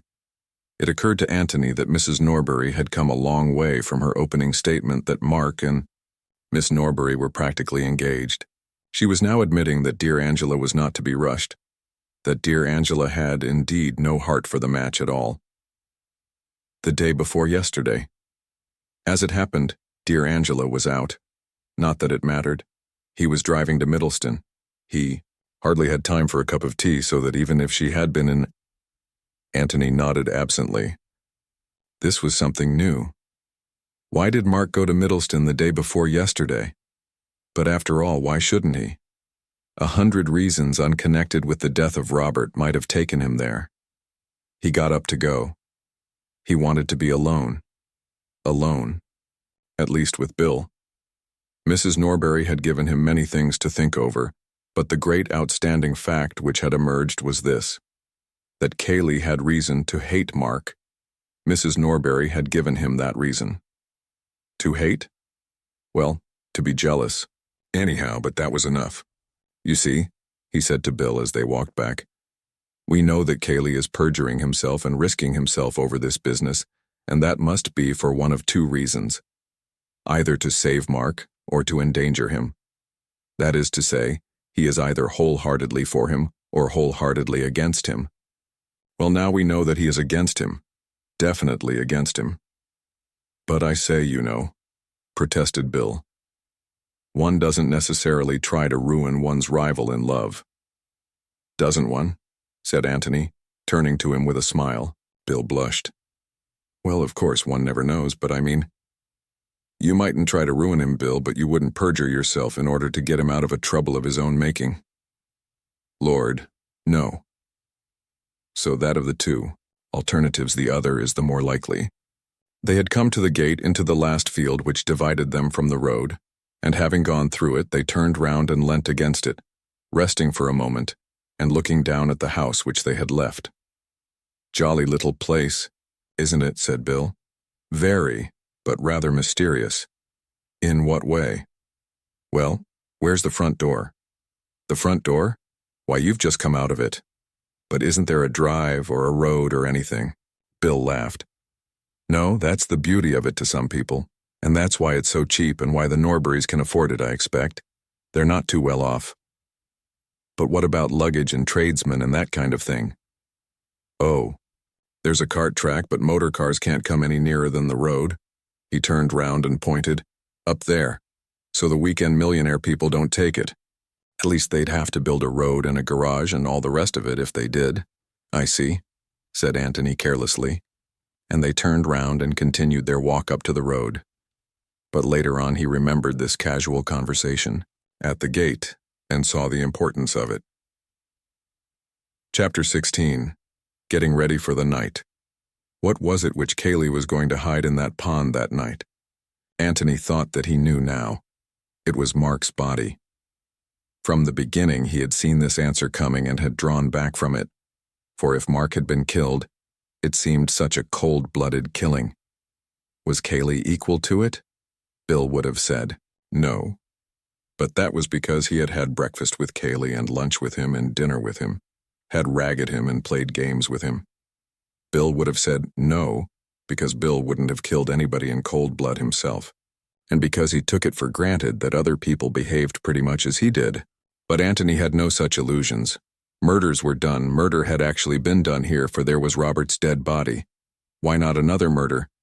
Had Mark been in the office at all that afternoon? The only evidence, other than Cayley's, which obviously did not count, was Elsie's. Elsie was quite certain that she had heard his voice. But then Bill had said that it was a very characteristic voice, an easy voice, therefore, to imitate. If Bill could imitate it so successfully, why, not Cayley, but perhaps it had not been such a cold-blooded killing after all. Suppose Cayley had had a quarrel with his cousin that afternoon over the girl whom they were both wooing. Suppose Cayley had killed Mark, either purposely, in sudden passion, or accidentally, meaning only to knock him down. Suppose that this had happened in the passage, say about 2 o'clock, either because Cayley had deliberately led him there, or because Mark had casually suggested a visit to it. One could imagine Mark continually gloating over that secret passage. Suppose Cayley there, with the body at his feet, feeling already the rope round his neck, his mind darting this way and that in frantic search for a way of escape. And suppose that suddenly and irrelevantly he remembers that Robert is coming to the house at 3 o'clock that afternoon. Automatically he looks at his watch. In half an hour's time. In half an hour's time. He must think of something quickly. Quickly. Shall he bury the body in the passage and let it be thought that Mark ran away, frightened at the mere thought of his brother's arrival? But there was the evidence of the breakfast table. Mark had seemed annoyed at this resurrection of the black sheep, but certainly not frightened. No, that was much too thin a story. But suppose Mark had actually seen his brother and had a quarrel with him. Suppose it could be made to look as if Robert had killed Mark. Antony pictured to himself Kaylee in the passage, standing over the dead body of his cousin, and working it out. How could Robert be made to seem the murderer, if Robert were alive to deny it? But suppose Robert were dead too. He looks at his watch again. Only 25 minutes now. Suppose Robert were dead too. Robert dead in the office and Mark dead in the passage, how does that help? Madness. But if the bodies were brought together somehow and Robert's death looked like suicide, was it possible? Madness again. Too difficult. Only 20 minutes now. Too difficult to arrange in 20 minutes. Can't arrange a suicide. Too difficult. Only 19 minutes. And then the sudden inspiration. Robert dead in the office, Mark's body hidden in the passage. Impossible to make Robert seem the murderer, but how easy to make Mark. Robert, dead and Mark missing. Why, it jumped to the eye at once. Mark had killed Robert accidentally, yes, that would be more likely, and then had run away. Sudden panic. He looks at his watch again. 15 minutes, but plenty of time now. The thing arranges itself. Was that the solution? Antony wondered. It seemed to fit in with the facts as they knew them. But then, so did that other theory, which he had suggested to Bill in the morning. Which one? Said Bill. They had come back from Jallan's through the park and were sitting in the copse above the pond, from which the inspector and his fishermen had now withdrawn. Bill had listened with open mouth to Antony's theory, and save for an occasional, "By Jove," had listened in silence. "Smart man, Kaylee," had been his only comment at the end. Which other theory? That Mark had killed Robert accidentally and had gone to Kaylee for help, and that Kaylee, having hidden him in the passage, locked the office door from the outside and hammered on it? Yes, but you were so dashed mysterious about that. I asked you what the point of it was, and you wouldn't say anything. He thought for a little and then went on. I suppose you meant that Kaylee deliberately betrayed Mark and tried to make him look like a murderer. I wanted to warn you that we should probably find Mark in the passage, alive or dead. And now you don't think so? Now I think that his dead body is there, meaning that Kaylee went down and killed him afterwards, after you, had come after the police had come. Well, that's what I shrink from, Bill. It's so horribly cold-blooded. Kaylee may be capable of it, but I hate to think of it. But, dash it all, your other way is cold-blooded enough. According to you, he goes up to the office and deliberately shoots a man with whom he has no quarrel, whom he hasn't seen for 15 years. Yes, but to save his own neck. That makes a difference. My theory is that he quarreled violently with Mark over the girl and killed him in sudden passion. Anything that happened after that would be self-defense. I don't mean that I excuse it, but that I understand it. And I think that Mark's dead body is in the passage now and has been there since, say, 2:30 yesterday afternoon. And tonight Kaylee is going to hide it in the pond. Bill pulled at the moss on the ground beside him, threw away a handful or two, and said slowly, You may be right, but it's all guesswork, you know. Antony laughed. Good Lord, of course it is, he said. And tonight we shall know, if it's a good guess or a bad one. Bill brightened up suddenly. Tonight, he said. I say, tonight's going to be rather fun. How do we work it? Antony was silent for a little.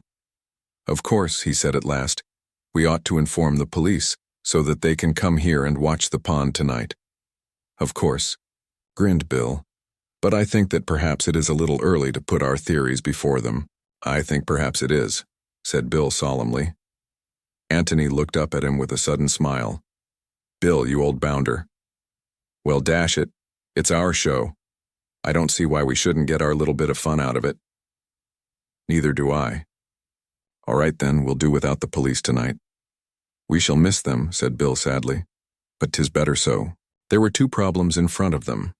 First, the problem of getting out of the house without being discovered by Kaylee, and secondly, the problem of recovering whatever it was which Kaylee dropped into the pond that night. Let's look at it from Kaylee's point of view, said Antony. He may not know that we're on his track, but he can't help being suspicious of us. He's bound to be suspicious of everybody in the house, and more particularly of us, because we're presumably more intelligent than the others. He stopped for a moment to light his pipe, and Bill took the opportunity of looking more intelligent than Mrs. Stevens. Now he has got something to hide tonight, and he's going to take good care that we aren't watching him. Well, what will he do? See that we are asleep first before he starts out? Yes. Come and tuck us up and see that we're nice and comfortable. Yes, that's awkward, said Bill. But we could lock our doors, and then he wouldn't know that we weren't there. Have you ever locked your door? Never. No, and you can bet that Kaylee knows that. Anyway, he'd bang on it, and you wouldn't answer, and then what would he think? Bill was silent, crushed. Then I don't see how we're going to do it, he said after deep thought. He'll obviously come to us just before he starts out, and that doesn't give us time to get to the pond in front of him. Let's put ourselves in his place, said Antony, puffing slowly at his pipe. He's got the body or whatever it is in the passage. He won't come up the stairs carrying it in his arms and look in at our doors to see if we're awake. He'll have to make sure about us first and then go down for the body afterwards, so that gives us a little time. Yes, said Bill thoughtfully. We might just do it, but it'll be a bit of a rush.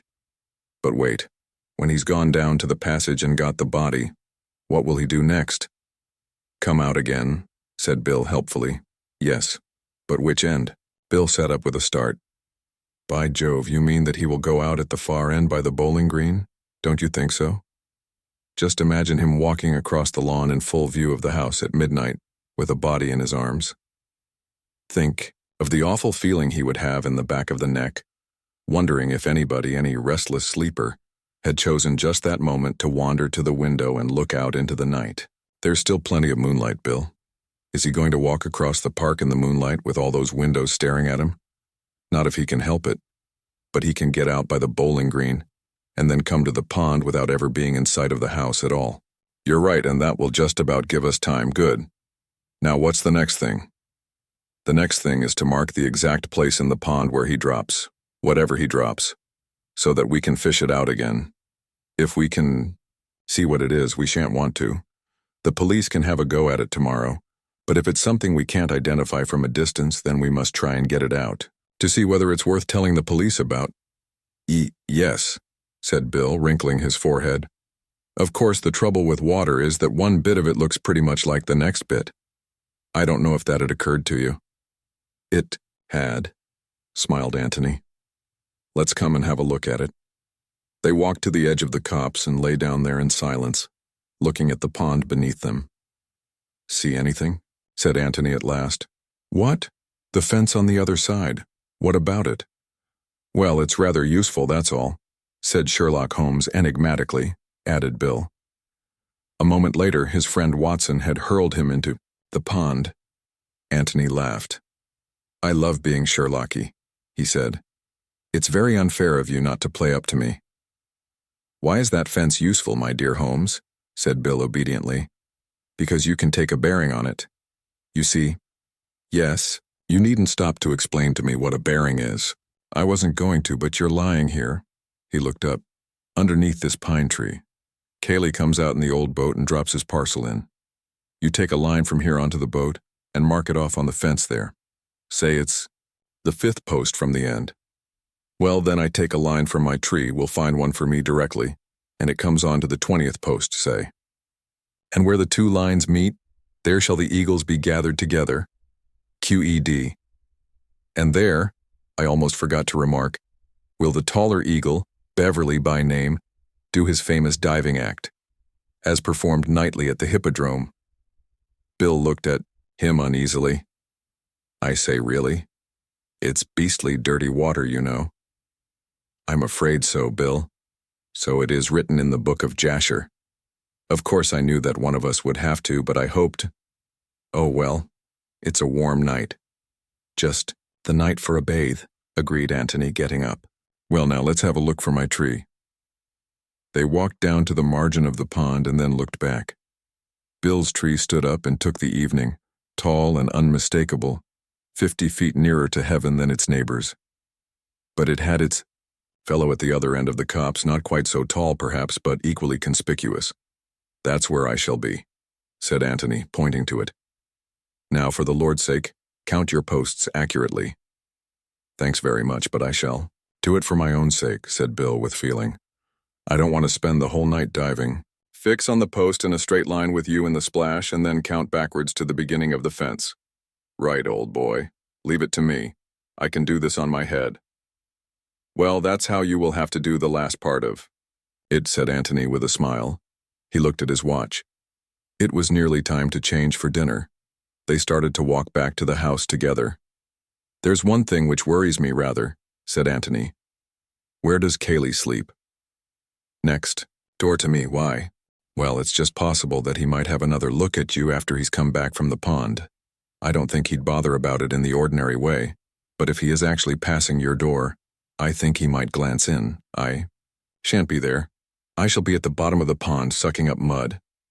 Yet, do you think you could leave something in your bed that looked vaguely like you in the dark? A bolster with a pajama coat round it and one arm outside the blanket, and a pair of socks or something for the head. You know the kind of thing. I think it would please him to feel that you were still sleeping peacefully. Bill chuckled too. Himself? Rather. I'm awfully good at that. I'll make him up something really good, but what about you? I'm at the other end of the house. He's hardly likely to bother about me a second time, and I shall be so very fast asleep at his first visit. Still, I may as well, to be on the safe side. They went into the house. Kaylee was in the hall as they came in. He nodded and took out his watch. Time to change? He said. Just about, said Bill. You didn't forget my letter? I did not. In fact, we had tea there. Ah. He looked away and said carelessly, how were they all? They sent all sorts of sympathetic messages to you and all that sort of thing. Oh, yes. Bill waited for him to say something more, and then, as nothing was coming, he turned round, said, Come on, Tony, and led the way upstairs. Got all you want? He said at the top of the stairs. I think so. Come and see me before you go down. Righto. Antony shut his bedroom door behind him and walked over to the window. He pushed open a casement and looked out. His bedroom was just over the door at the back of the house. The side wall of the office, which projected out into the lawn beyond the rest of the house, was on his left. He could step out onto the top of the door, and from there drop easily to the ground. Getting back would be little more difficult. There was a convenient water pipe which would help. He had just finished his dressing when Bill came in. Final instructions? He asked, sitting down on the bed. By the way, how are we amusing ourselves after dinner? I mean immediately after dinner. Billiards? Righto. Anything you like. Don't talk too loud, said Antony in a lower voice. We're more or less over the hall, and Kaylee may be there. He led the way to the window. We'll go out this way tonight. Going downstairs is too risky. It's easy enough, better put on tennis shoes. Right. I say, in case I don't get another chance alone with you, what do I do when Kaylee comes to tuck me up? It's difficult to say. Be as natural as you can. I mean, if he just knocks lightly and looks in, be asleep. Don't overdo the snoring. But if he makes a hell of a noise, you'll have to wake up and rub your eyes and wonder what on earth he's doing in your room at all. You know the sort of thing. Right. And about the dummy figure. I'll make it up directly we come upstairs and hide it under the bed. Yes. I think we'd better go completely to bed ourselves. We shan't take a moment dressing again, and it will give him time to get safely into the passage. Then, come into my room. Right. Are you ready? Yes. They went downstairs together. Chapter 17. Mr. Beverly. Takes the water. Kaylee seemed very fond of them that night. After dinner was over, he suggested a stroll outside. They walked, up and down the gravel in front of the house, saying very little to each other, until Bill could stand it no longer. For the last 20 turns he had been slowing down hopefully each time they came to the door, but the hint had always been lost on his companions, and each time another turn had been taken. But in the end, he had been firm. "What about a little billiards?" he said, shaking himself free from the others. "Will you play?" said Antony to Kaylee. "I'll watch you," he said, and he had watched them resolutely until the game. And then another game after that had been played. They went into the hall and attacked the drinks. "Well, thank heaven for bed," said Bill, putting down his glass. "Are you coming?" "Yes," said Antony, and finished his drink. He looked at Kaylee. "I've just got one or two little things to do," said Kaylee. "I shan't be long following you." "Well, good night then." "Good night." "Good night," called Bill from halfway up the stairs. "Good night, Tony." "Good night." Bill looked at his watch. 11:30. Not much chance of anything happening for another hour.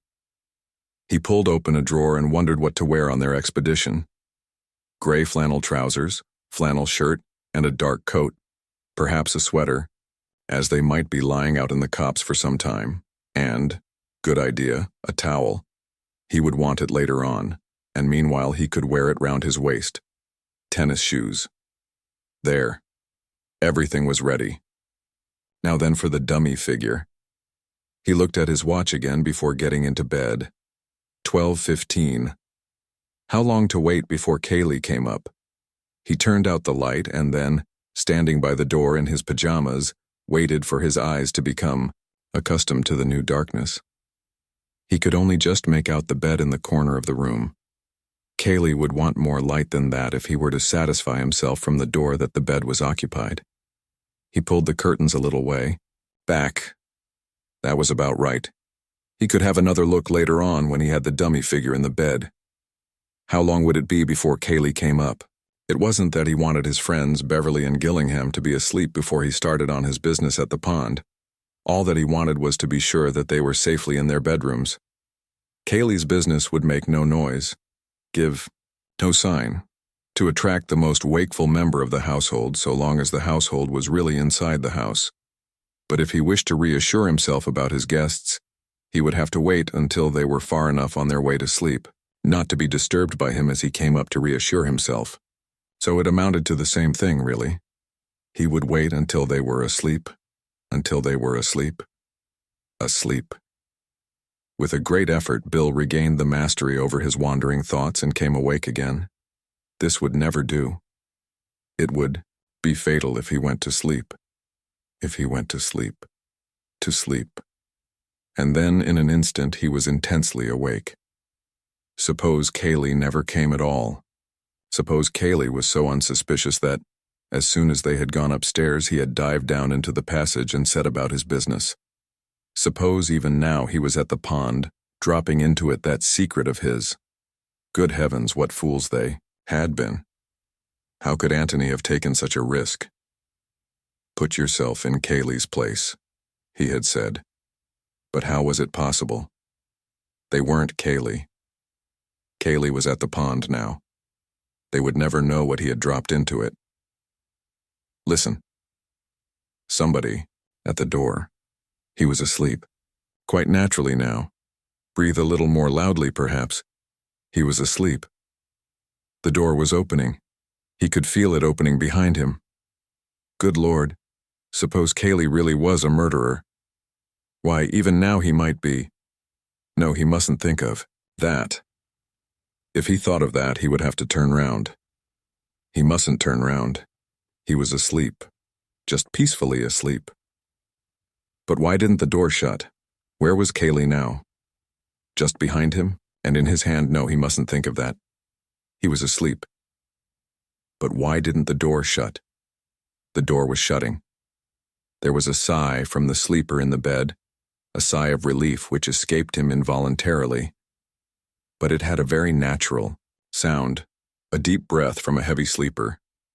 He added another one to it to make it seem more natural. The door was shut.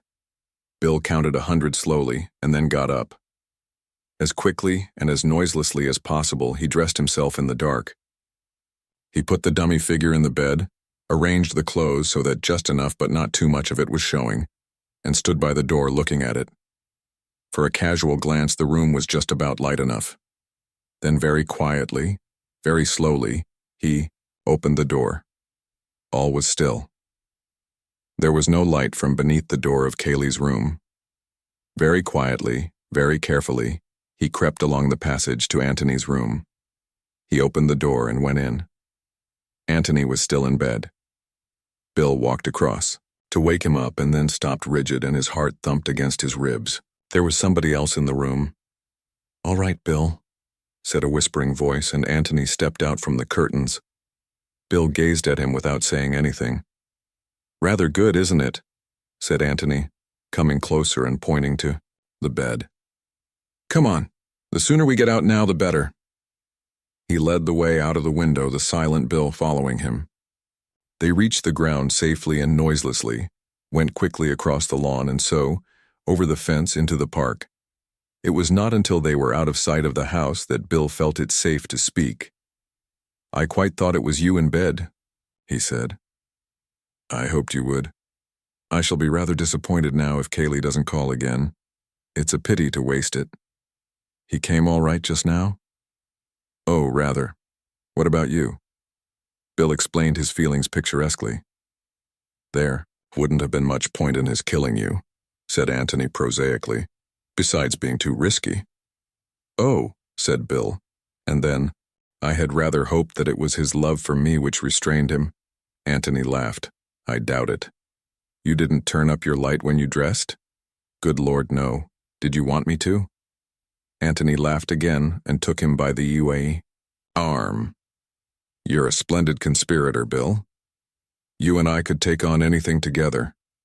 The pond was waiting for them, more solemn in the moonlight. The trees which crowned the sloping bank on the far side of it were mysteriously silent. It seemed that they had the world very much to themselves. Almost unconsciously, Antony spoke in a whisper. "There's your tree. There's mine. As long as you don't move, there's no chance of his seeing you. After he's gone, don't come. Out till I do. He won't be here for a quarter of an hour or so don't be impatient." "Righto," whispered Bill. Antony gave him a nod and a smile, and they walked off to their posts. The minutes went by slowly. To Antony, lying hidden in the undergrowth at the foot of his tree, a new problem was presenting itself. Suppose Kaylee had to make more than one journey that night? He might come back to find them in the boat, one of them indeed in the water. And if they decided to wait in hiding, on the chance of Kaylee coming back again, what was the least time they could safely allow? Perhaps it would be better to go round to the front of the house and watch for his return there, the light in his bedroom, before conducting their experiments at the pond. But then they might miss his second visit in this way, if he made a second visit. It was difficult. His eyes were fixed on the boat as he considered these things, and suddenly, as if materialized from nowhere, Kaylee was standing by the boat.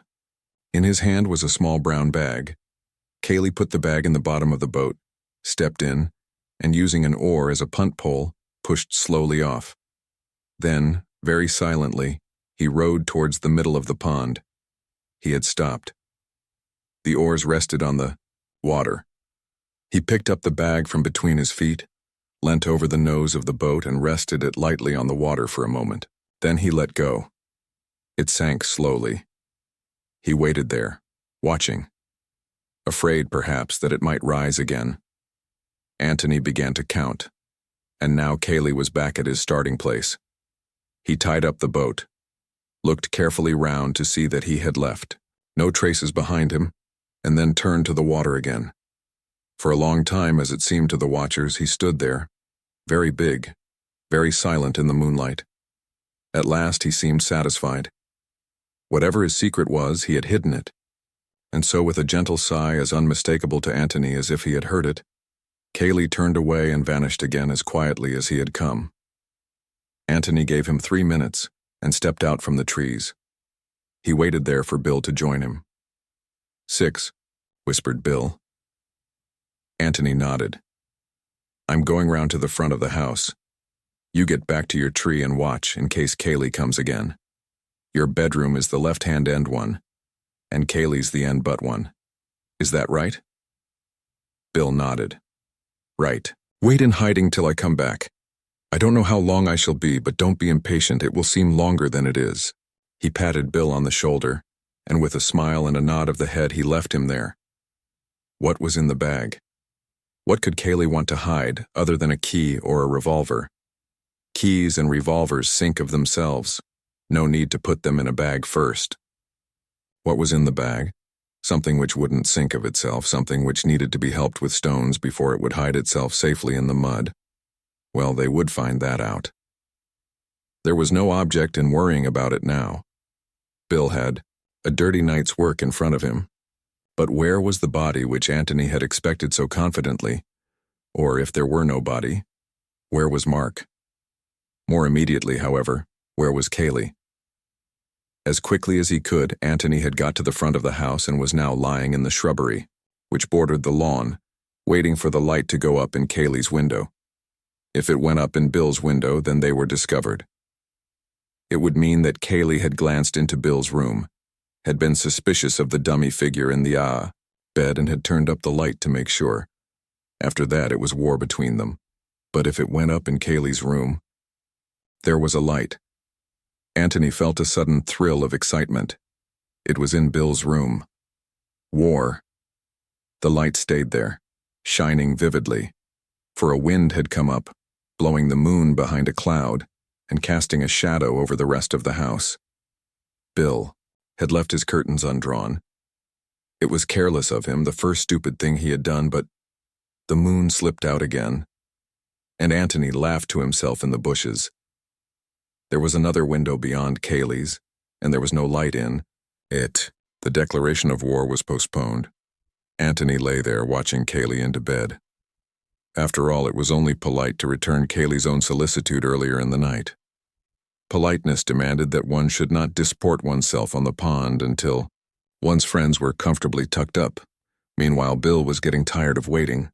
His chief fear was that he might spoil everything by forgetting the number 6. It was the 6th post. 6. He broke off a twig and divided it into 6 pieces.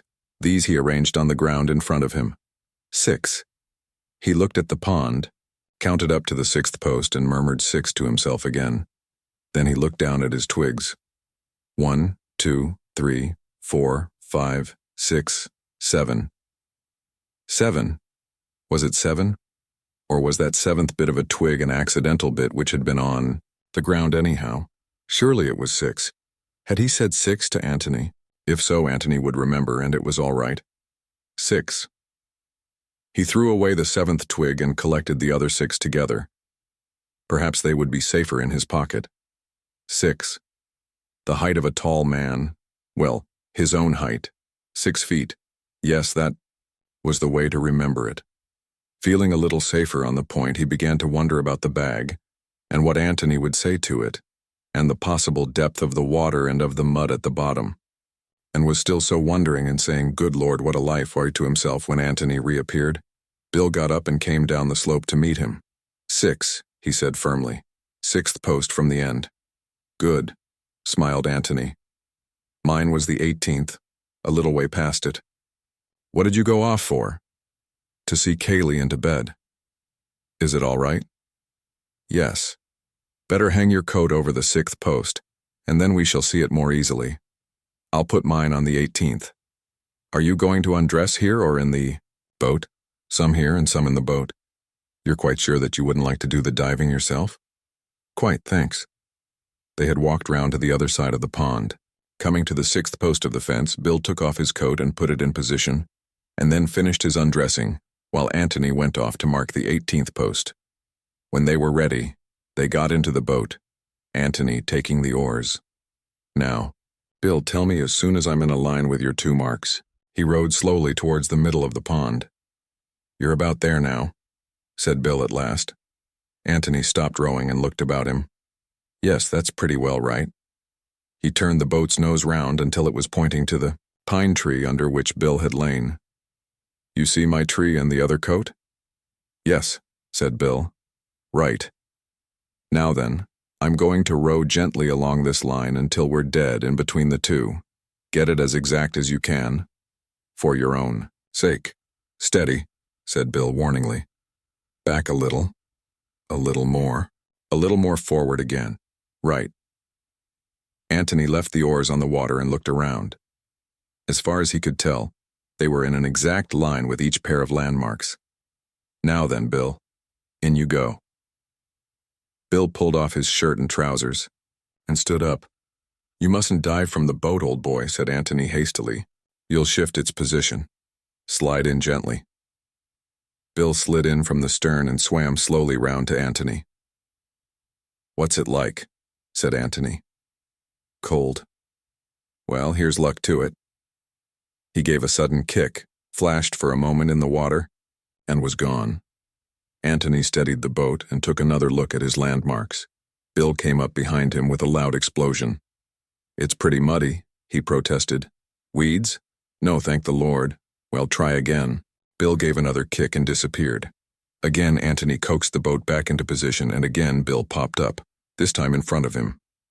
I feel that if I threw you a sardine, said Antony with a smile, you'd catch it in your mouth, quite prettily.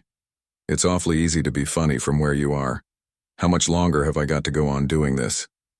Antony looked at his watch. About 3 hours. We must get back before daylight, but be quicker if you can, because it's rather cold for me sitting here. Bill flicked a handful of water at him and disappeared again.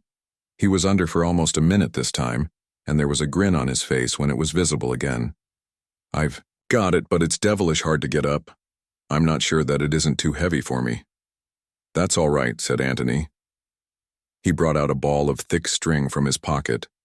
Get this through the handle if you can, and then we can both pull. Good man. He paddled to the side, took one end of the string and paddled back again. Now then. 2 minutes later the bag was safely in the boat. Bill clambered in after it, and Antony rowed back. Well done, Watson, he said quietly as they landed.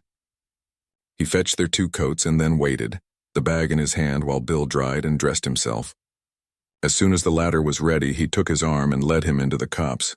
He put the bag down and felt in his pockets. I shall light a pipe before I open it, he said. What about you? Yes. With great care they filled and lit their pipes. Bill's hand was a little unsteady. Antony noticed it and gave him a reassuring smile. Ready? Yes. They sat down, and taking the bag between his knees, Antony pressed the catch and opened it.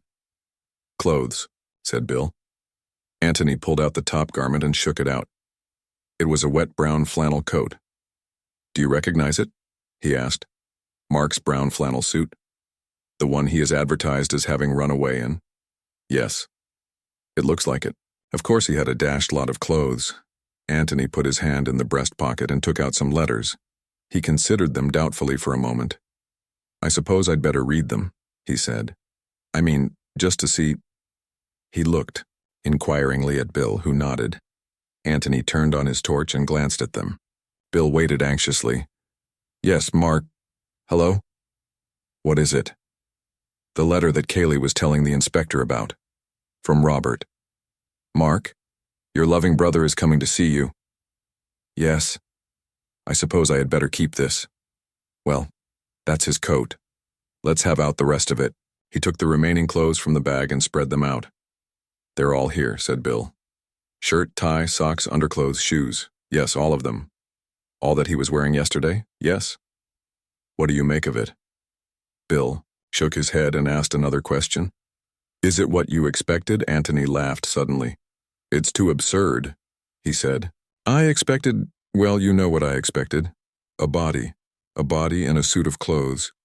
Well, perhaps it would be safer to hide them separately. The body here, and the clothes in the passage, where they would never betray themselves. And now he takes a great deal of trouble to hide the clothes here, and doesn't bother about the body at all. He shook his head. I'm a bit lost for the moment, Bill, and that's the fact. Anything else there? Antony felt in the bag. Stones and, yes, there's something else. He took it out and held it up. There we are, Bill. was the office key. By Jove, you were right. Antony felt in the bag again and then turned it gently upside down on the grass. A dozen large stones fell out, and something else. He flashed down his torch. Another key, he said. He put the 2 keys in his pocket and sat there for a long time in silence, thinking. Bill was silent too, not liking to interrupt his thoughts, but at last he said, "Shall I put these things back?" Antony looked up with a start. "What? Oh yes, no, I'll put them back. You give me a light, will you?" Very slowly and carefully he put the clothes back in the bag, pausing as he took up each garment in the certainty, as it seemed to Bill, that it had something to tell him if only he could read it. When the last of them was inside, he still waited, there on his knees, thinking. "That's the lot," said Bill. Antony nodded at him. "Yes, that's the lot," he said. "And that's the funny thing about it." "You're sure it is the lot?" "What do you mean?" "Give me the torch a moment." He took it and flashed it over the ground between them. "Yes, that's the lot, it's funny." He stood up, the bag in his hands. "Now let's find a hiding place for these and then—" He said no more, but stepped off through the trees, Bill following him meekly. As soon as they had got the bag off their hands and were clear of the cops, Antony became more communicative. He took the 2 keys out of his pocket. "One of them is the office key, I suppose, and the other is the key of the passage cupboard. So I thought that perhaps we might have a look at the cupboard." "I say, do you really think it is?" "Well, I don't see what else it can be. But why should he want to throw it away?"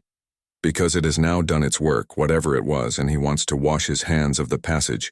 He'd throw the passage away if he could. I don't think it matters much one way or another.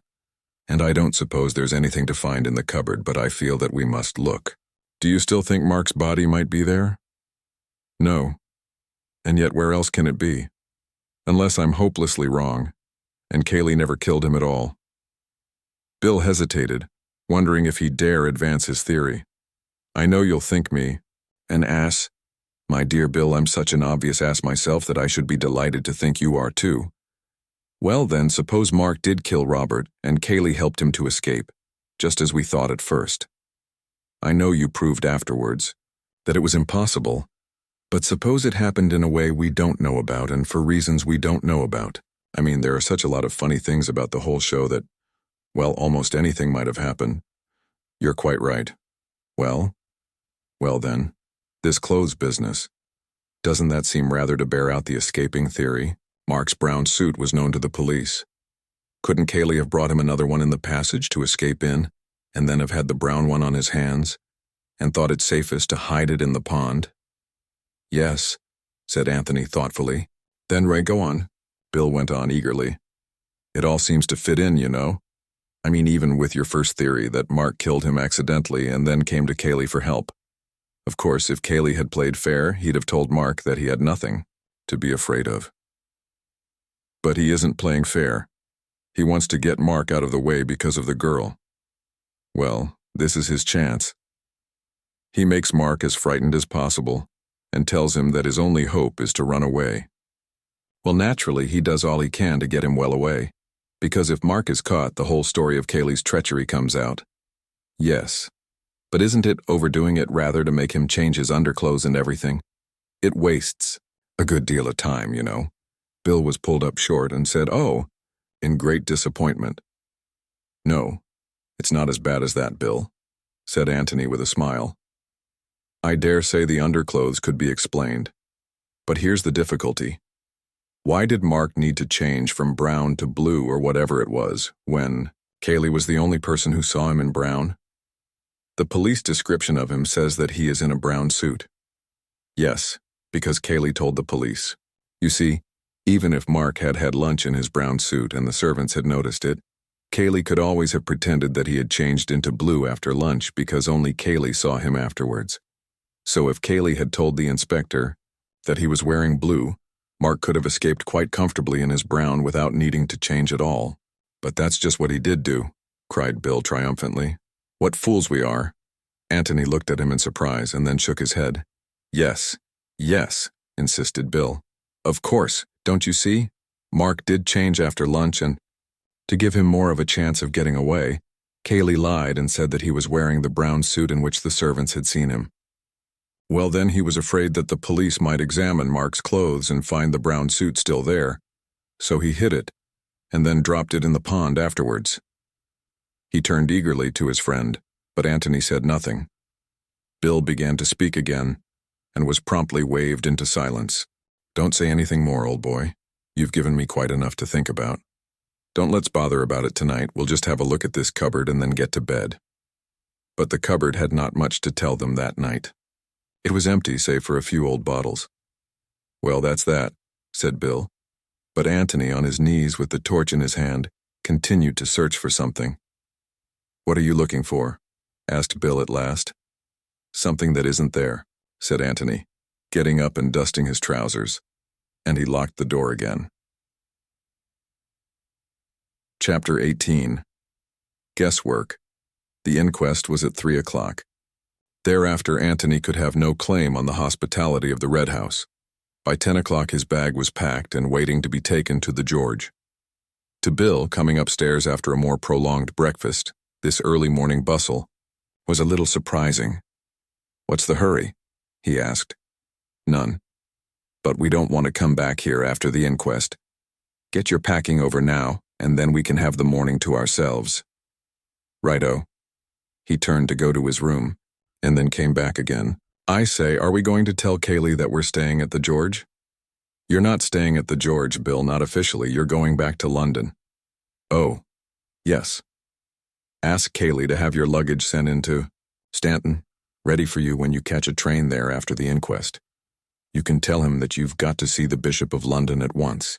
The fact that you are hurrying back to London to be confirmed will make it seem more natural that I should resume my interrupted solitude at the George as soon as you have gone.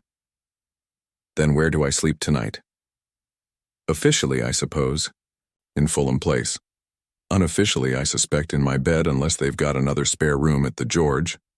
I've put your confirmation robe, your pajamas and brushes and things, in my bag, ready for you. Is there anything else you want to know? No? Then go and pack, and meet me at 10:30 beneath the blasted oak or in the hall or somewhere. I want to talk and talk and talk, and I must have my Watson." "Good," said Bill, and went off to his room. An hour later, having communicated their official plans to Kaylee, they wandered out together into the park. "Well," said Bill as they sat down underneath a convenient tree. "Talk away." "I had many bright thoughts in my bath this morning," began Antony. "The brightest one of all was that we were being damn fools, and working at this thing from the wrong end altogether. Well, that's helpful. Of course, it's very hampering being a detective when you don't know anything about detecting, and when nobody knows that you're doing detection, and you can't have people up to cross-examine them, and you have neither the energy nor the means to make proper inquiries. And in short, when you're doing the whole thing in a thoroughly amateur haphazard way. For amateurs, I don't think we're doing it all badly," protested Bill. "No, not for amateurs. But if we had been professionals, I believe we should have gone at it from the other end, the Robert end. We've been wondering about Mark and Kaylee all the time. Now let's wonder about Robert for a bit. We know so little about him. Well, let's see what we do know. First of all, then, we know vaguely that he was a bad lot, the sort of brother who is hushed up in front of other people. Yes, we know that he announced his approaching arrival to Mark in a rather unpleasant letter, which I have in my pocket. Yes. And then we know rather a curious thing. We know that Mark told you all that this black sheep was coming. Now, why? Did he tell you?"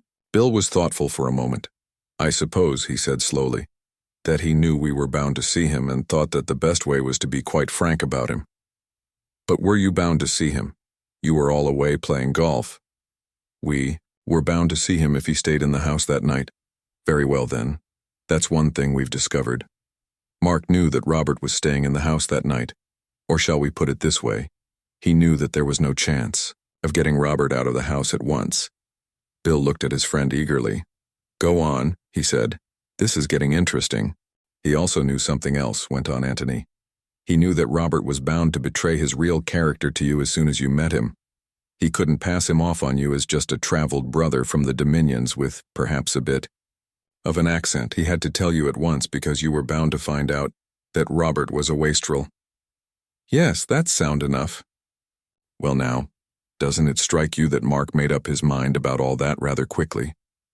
How do you mean? He got this letter at breakfast. He read it, and directly he had read it, he began to confide in you all.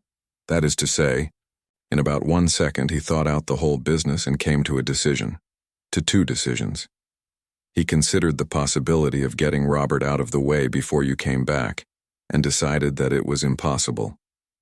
He considered the possibility of Robert's behaving like an ordinary decent person in public, and decided that it was very unlikely. He came to those 2 decisions instantaneously, as he was reading the letter. Isn't that rather quick work? Well, what's the explanation? Antony waited until he had refilled and lighted his pipe before answering. What's the explanation? Well, let's leave it for a moment and take another look at the 2 brothers, in conjunction this time with Mrs. Norbury. Mrs. Norbury, said Bill, surprised. Yes, Mark hoped to marry Miss Norbury. Now, if Robert really was a blot upon the family honor, Mark would want to do one of 2 things. Either keep it from the Norburys altogether, or else, if it had to come out, tell them himself before the news came to them indirectly. Well, he told them. But the funny thing is that he told them the day before Robert's letter came. Robert came and was killed the day before yesterday, Tuesday. Mark told Mrs. Norbury about him on Monday. What do you make of that? Coincidence, said Bill after careful thought. He'd always meant to tell her. His suit was prospering. And just before it was finally settled, he told her. That happened to be Monday. On Tuesday, he got Robert's letter and felt jolly glad that he'd told her in time. Well, it might be that, but it's rather a curious coincidence. And here is something which makes it very curious indeed. It only occurred to me in the bath this morning. Inspiring place, a bathroom. Well, it's this. He told her on Monday morning, on his way to Middleston in the car. Well. Sorry, Tony, I'm dense this morning. In the car, Bill. And how near can the car get to Jallan's? About 600 yards. Yes. And on his way to Middleston, on some business or other, Mark stops. The car, walks 600 yards down the hill to Jallan's, says, Oh, by the way, Mrs. Norbury, I don't think I ever told you that I have a shady brother called Robert. Walks 600 yards up the hill again, gets into the car, and goes off to Middleston. Is that likely?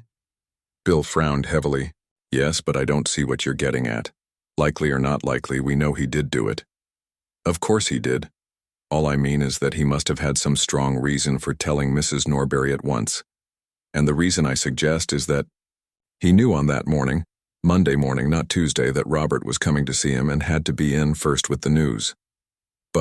But, and that would explain the other point. His instantaneous decision at breakfast to tell you all about his brother. It wasn't instantaneous. He knew on Monday that Robert was coming and decided then that you would all have to know. Then how do you explain the letter? Well, let's have a look at it. Antony took the letter from his pocket and spread it out on the grass between them. Mark, your loving brother is coming to see you tomorrow, all the way from Australia. I give you warning so that you will be able to conceal your surprise, but not, I hope, your pleasure. Expect him at 3 or thereabouts. No date mentioned, you see, said Antony. Just tomorrow. But he got this on Tuesday. Did he? Well, he read it out to us on Tuesday. Oh, yes. He read it out to you. Bill read the letter again, and then turned it over and looked at the back of it. The back of it had nothing to say to him. What about the postmark? He asked. We haven't got the envelope, unfortunately. And you think that he got this letter on Monday? I'm inclined to think so, Bill. Anyhow, I feel almost certain that he knew on Monday that his brother was coming. Is that going to help us much? No. It makes it more difficult. There's something rather uncanny about it all. I don't understand it. He was silent for a little, and then added, I wonder if the inquest is going to help us. What? About last night? I'm longing to hear what you make of that. Have you been thinking it out at all? Last night, said Antony thoughtfully to himself. Yes. Last night wants some explaining. Bill waited hopefully for him to explain. What? For instance, had Antony been looking for in the cupboard? I think, began Antony slowly, that after last night we must give up the idea that Mark has been killed. Killed, I mean, by Kaylee. I don't believe anybody would go to so much trouble to hide a suit of clothes when he had a body on his hands. The body would seem so much more important. I think we may take it now that the clothes are all that Kaylee had to hide. But why not have kept them in the passage? He was frightened of the passage. Miss Norris knew about it. Well then, in his own bedroom, or even in Mark's. For all you or I or anybody knew, Mark might have had 2 brown suits. He probably had, I should think. Probably. But I doubt if that would reassure Kaylee. The brown suit hid a secret, and therefore the brown suit had to be hidden. We all know that in theory the safest hiding place is the most obvious, but in practice very few people have the nerve to risk it. Bill looked rather disappointed. Then we just come back to where we were, he complained. Mark killed his brother, and Kaylee helped him to escape through the passage, either in order to compromise him, or because there was no other way out of it, and he helped him by telling a lie about his brown suit. Antony smiled at him in genuine amusement. Bad luck, Bill, he said sympathetically. There's only one murder after all. I'm awfully sorry about it. It was my fault for— Shut up, you ass. You know I didn't mean that. Well, you seemed awfully disappointed. Bill said nothing for a little, and then with a sudden laugh confessed. It was so exciting yesterday, he said apologetically. And we seemed to be just getting there, and discovering the most wonderful things, and now? Well, it's so much more ordinary. Antony gave a shout of laughter. Ordinary, he cried. Ordinary. Well, I'm dashed. Ordinary. If only one thing would happen in an ordinary way, we might do something. But everything is ridiculous. Bill brightened up again. Ridiculous? How? Every way. Take those ridiculous clothes we found last night. You can explain the brown suit, but why the underclothes? You can explain the underclothes in some absurd way if you like. You can say that Mark always changed his underclothes whenever he interviewed anybody from Australia. But why in that case, my dear Watson? Why didn't he change his collar? His collar? Said Bill in amazement. His collar, Watson. I don't understand. And it's all so ordinary, scoffed Antony. Sorry, Tony, I didn't mean that. Tell me about the collar. Well, that's all. There was no collar in the bag last night. Shirt, socks, tie, everything except a collar. Why?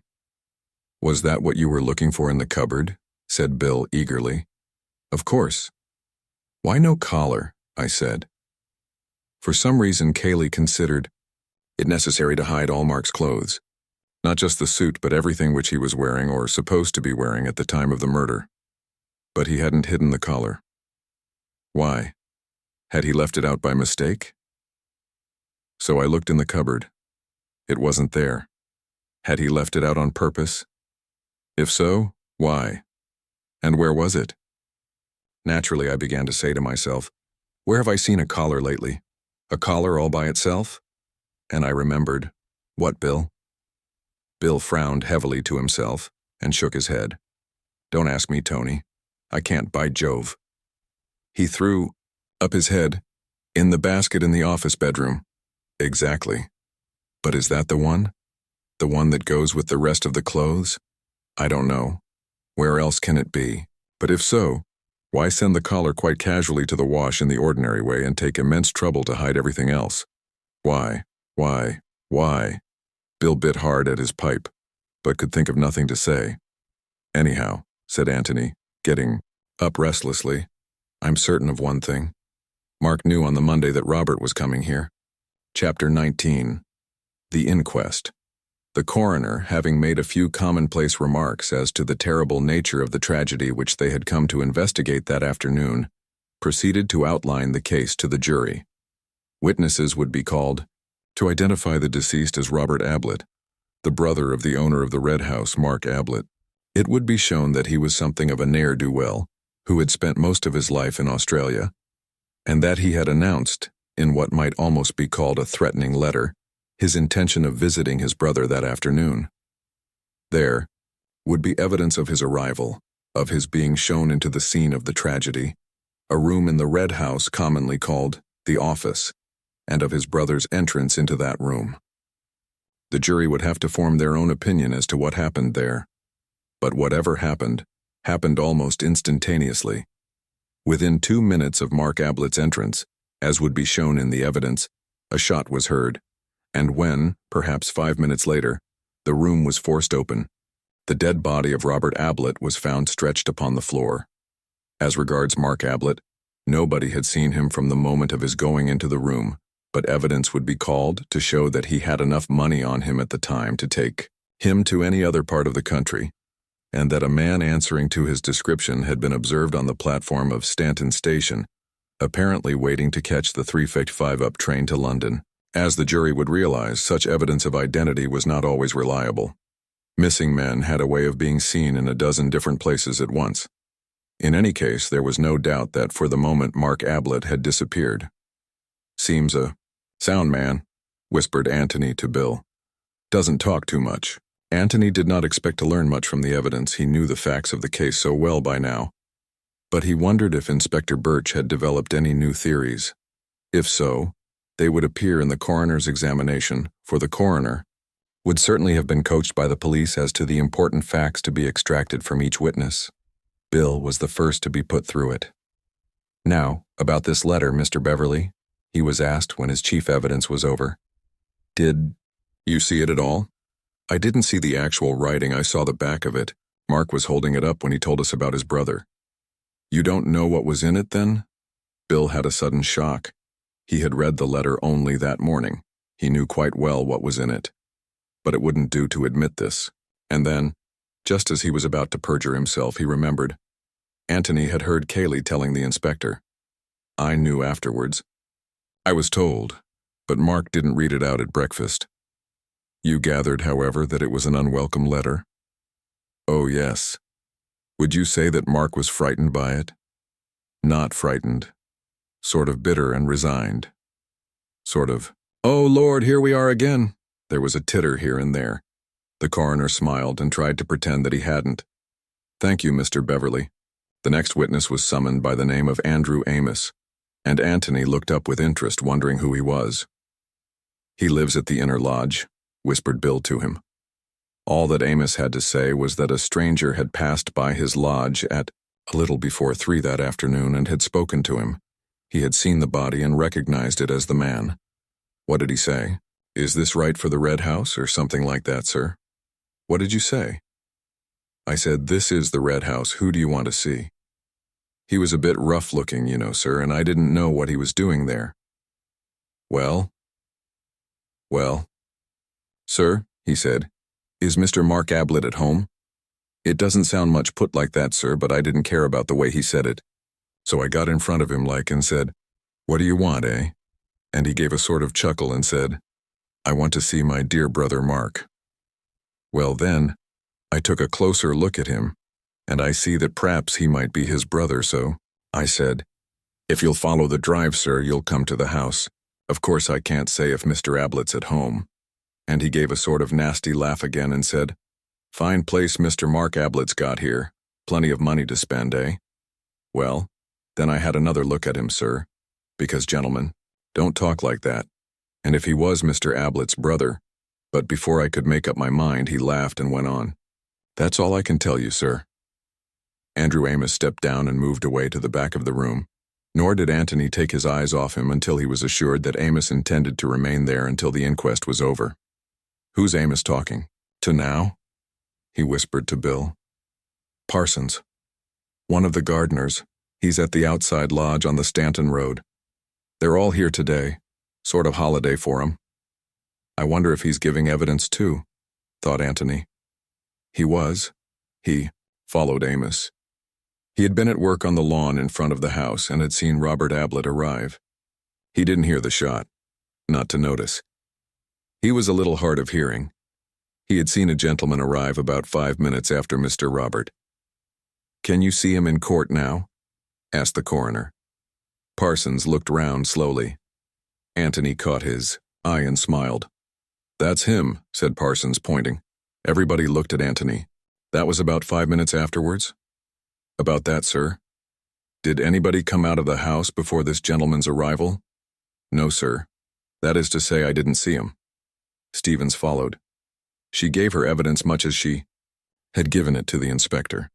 Nothing new was brought out by her examination. Then came Elsie. As the reporters scribbled down what she had overheard, they added in brackets, "sensation" for the first time that afternoon. How soon after you had heard this did the shot come? Asked the coroner. Almost at once. Sir? A minute? I couldn't really say, sir, it was so quick. Were you still in the hall? Oh, no, sir, I was just outside Mrs. Stevens' room. The housekeeper, sir. You didn't think of going back to the hall to see what had happened? Oh, no, sir, I just went into Mrs. Stevens and she said, "Oh, what was that?" Frightened like.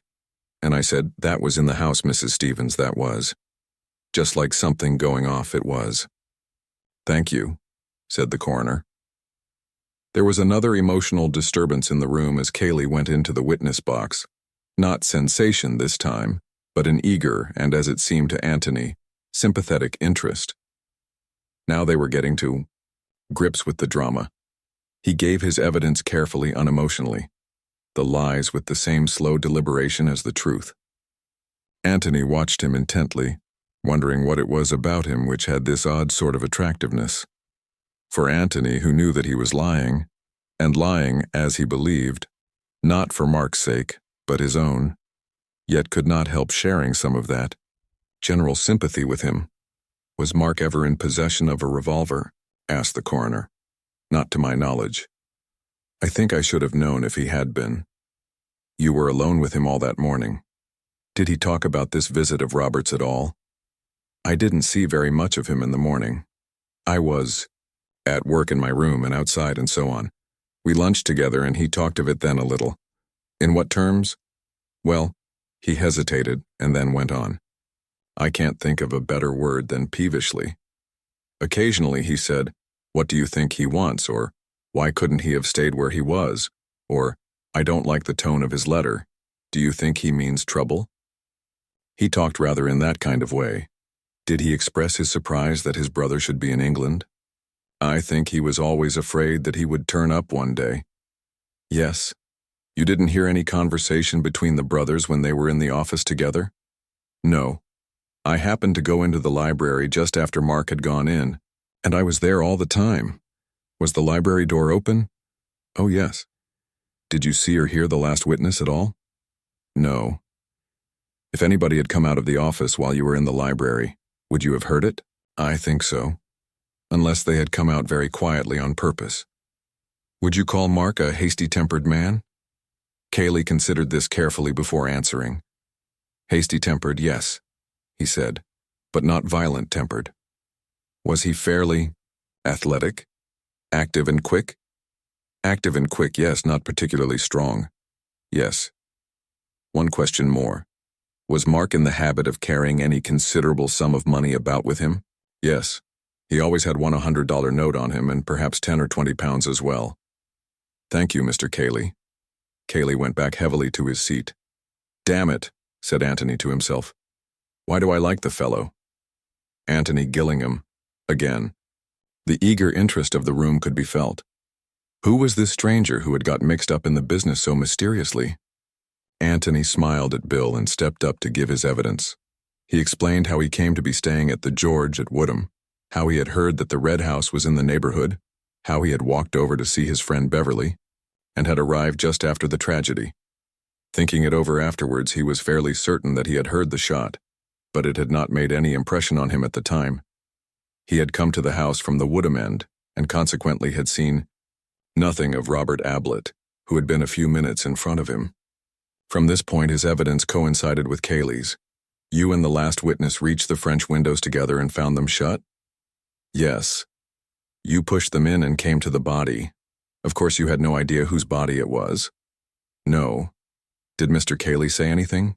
He turned the body over just so as to see the face, and when he saw it, he said, "Thank God." Again, the reporters wrote, "Sensation." Did you understand what he meant by that? I asked him who it was, and he said that it was Robert Ablett. Then he explained that he was afraid at first it was the cousin with whom he lived, Mark. Yes. Did he seem upset? Very much so at first. Less when he found that it wasn't Mark. There was a sudden snigger from a nervous gentleman in the crowd at the back of the room, and the coroner put on his glasses and stared sternly in the direction from which it came. The nervous gentleman hastily decided that the time had come to do up his bootlace. The coroner put down his glasses and continued. Did anybody come out of the house while you were coming up the drive? No. Thank you, Mr. Gillingham, jury. Was followed by Inspector Birch. The inspector, realizing that this was his afternoon and that the eyes of the world were upon him, produced a plan of the house and explained the situation of the different rooms. The plan was then handed to the jury. Inspector Birch, so he told the world, had arrived at the Red House at 4:42 p.m. on the afternoon in question. He had been received by Mr. Matthew Cayley, who had made a short statement to him, and he had then proceeded to examine the scene of the crime. The French windows had been forced from outside. The door leading into the hall was locked. He had searched the room thoroughly and had found no trace of a key. In the bedroom leading out of the office, he had found an open window. There were no marks on the window, but it was a low one and, as he found from experiment, quite easy to step out of without touching it with the boots. A few yards outside the window, a shrubbery began. There were no recent footmarks outside the window, but the ground was in a very hard condition owing to the absence of rain. In the shrubbery, however, he found several twigs on the ground, recently broken off, together with other evidence that somebody had been forcing its way through. He had questioned everybody connected with the estate, and none of them had been into the shrubbery recently. By forcing a way through the shrubbery, it was possible for a person to make a detour of the house and get to the Stanton end of the park without ever being in sight of the house itself. He had made inquiries about the deceased. Deceased had left for Australia some 15 years ago, owing to some financial trouble at home. Deceased was not well spoken of in the village from which he and his brother had come. Deceased and his brother had never been on good terms, and the fact that Mark Ablett had come into money had been a cause of great bitterness between them. It was shortly after this that Robert had left for Australia. He had made inquiries at Seoyum Stanton Station. It had been market day at Stanton, and the station had been more full of arrivals than usual. Nobody had particularly noticed the arrival of Robert Ablett. There had been a good many passengers by the 2:10 train that afternoon, the train by which Robert had undoubtedly come from London. A witness, however, would state that he noticed a man resembling Mark Ablett at the station at 3:53 p.m. that afternoon, and this man caught the 3:55 up train to town. There was a pond in the grounds of the Red House. He had dragged this, but without result. Antony listened to him carelessly, thinking his own thoughts all the time. Medical evidence followed, but there was nothing to be got from that. He felt so close to the truth. At any moment something might give his brain the one little hint which it wanted. Inspector Birch was just pursuing the ordinary. Whatever else this case was, it was not ordinary. There was something uncanny about it. John Borden was giving evidence. He was on the up platform seeing a friend off by the 3:55 on Tuesday afternoon. He had noticed a man on the platform with coat collar turned up and a scarf round his chin. He had wondered why the man should do this on such a hot day. The man seemed to be trying to escape observation. Directly the train came in, he hurried into a carriage, and so on. There's always a John Borden at every murder case, said Antony to himself. Have you ever seen Mark Ablett? Once or twice, sir. Was it he? I never really got a good look at him, sir, what with his collar turned up and the scarf and all. But directly I heard of the sad affair, and that Mr. Ablett was missing, I said to Mrs. Borden, now I wonder if that was Mr. Ablett I saw. At the station? So then we talked it over and decided that I ought to come and tell Inspector Birch. It was just Mr. Ablett's height, sir. Antony went on with his thoughts. The coroner was summing up. The jury, he said, had now heard all the evidence and would have to decide what had happened in that room between the two brothers.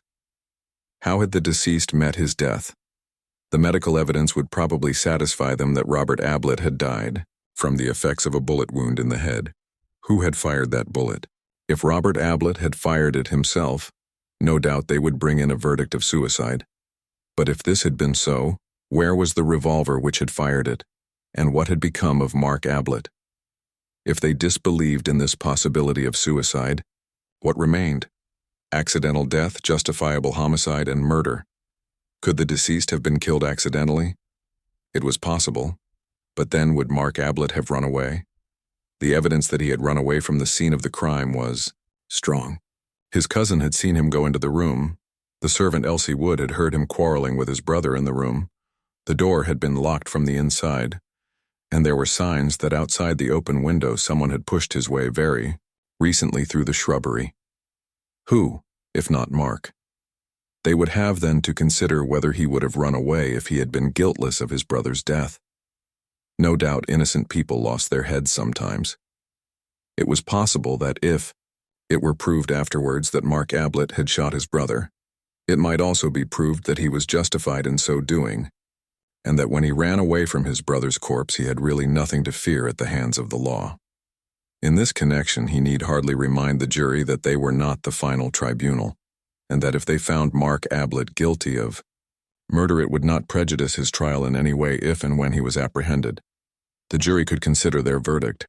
They considered it.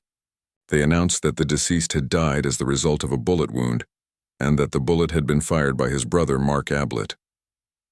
Bill turned round to Antony at his side, but Antony was gone. Across the room he saw Andrew Amos and Parsons going out of the door together, and Antony was between them. Chapter 20. Mr. Beverly is tactful. The inquest had been held at the Lamb at Stanton. At Stanton, Robert Ablett was to be buried next day. Bill waited about outside for his friend, wondering where he had gone. Then, realizing that Kaylee would be coming out to his car directly, and that a farewell talk with Kaylee would be a little embarrassing, he wandered round to the yard at the back of the inn, lit a cigarette, and stood surveying a torn and weather-beaten poster on the stable wall. Grand Theatrical Enter, it announced, to take place on Wednesday decimoon. Bill smiled to himself as he looked at it, for the part of Joe, a loquacious postman, had been played by William B. Beverell, as the remnants of the poster still maintained, and he had been much less loquacious than the author had intended, having forgotten his words completely. But it had all been great fun, and then he stopped smiling, for there would be no more fun now at the Red House. "Sorry to keep you waiting," said the voice of Antony behind him. "My old friends Amos and Parsons insisted on giving me a drink." He slipped his hand into the crook of Bill's arm and smiled happily at him. "Why were you so keen about them?" asked Bill a little resentfully. "I couldn't think where on earth you had got to." Antony didn't say anything. He was staring at the poster. "When did this happen?" he asked. "What?" Antony waved to the poster. "Oh, that. Last Christmas. It was rather fun." Antony began to laugh to himself. "Were you good?" "Rotten. I don't profess to be an actor." "Mark good?" "Oh, rather. He loves it." "Reverend Henry Stutters, Mr. Matthew K.," read Antony. "Was that our friend Kaylee?" "Yes." "Any good?" "Well, much better than I expected. He wasn't keen, but Mark made him. Miss Norris wasn't playing, I see." "My dear Tony, she's a professional." "Of course she wasn't." Antony laughed again. "A great success, was it?" "Oh, rather. I'm a fool, and a damned fool," Antony announced solemnly. "And a damned fool," he said again under his breath as he led Bill away from the poster and out of the yard into the road. "And a damn fool, even now." He broke off and then asked suddenly, "Did Mark ever have much trouble with his teeth?" "He went to his dentist a good deal." "But what on earth?" Antony laughed a third time. "What luck," he chuckled. "But how do you know?" "We go to the same man. Mark recommended him to me. Cartwright in Wimpole Street." "Cartwright in Wimpole Street," repeated Antony thoughtfully. "Yes, I can remember that.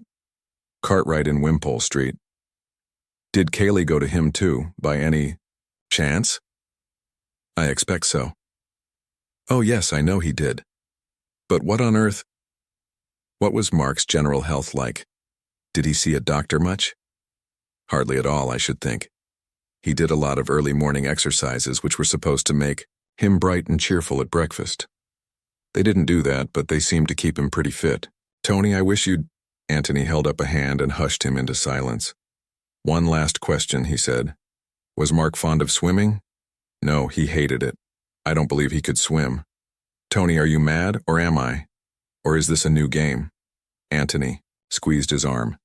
"Dear old Bill," he said. "It's a game, what a game. And the answer is Cartwright and Wimpole Street." They walked in silence for half a mile or so along the road to Woodham. Bill tried 2 or 3 times to get his friend to talk, but Antony had only grunted in reply. He was just going to make another attempt when Antony came to a sudden stop and turned to him anxiously. "I wonder if you'd do something for me," he said, looking at him with some doubt. "What sort of thing?" "Well, it's really dashed important. It's just the one thing I want now." Bill was suddenly enthusiastic again. "I say, have you really found it all out?" Antony nodded. "At least I'm very nearly there, Bill. There's just this one thing I want now. It means you're going back to Stanton." "Well, we haven't come far. It won't take you long. Do you mind?" "My dear Holmes, I am at your service." Antony gave him a smile and was silent for a little, thinking, "Is there another inn at Stanton, fairly close to the station? The Plough and Horses, just at the corner where the road goes up to the station? Is that the one you mean?" "That would be the one. I suppose you could do with a drink, couldn't you?" "Rather," said Bill with a grin. "Good. Then have one at the Plough and Horses.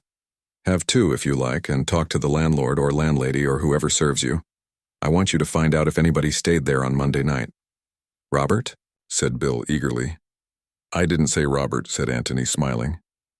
"I just want you to find out if they had a visitor who slept there on Monday night. A stranger. If so, then any particulars you can get of him without letting the landlord know that you are interested." "Leave it to me," broke in Bill. "I know just what you want. Don't assume that it was Robert, or anybody else. Let them describe the man to you. Don't influence them unconsciously by suggesting that he was short or tall or anything of that sort. Just get them talking. If it's the landlord, you'd better stand him a drink or 2. "Right you are," said Bill confidently. "Where do I meet you again?" "Probably at the George. If you get there before me, you can order dinner for 8 o'clock. Anyhow, we'll meet at 8, if not before." "Good." He nodded to Antony and strode off back to Stanton again. Antony stood watching him with a little smile at his enthusiasm. Then he looked round slowly, as if in search of something. Suddenly he saw what he wanted. 20 yards farther on a lane, wandered off to the left, and there was a gate a little way up on the right-hand side of it. Antony walked to the gate, filling his pipe as he went. Then he lit his pipe, sat on the gate, and took his head in his hands. "Now then," he said, to himself, "then let's begin at the beginning." It was nearly 8 o'clock when William Beverly, the famous sleuth hound, arrived, tired and dusty, at the George, to find Antony, cool and clean, standing bareheaded at the door, waiting for him. "Is dinner ready?" were Bill's first words. "Yes." "Then I'll just have a wash." "Lord, I'm tired." "I never ought to have asked you," said Antony penitently. "That's all right. I shan't be a moment." Halfway up the stairs he turned round and asked, "Am I in your room?" "Yes, do you know the way?" "Yes. Start carving, will you? And order lots of beer." He disappeared round the top of the staircase. Antony went slowly in. When the first edge of his appetite had worn off, and he was able to spare a little time between the mouthfuls, Bill gave an account of his adventures. The landlord of the Plough and Horses had been sticky, decidedly sticky. Bill had been unable at first to get anything out of him. But Bill had been tactful. Lord bless you, how tactful he had been. He kept on about the inquest and what a queer affair it had been and so on, and how there'd been an inquest in his wife's family once, which he seemed rather proud about, and I kept saying, "Pretty busy, I suppose, just now, what?" And then he'd say, "Middlin'," and go on again about Susan. That was the one that had the inquest. He talked about it as if it were a disease. And then I'd try again and say, "Slack times, I expect, just now, eh?" And he'd say "Middlin'" again, and then it was time to offer him another drink, and I didn't seem to be getting much nearer. But I got him at last. I asked him if he knew John Borden. He was the man who said he'd seen Mark at the station. Well, he knew all about Borden, and after he'd told me all about Borden's wife's family, and how one of them had been burnt to death, after you with the beer. Thanks. Well, then I said carelessly that it must be very hard to remember anybody whom you had just seen once, so as to identify him afterwards, and he agreed that it would be middlin' hard, and then, give me 3 guesses, interrupted Antony. You asked him if he remembered everybody who came to his inn? That's it, bright, wasn't it? Brilliant, and what was the result? The result was a woman. A woman? Said Antony eagerly. A woman, said Bill impressively. Of course I thought it was going to be Robert, so did you, didn't you? But it wasn't. It was a woman. Came quite late on Monday night in a car, driving herself, went off early next morning. Did he describe her? Yes, she was middlin' tall, middlin' age, middlin' color, and so on. Doesn't help much, does it? But still, a woman. Does that upset your theory? Antony shook his head. No, Bill, not at all, he said. You knew all the time? At least you guessed? Wait till tomorrow. I'll tell you everything tomorrow. Tomorrow, said Bill in great disappointment. Well, I'll tell you one thing tonight, if you'll promise not to ask any more questions, but you probably know it already. What is it? Only that Mark Ablett did not kill his brother. And Kaylee did? That's another question, Bill. However, the answer is that Kaylee didn't either. Then who on earth? Have some more beer, said Antony with a smile, and Bill had to be content with that. They were early to bed that evening, for both of them were tired. Bill slept loudly and defiantly, but Antony lay awake, wondering. What was happening at the Red House now? Perhaps he would hear in the morning. Perhaps he would get a letter. He went over the whole story again from the beginning. Was there any possibility of a mistake? What would the police do? Would they ever find out? Ought he to have told them? Well, let them find out, it was their job. Surely he couldn't have made a mistake this time. No good wondering now. He would know definitely in the morning. In the morning there was a letter for him. Chapter 21. Kaylee's Apology. My dear Mr. Gillingham, I gather from your letter that you have made certain discoveries which you may feel it your duty to communicate to the police, and that in this case my arrest on a charge of murder would inevitably follow. Why, in these circumstances, you should give me such ample warning of your intentions I do not understand, unless it is that you are not wholly out of sympathy with me. But whether or not you sympathize, at any rate you will want to know, and I want you to know, the exact manner in which Ablett met his death and the reasons which made that death necessary. If the police have to be told anything, I would rather that they too knew the whole story. They, and even you, may call it murder, but by that time I shall be out of the way. Let them call it what they like. I must begin by taking you back to a summer day 15 years ago, when I was a boy of 13 and Mark a young man of 25. His whole life was make-believe, and just now he was pretending to be a philanthropist. He sat in our little drawing room, flicking his gloves against the back of his left hand, and my mother, good soul, thought what a noble young gentleman he was. And Philip and I hastily washed and crammed into collars, stood in front of him, nudging each other and kicking the backs of our heels and cursing him in our hearts for having interrupted our game. He had decided to adopt one of us, kind cousin Mark. Heaven knows why he chose me. Philip was 11, 2 years longer to wait. Perhaps that was why. Well, Mark educated me. I went to a public school and to Cambridge, and I became his secretary. Well, much more than his secretary, as your friend Beverly perhaps has told you. His land agent, his financial advisor, his courier, but this most of all, his audience. Mark could never live alone. There must always be somebody to listen to him.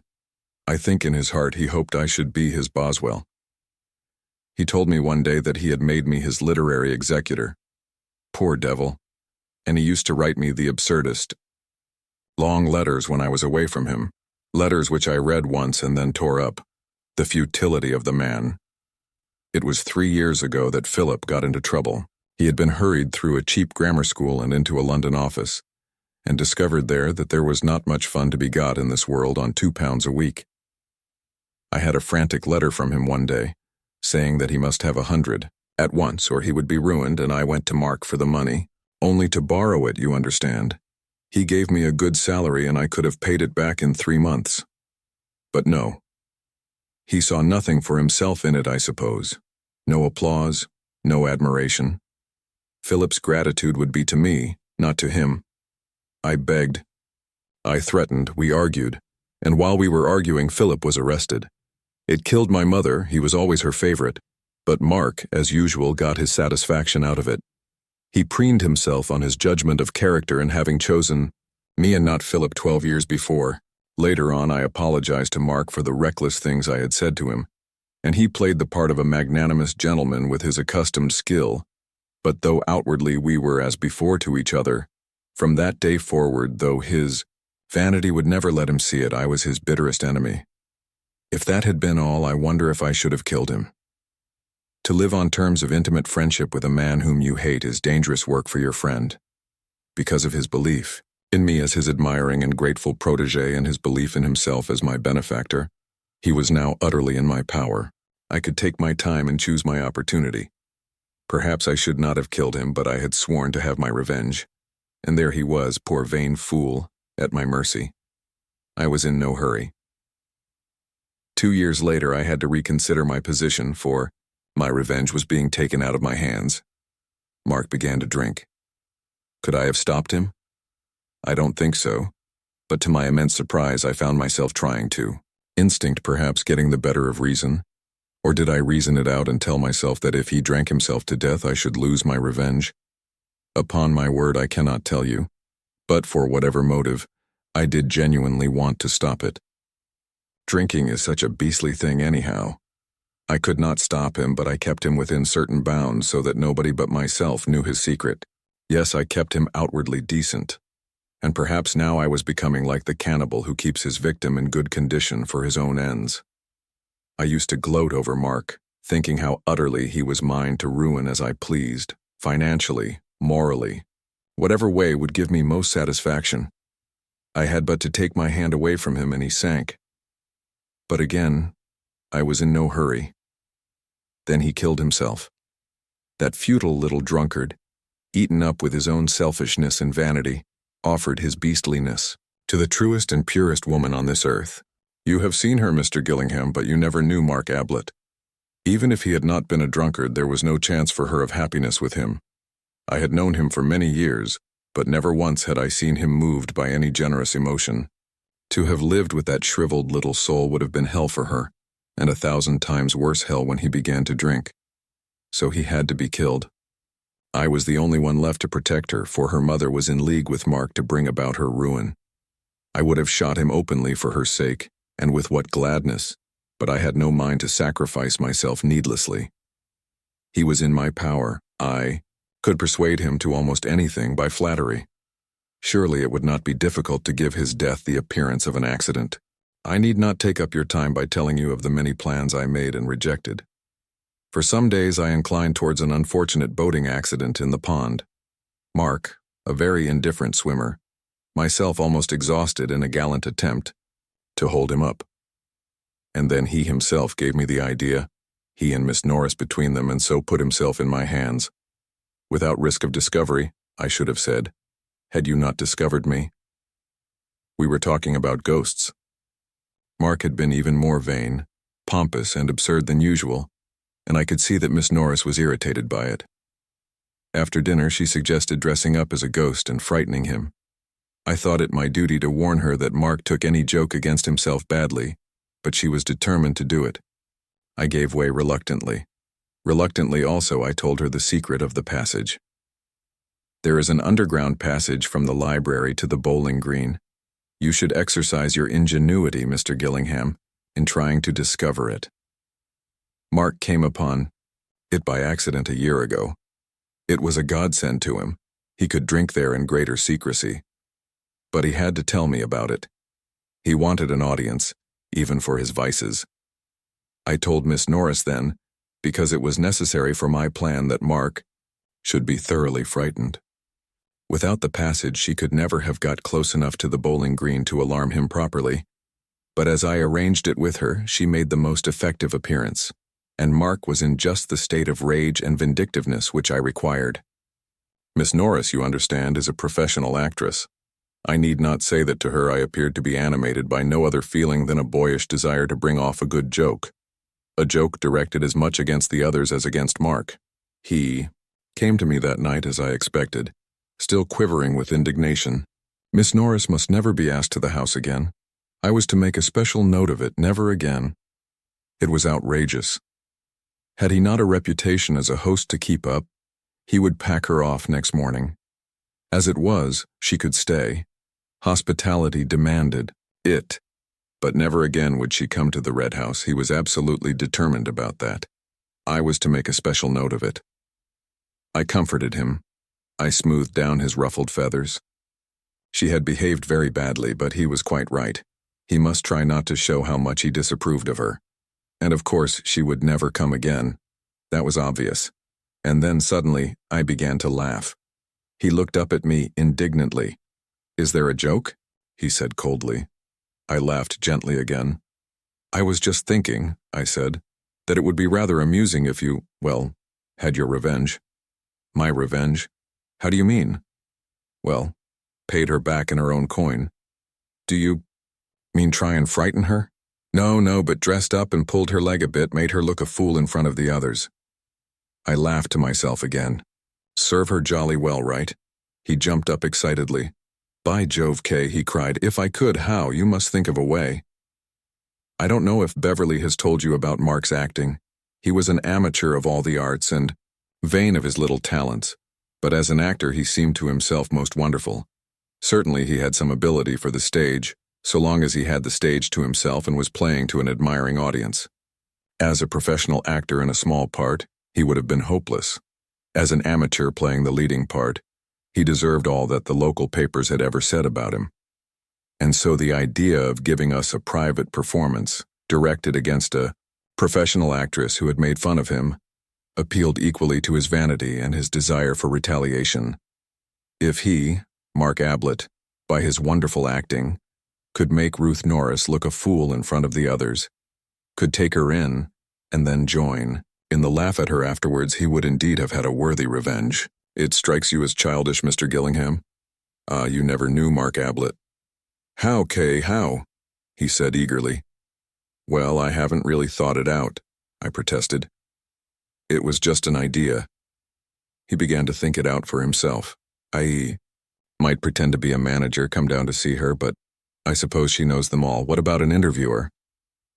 It's going to be difficult, I said thoughtfully. You've got rather a characteristic face, you know, and your beard— I'd shave it off, he snapped. My dear Mark. He looked away and mumbled, I've been thinking of taking it off anyhow, and besides, if I'm going to do the thing, I'm going to do it properly. Yes, you always were an artist, I said, looking at him admiringly. He purred. To be called an artist was what he longed. For most. Now I knew that I had him. All the same, I went on, even without your beard and mustache you might be recognizable. Unless, of course, and I broke off. Unless what? You pretend to be Robert. I began to laugh to myself again. By Jove, I said. That's not a bad idea. Pretend to be Robert, the wastrel brother, and make yourself objectionable. To Miss Norris, borrow money from her and that sort of thing. He looked at me with his bright little eyes, nodding eagerly. Robert, he said. Yes, how shall we work it? There was really a Robert, Mr. Gillingham, as I have no doubt you and the inspector both discovered. And he was a wastrel, and he went to Australia. But he never came to the Red House on Tuesday afternoon. He couldn't have because he died unlamented 3 years ago. But there was nobody who knew this save Mark and myself, for Mark was the only one of the family left, his sister having died last year. Though I doubt anyhow, if she knew whether Robert was alive or dead. He was not talked about. For the next 2 days, Mark and I worked out our plans. You understand by now that our aims were not identical. Mark's endeavor was that his deception should last for, say, a couple of hours. Mine that it should go to the grave with him. He had only to deceive Miss Norris and the other guests. I had to deceive the world. When he was dressed up as Robert, I was going to kill him. Robert would then be dead. Mark, of course, missing. What could anybody think but that Mark had killed Robert? But you see how important it was for Mark to enter fully into his latest and last impersonation. Half measures would be fatal. You will say that it was impossible to do the thing thoroughly. Enough. I answer again that you never knew Mark. He was being what he wished most to be, an artist. No Othello ever blacked himself all over with such enthusiasm as did Mark. His beard was going anyhow, possible a chance remark of Miss Norbury's helped here. She did not like beards. But it was important for me that the dead man's hands should not be the hands of a manicured gentleman. 5 minutes playing upon the vanity of the artist settled his hands. He let the nails grow and then cut them raggedly. Miss Norris would notice your hands at once, I had said. Besides, as an artist, so with his underclothes. It was hardly necessary to warn him that his pants might show above the edge of his socks. As an artist, he had already decided upon Robertian pants. I bought them, and other things, in London for him. Even if I had not cut out all trace of the maker's name, he would instinctively have done it. As an Australian and an artist, he could not have an East London address on his underclothes. Yes, we were doing the thing thoroughly, both of us. He as an artist, I as a, well, you may say murderer if you like, I shall not mind now. Our plans were settled. I went to London on the Monday and wrote him a letter from Robert. The artistic touch again. I also bought a revolver. On the Tuesday morning, he announced the arrival of Robert at the breakfast table. Robert was now alive. We had 6 witnesses to prove it, 6 witnesses who knew that he was coming that afternoon. Our private plan was that Robert should present himself at 3 o'clock, in readiness for the return of the golfing party shortly afterwards. The maid would go to look for Mark and, having failed to find him, come back to the office to find me entertaining Robert in Mark's absence. I would explain that Mark must have gone out somewhere, and would myself introduce the wastrel brother to the tea table. Mark's absence would not excite any comment, for it would be generally felt, indeed Robert would suggest it, that he had been afraid of meeting his brother. Then Robert would make himself amusingly offensive to the guests, particularly, of course, Miss Norris, until he thought that the joke had gone far enough. That was our private plan. Perhaps I should say that it was Mark's private plan. My own was different. The announcement at breakfast went well. After the golfing party had gone off, we had the morning in which to complete our arrangements. What I was chiefly concerned about was to establish as completely as possible the identity of Robert. For this reason, I suggested to Mark that, when dressed, he should go out by the secret passage to the bowling green and come back by the drive, taking care to enter into conversation with the lodge keeper. In this way, I would have 2 more witnesses of Robert's arrival, first the lodge keeper and secondly one of the gardeners whom I would have working on the front lawn. Mark, of course, was willing enough. He could practice his Australian accent on the lodge keeper. It was really amusing to see how readily he fell into every suggestion which I made. Never was a killing more carefully planned by its victim. He changed into Robert's clothes in the office bedroom. This was the safest way for both of us. When he was ready, he called me in and I inspected him. It was extraordinary how, well, he looked the part. I suppose that the signs of his dissipation had already marked themselves on his face, but had been concealed hitherto by his mustache and beard. For now that he was clean-shaven, they lay open to the world from which we had so carefully hidden them, and he was indeed the wastrel which he was pretending to be. "By Jove, you're wonderful," I said. He smirked and called my attention to the various artistic touches which I might have missed. "Wonderful," I said to myself again. Nobody could possibly guess. I peered into the hall. It was empty. We hurried across to the library. He got into the passage and made off. I went back to the bedroom, collected all his discarded clothes, did them up in a bundle and returned with them to the passage. Then I sat down in the hall and waited. You heard the evidence of Stevens, the maid. As soon as she was on her way to the temple in search of Mark, I stepped into the office. My hand was in my side pocket, and in my hand was the revolver. He began at once in his character of Robert, some rigmarole about working his passage over from Australia. A little private performance for my edification." Then in his natural voice, gloating over his well-planned retaliation on Miss Norris, he burst out, "It's my turn now. You wait." It was this which Elsie heard.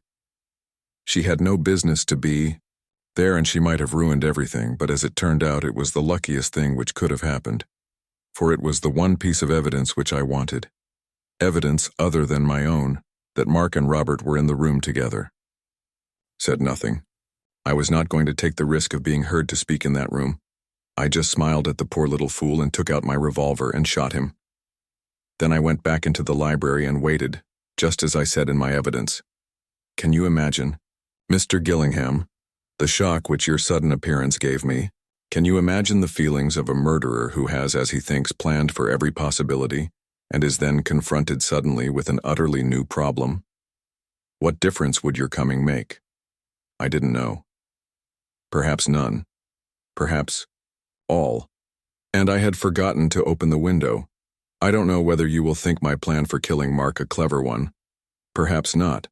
But if I do deserve any praise in the matter, I think I deserve it for the way I pulled myself together in the face of the unexpected catastrophe of your arrival. Yes, I got a window open, Mr. Gillingham, under your very nose. The right window, too, you were kind enough to say. And the keys, yes, that was clever of you, but I think I was cleverer. I deceived you over the keys, Mr. Gillingham, as I learnt when I took the liberty of listening to a conversation on the bowling green between you and your friend Beverly. Where was I? Ah, you must have a look for that secret passage, Mr. Gillingham. But, what am I saying? Did I deceive you at all? You have found out the secret, that Robert was Mark, and that is all that matters. How have you found out? I shall never know now. Where did I go wrong? Perhaps you have been deceiving me all the time. Perhaps you knew about the keys, about the window, even about the secret passage. You are a clever man, Mr. Gillingham. I had Mark's clothes on my hands. I might have left them in the passage, but the secret of the passage was now out. Miss Norris knew it. That was the weak point of my plan, perhaps, that Miss Norris had to know it. So I hid them in the pond, the inspector having obligingly dragged it for me first. A couple of keys joined them, but I kept the revolver. Fortunate, wasn't it, Mr. Gillingham? I don't think that there is any more to tell you. This is a long letter, but then it is the last which I shall write. There was a time when I hoped that there might be a happy future for me. Not at the Red House, not alone. Perhaps it was never more than an idle daydream, for I'm no more worthy of her than Mark was. But I could have made her happy, Mr. Gillingham. God, how I would have worked to make her happy. But now that is impossible. To offer her the hand of a murderer would be as bad as to offer her the hand of a drunkard. And Mark died for that. I saw her this morning. She was very sweet. It is a difficult world to understand. Well, we are all gone now, the Ablets and the Cayleys.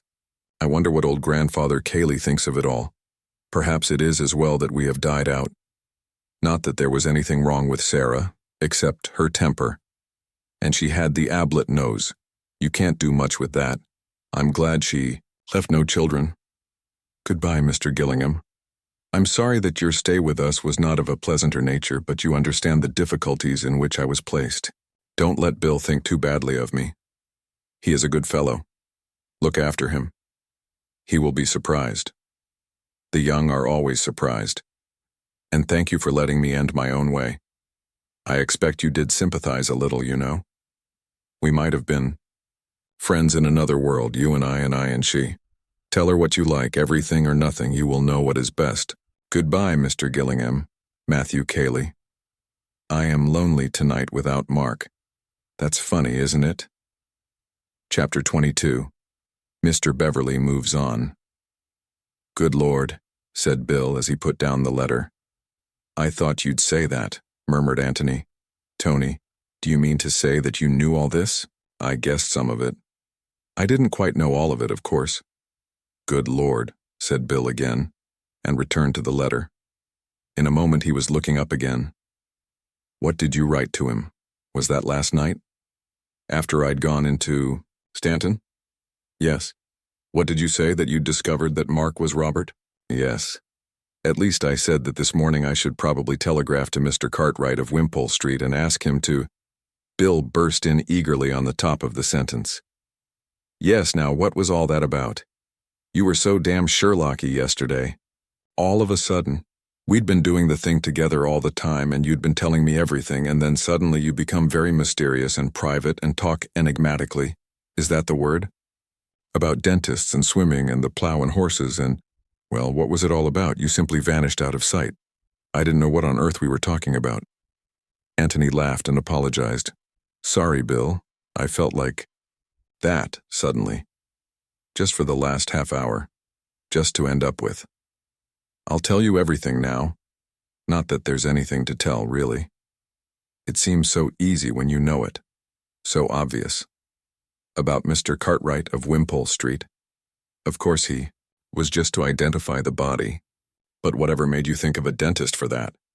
Who could do it better? Could you have done it? How could you? You'd never gone bathing with Mark. You'd never seen him stripped.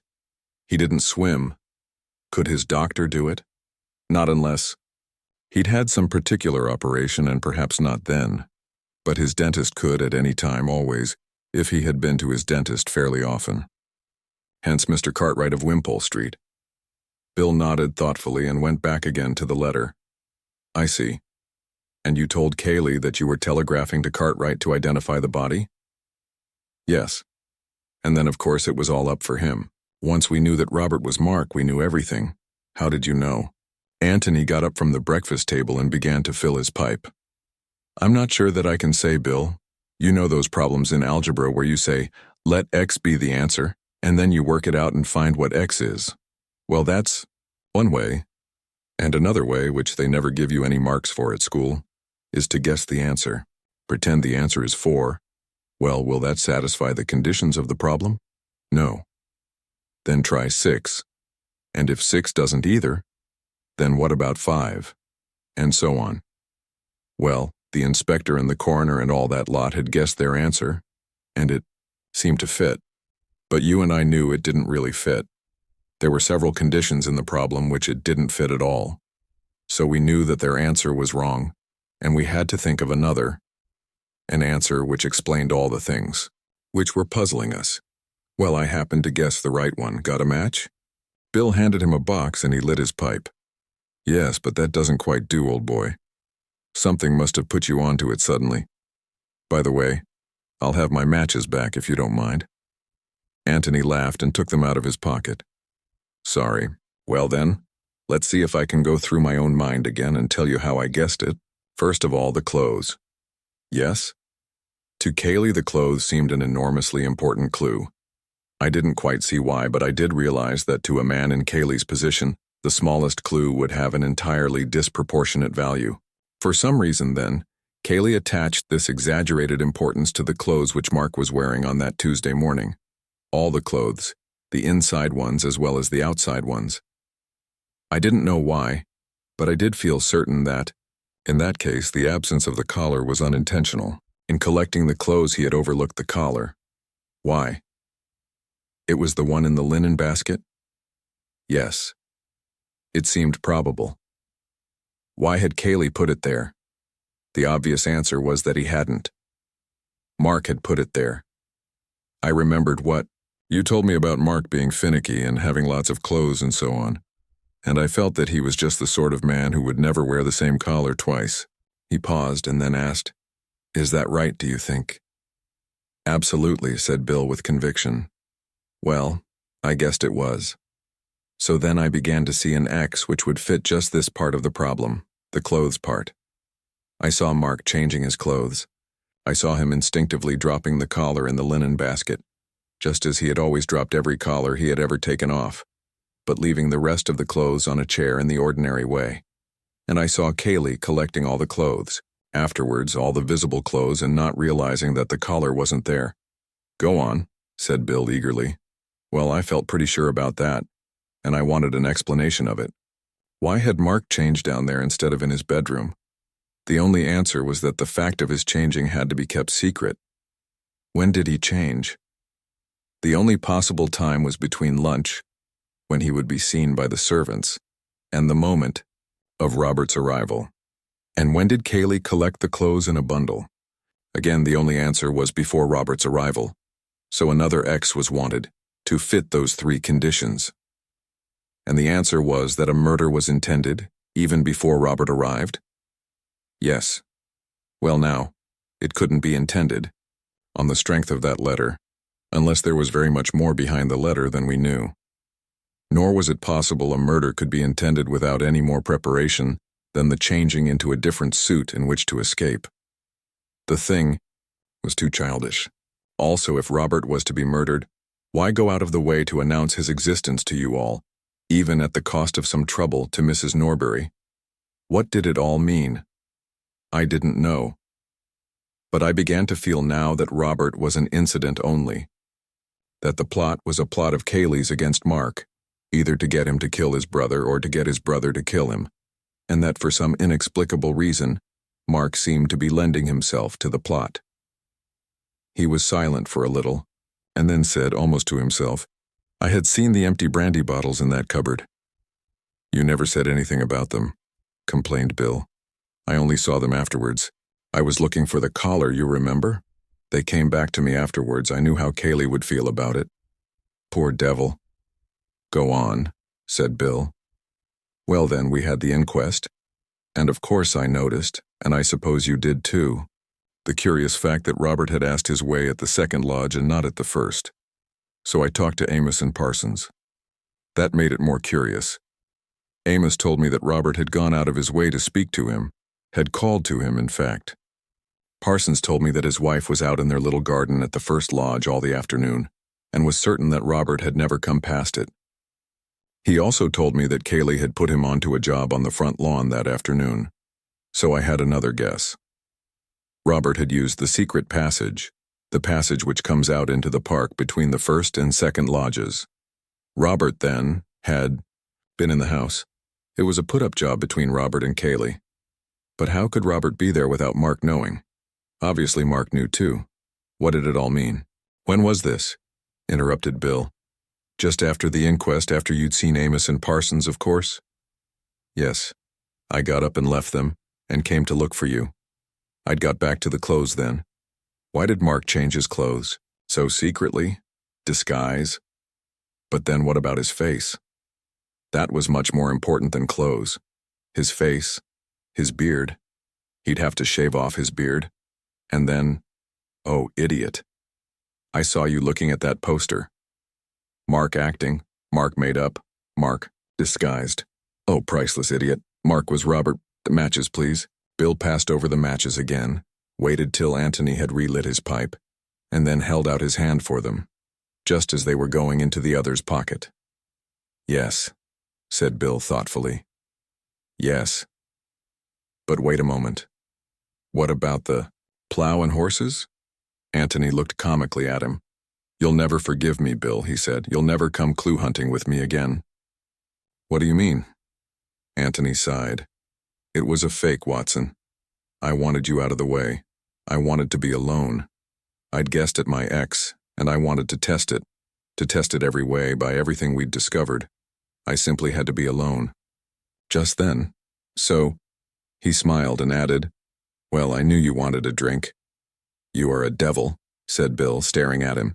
And your interest when I told you that a woman had been staying there? Well, it was only polite to be interested, when you'd taken so much trouble. You brute, you Sherlock, and then you keep trying to steal my matches. Well, go on. That's all. My ex fitted. Did you guess Miss Norris and all that? Well, not quite. I didn't realize that Kaylee had worked for it from the beginning, had put Miss Norris up to frightening Mark. I thought he'd just seized the opportunity. Bill was silent for a long time. Then, puffing at his pipe, he said slowly, Has Kaylee shot himself? Antony shrugged his shoulders. Poor devil, said Bill. It was decent of you to give him a chance. I'm glad you did. I couldn't help liking Kaylee in a kind of way, you know. He's a clever devil. If you hadn't turned up just when you did, he would never have been found out. I wonder. It was ingenious, but it's often the ingenious thing which gets found out. The awkward thing from Kaylee's point of view was that, though Mark was missing, neither he nor his body could ever be found. Well, That doesn't often happen with a missing man. He generally gets discovered in the end. A professional criminal, perhaps not, but an amateur like Mark. He might have kept the secret of how he killed Mark, but I think it would have become obvious sooner or later that he had killed him. Yes, there's something in that. Oh, just tell me one thing. Why did Mark tell Miss Norbury about his imaginary brother? That's puzzled me rather too, Bill. It may be that he was just doing the Othello business, painting himself black all over. I mean, he may have been so full of his appearance as Robert that he had almost got to believe in Robert and had to tell everybody. More likely, though, he felt that, having told all of you at the house, he had better tell Miss Norbury in case she met one of you, in which case, if you mentioned the approaching arrival of Robert, she might say, "Oh, I'm certain he has no brother." He would have told me if he had, and so spoil his joke. Possibly, too, Kaylee put him onto it. Kaylee obviously wanted as many people as possible to know about Robert. Are you going to tell the police? Yes, I suppose they'll have to know. Kaylee may have left another confession. I hope he won't give me away. You see, I've been a sort of accessory since yesterday evening, and I must go and see Miss Norbury. I asked, explained Bill, because I was wondering what I should say to Betty.